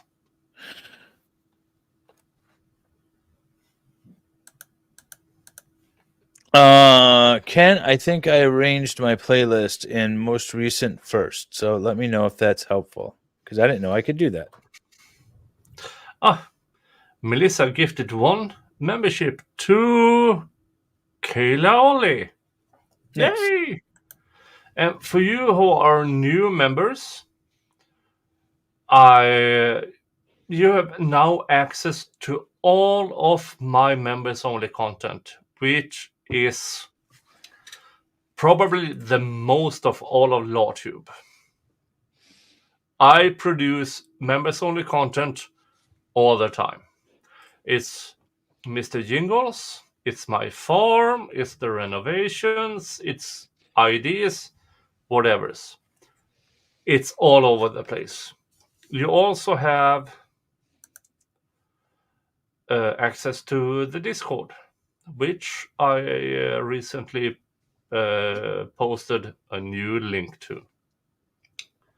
But thank you, Melissa, for gifting 1 membership. And that brings us $3 closer. Oh, okay. What's that? I was like, I'm so confused here. Like, what's going on? And I was like, I think I missed something. And Becca Lynn said, "Nah, you've only missed 4 hours." I was like, oh, okay. 4 hours and 20 minutes, and we are still an hour and 10 minutes into her interview. I think my stream was shorter than this. Yeah. My stream was 4 hours and 3 minutes. So you have topped my stream by 17 minutes now, and we're not even halfway through the interrogation. Or sorry, the casual, very casual interview of Sadie Beachams. So we need $30 more to Zachariah Anderson's defense fund, and $22 for me to do the Wheel of Regrets. Anyone who watched my stream earlier, you need to go. If you watched my stream earlier and you have friends that also watch the stream, you need to go tell them to come over here and donate so we can reach our goal. Nick can pass out and I can go to bed. So, yeah, I mean, I've been, Jesus Christ, 4 hours and 20 minutes, and we are just over an hour and 10 minutes of this fucking go tell your friends so we can reach our goal. I don't even know what our goal is. Well, Nick passing out, so that we can, so I can go to bed. Yeah, the goal is to when Nick passed out, or we reach the end of the police video, but the police video is never going to end because Nick's just going to keep stopping to take shots. So we need to get him to pass out first. I mean, that is the best way to get Nick to end a stream, where he just gets so drunk that he just automatically ends it, right? Yeah, just mid-sentence. It's like it's happened a few times. Yeah, Salvador can end the stream for you. Yeah. No, Sal has nothing to do with my streams. As it turns out, Sal doesn't have anything to do with David's streams anymore either. No. Well, to be fair, I'll be nice to Salvador. I removed him to accommodate adding Nicholas for our Jody Arias streams. But even if I wasn't adding Nicholas. So, David, we hit the goal on the MLS website. Yes. And so now he gave you back the property, or did he give you the property? No. He's added additional conditions. And even after I gave him his wrench back, now he wants like all these other conditions. Like he wants me to give him money or something. I don't know, for the website. What? No, he said give him he needs my GoDaddy account number. And I just don't know what it is. Oh, I see. I thought that he was going to ask you for any peen pics that he could help organize or something like that, because I just sent him all of mine.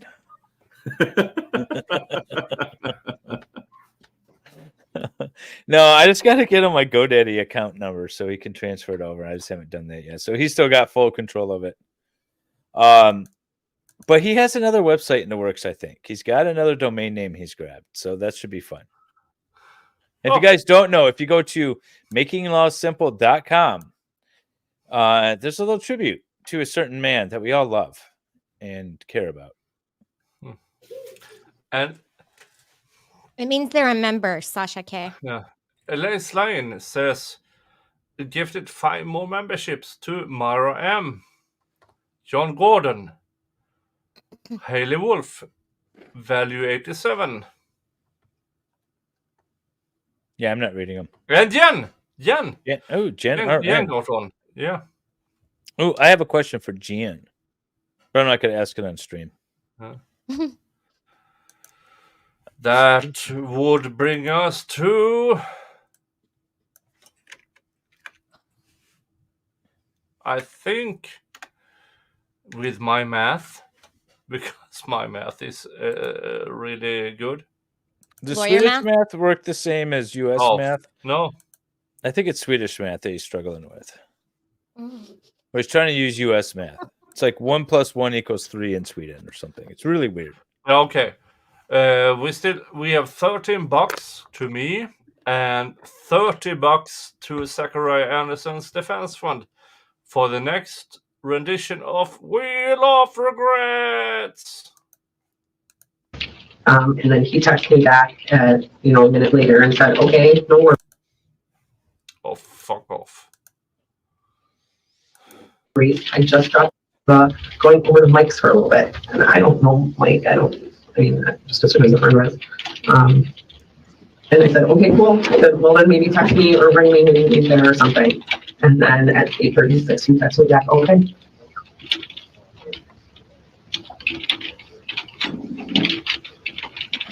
I mean, I guess normally you would say, okay, babe, but it's fine. And Monday, I texted him at 12:11 because, like I said, I thought, I worked and did my thing that morning and just thought, okay, maybe got up early to do on the job site. So texting me like at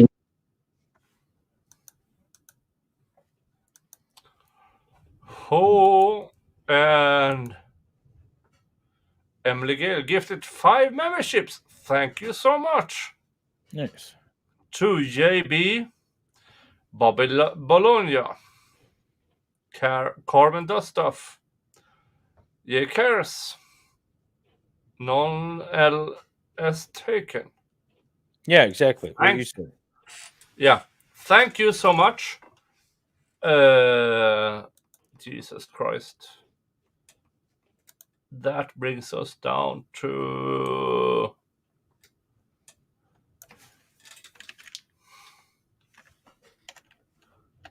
oh, fuck off. Oh, I gotta download my video. That brings us down to $3 to me and $30 to. Let's see if $30. Okay. Wendy H, another $30. So how much to you? Oh, I didn't mean to do that. How much to you?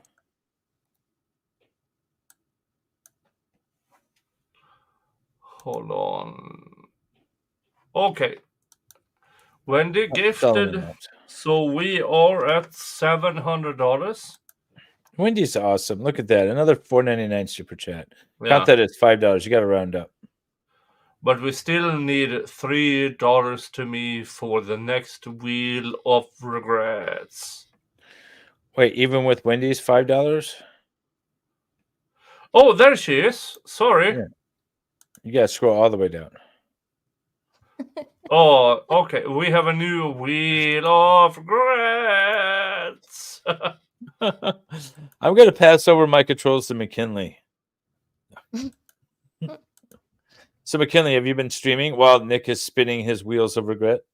No, I have not. Why not? What have you been doing? So I haven't been doing any. I have been going to court a little. I asked you if you wanted to come on, and you're like, no, fuck no, I don't want to do the crumblies. What are you talking about? No, I didn't. I know.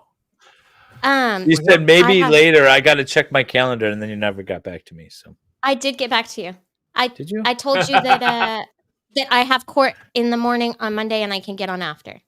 Oh, okay. But no, I got this Rodecaster. Like that Rodecaster thing that you plug everything into, and it's just causing all kinds of problems. It like echoes back at me when I try and stream. So I don't know. I need to talk to you. I'm going to do a little test stream probably at some point tomorrow or Sunday if you want to help me with Streamlabs. I'm going to get it set up for Streamlabs. So maybe you want to have fun with me and we'll just do something for fun. Whatever. We are spinning the Wheel of Regrets. Oh, this is going to be another shot or something. Always seems to get the easy ones, the alcohol shots. Habanero sauce. Oh, for fuck's sake! Nice, do it. All right, McKinley, you got to take the shot with him. Sure. Nah. Although I do like that stuff. Wait, but was perfectly fine to say everything and everything about Anderson family. Fuck you. Wait, who are you talking about? Yeah, who are we talking about? Sadie doesn't want her dirty laundry all over, but was perfectly fine to say everything and everything about Anderson. Oh, why would you? What's wrong, Jung? Are you getting yelled at, picked on by I don't know, someone? but I got into an argument with somebody on Twitter about this case, and it's just makes me pretty angry. Yeah. Whew. Habanero sauce. And then they went to my website and looked me up, and they were like trying to talk crap about me as an attorney, and I was just like, I love when people do that. It's so funny. I had opposing party once say, "You're not a real attorney." And it's like, okay, well, I just served you, so you can answer or not. I'll get a default. I don't tell you. that's amazing. At least they were a lawyer, though, right? Well, actually, that's worse. I don't. Lawyer and attorney to me are interchangeable. I don't know why people think they're different. I didn't. What do you mean? Lawyer and attorney. Yeah, they are the same. Yeah, I know. But some people say, what's the difference between a lawyer and an attorney? Literally nothing. It's just a... Oh, yeah, no. Okay there, Nick? I'm going to mute you, man. What's just... I think it gave him the hiccups. Yeah. Oh. I get excited when I have trolls. I really do. And I said, hey, you, it's another rainy day. Hope your day is going well. And then I didn't hear anything. And then at 2:30, I texted him kind of a goofy face. And then I didn't hear anything. And then 5:30, I said, babe, is everything okay? I haven't heard from you all day. Just let me know you're okay. And then at 8:30, I said, no, I'm worried. And I still haven't heard, but I called him in between here and like actually called his phone. And it went straight to voicemail. And I'm like, okay, that's weird.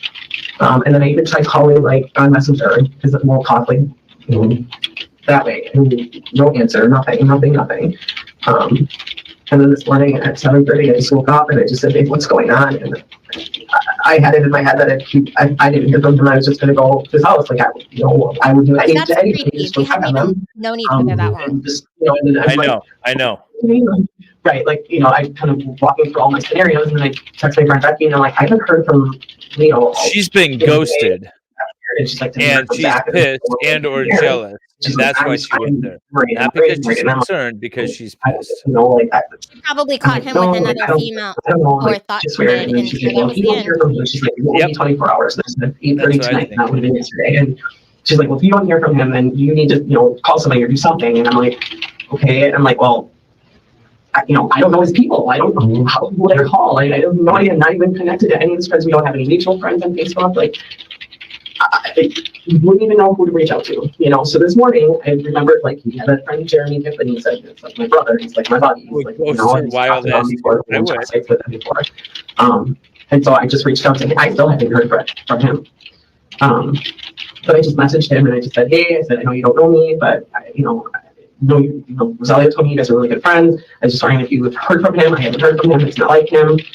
If you have, you just let me know or something. And that was why I reached out to his friend. Twitter. I didn't have like any contact with his his mothers. So like I think they love me. They don't, So we got to Rosaria's house. You went to the front door. So so then I parked down the ways because when I first pulled into so I pulled off of 15th into on that end, right? And I could see right away when I pulled in, I could see his truck was parked in this usual spot, and then his Jeep was parked in the usual spot. And I was on the phone with my friend, and I'm like, both of his cars are here, both of his trucks are here. I'm like, this is weird. I'm like, I'm like really I was freaking out the whole time. Just like, something's wrong. Something's wrong. Or maybe he's with another chick. And maybe she suspects that, but now the story is, it's not like something's wrong. I don't know why he would go see, and I kept going through that. I'm like, maybe, would he just not talk to me? She's like, no, see, I said, this is the last text message we had. I've done that before, showing up, thinking somebody was... I'm like, no, we didn't fight about anything. There wasn't, this is great, this is what you probably wanted to hear, which again makes me think, like, if you have access to my phone, this would have been probably like, That's true. I don't know. Anyways, I just had a feeling that and then like something's not right. And then I'm like, okay, I'm like, Beck stayed on the phone with me. And then I started walking up towards his truck. And then I saw the screen door was open. Like the blinds were open all the way. And the screen door was open all the way, like all the way. And I looked at that and like, do I go up? And I didn't go upstairs first. And I just went to the doorway where I would normally go into the apartment building. And I told Becky, so I'm going to let you go. I'm like, I'm going to let you go. Something, I'm going to find out, knock on the door. She goes, okay, call me back.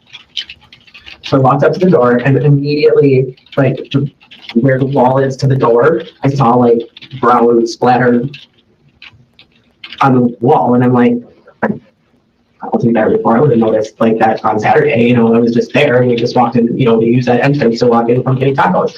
And then I saw little spots on the door, on this red door, but they were dark spots. And then some drops on the floor. And I'm like, I'm just pulling up all of really John's hard, chat. and I called his name and I knocked again and called his name. And then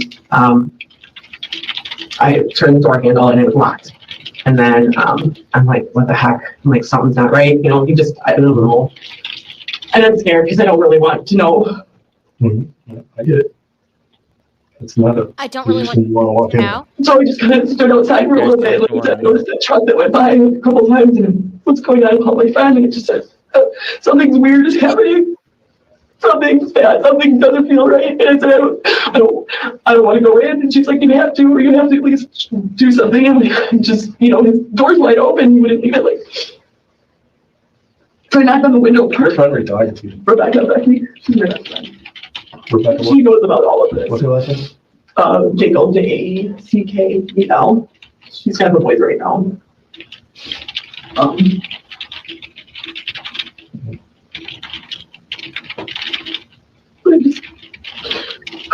Nothing but window. When I called him, I just called him. No one was arguing with you, John. I was just reading your chats. The line was open, so I got the door. I looked in and it wasn't in bed or anything. So I'm like, okay, maybe it's in a bathroom or something. I'm just knocking on Rosalio. I'm like, okay, fuck it. I'm just gonna open the door. So I split the door open. The main door, the glass? No, the screen. And then I just pushed the blinds aside and I saw the big puddle of blood on the floor and I just backed up. I closed it and then I called her and I'm like, oh my god, there's a lot of blood. And she's like, you have to call 911. I'm like, I know, okay. And then I did.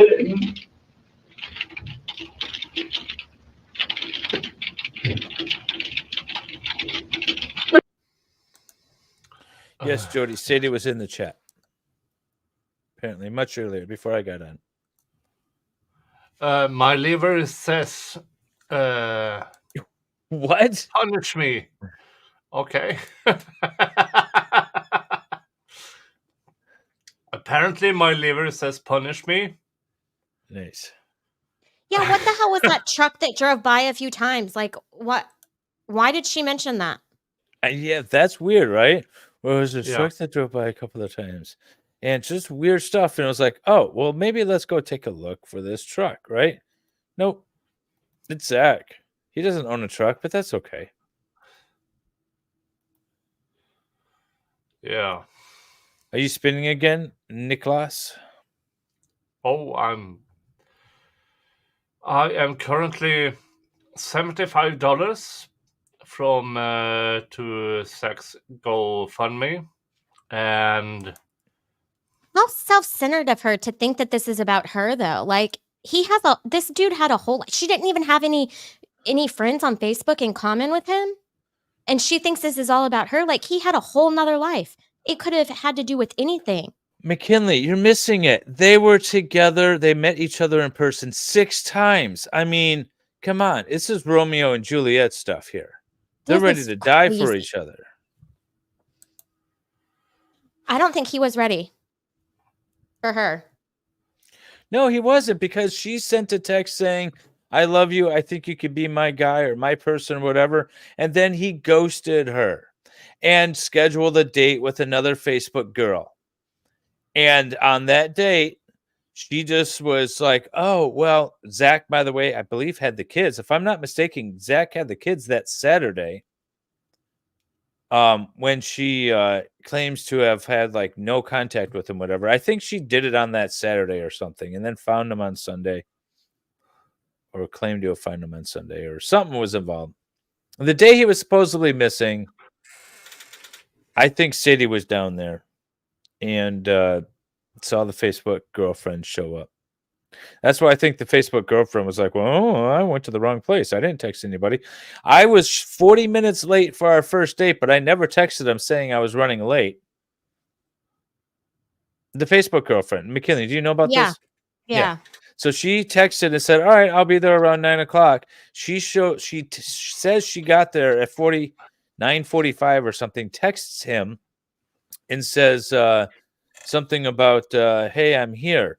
But no intervening text or phone calls to say like, yeah, I'm running late or anything. She just showed up 40 minutes late and like nothing, like she was supposed to be there at 9:45 or whatever, and then texts him and then says, "Oh, I'm worried about you. Are you coming?" And then just leaves. Very weird. That is very weird. All right. The first thing I noticed was, where was the message where I was going to be late? Yeah, how rude. Yeah, no, she showed up on time. Sadie was there. Almost done. All right. It's a long. Sorry, it is long. It's just a lot of parts to it. Yeah, but There's not a lot of parts to it. We very much appreciate your coming back down here and helping us out with this. Coming back? But how often have you been to this Yeah, place? because they were in Kenosha at the apartment. Oh, And then yeah, he went home, grabbed the daughter, and came back. We're there and we make dinner together. And Can you describe? Well, I'll never drive out. I'll never drive. Okay, get back here. yeah, I noticed things were like when I looked in there and they were walking around. I'm like, this isn't the way it was. Right. Like, this isn't the way he would have it. Or yeah. Okay. I'll Because I've been there 6 times. Sure. Yeah, we thought the same thing. Couldn't move around in there, and It was weird. It was like was You it okay, Nick? completely, like, so. Chat's asking, you good? What? The chat is asking if you're good. Yeah, Nick, I'm you good. okay? Yeah, sure. Okay, all right. I could just we can end the stream if you need to, or if I see him pass out, folks, I'll just end the stream. we'll go through it. He's gonna draw a Yeah. sketch, and we'll go through it. Okay. It's just, I'm just not. It helps us with evidence if something's moved. We need to know so we can, you know what I mean. So, You guys got to get him one more shot, though. One more shot tonight. so you saw Tom Buddy, he walked out and called us. Okay. I mean, and then when he came, I just, told you exactly what I did and what I said, and I was scared to go in. And when I called, I go Zach to see if he's even in there. I called 911, and then she's like, get all this. If you're scared, I'm like, yeah, I'm scared. Like, Hang on, I'll be right back. I can't unsee that. Okay. All of it, and now I'm like, this all.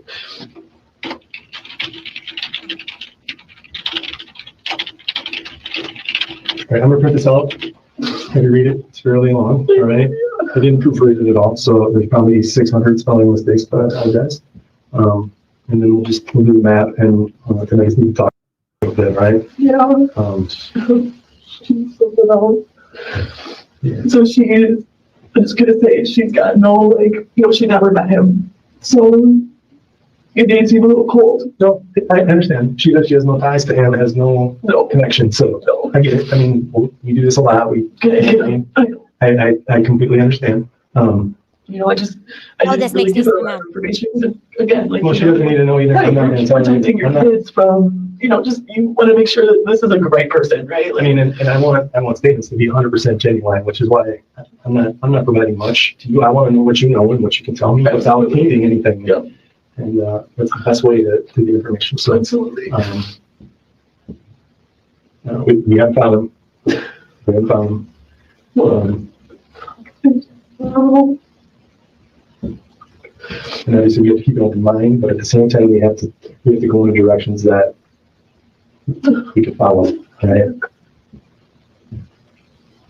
How big is Zach? Oh my. Kind of fluctuates between probably 180 and 200. He said he lost a lot of weight or whatever. What does he do for a living? He's not a fairly big guy, but he likes to fight. There's nothing Bitch. in this that says Zach is a person who fights. At all.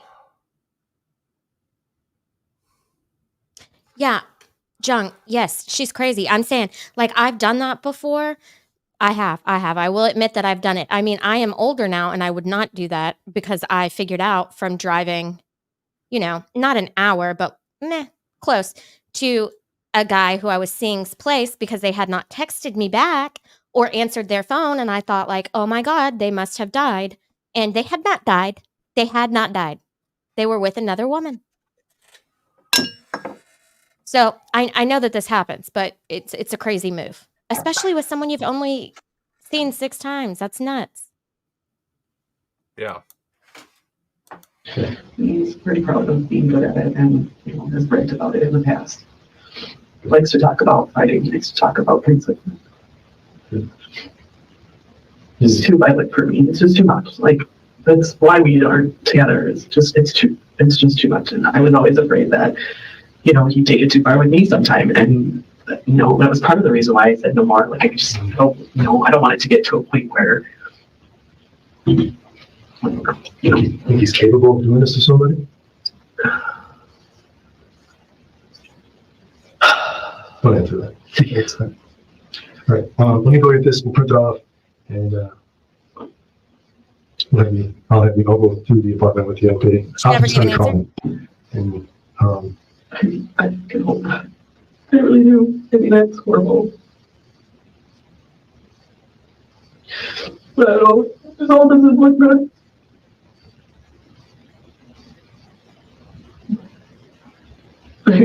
You thoroughly looked through your vehicle for this tracking device? I looked, I had my mechanic friend come over and he looked under the car and he went under the truck and in the engine and he looked under batteries. It looks pretty small, that's why. And he even said, he's like, they even come smaller. He's like, we got them on our trucks and, he's like, they're hard to detect if you don't know. Maybe stick them in the air filter and I don't. There could be in my house. I don't know. Right. It's a GPS one, but I think it has the ability to listen. In your house, it wouldn't track you, idiot. We are close to OA coming in. Don't you dare close this down. Okay. Okay. Well, you said you were going to close it down? I only have 20 minutes. Then my wife's coming home. And then I got to pay attention to her because I've been ignoring all his doors. I know you would leave that open once in a while. Since Sunday afternoon, well, Sunday night, right?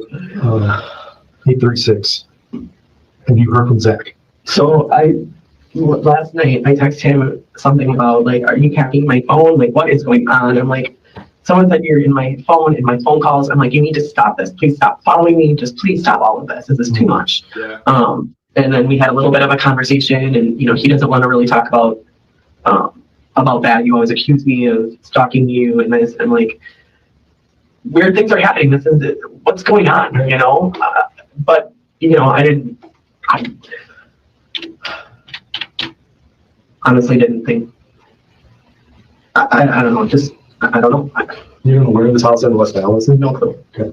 No clue. He said West Dallas, and then he said Greenfield one time, but West Dallas. He said West Dallas, Greenfield. I have no idea. I don't know. I don't know.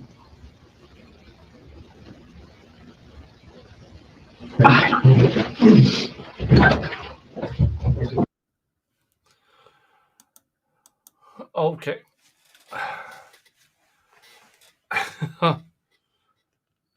Yeah. I'm starting to be at a position where I'm not entirely sure what I'm watching. Mm-hmm. Yeah. Because my chat and everybody has trying to get me drunk. Yeah. Does that mean you're ready to shut down? Yeah. Okay, we can finish this another day. Yeah. I will finish this next Friday. Okay. I hope. You know what? Yeah, no mention of this, right? Well, no, there was. She said something about at Christmas Eve, but that was the only time. I don't know if there's a prior one. Yeah. But 3 a.m. next time, and he's going to go pass out in this chair that he's sitting in right now. Yeah. I see that Rob is having something. Lawn lumber. So everybody tell Rob he is an ass if he doesn't have me on. Okay. Either way, thank you all for being here. Thank you all for contributing with over $700 to Sex Defense Fund. And I'm going to bed now. You want me to? Am I shutting it down? Yeah, sure. right. Let me see here. Okay. Stream starts soon. Nicholas, intro. I'm just going to play an intro because I don't know what we got going sure. on. All right. Thank you, everybody. I'm going to bed and everything. And yeah, sure. Bye-bye. Bye. Bye-bye.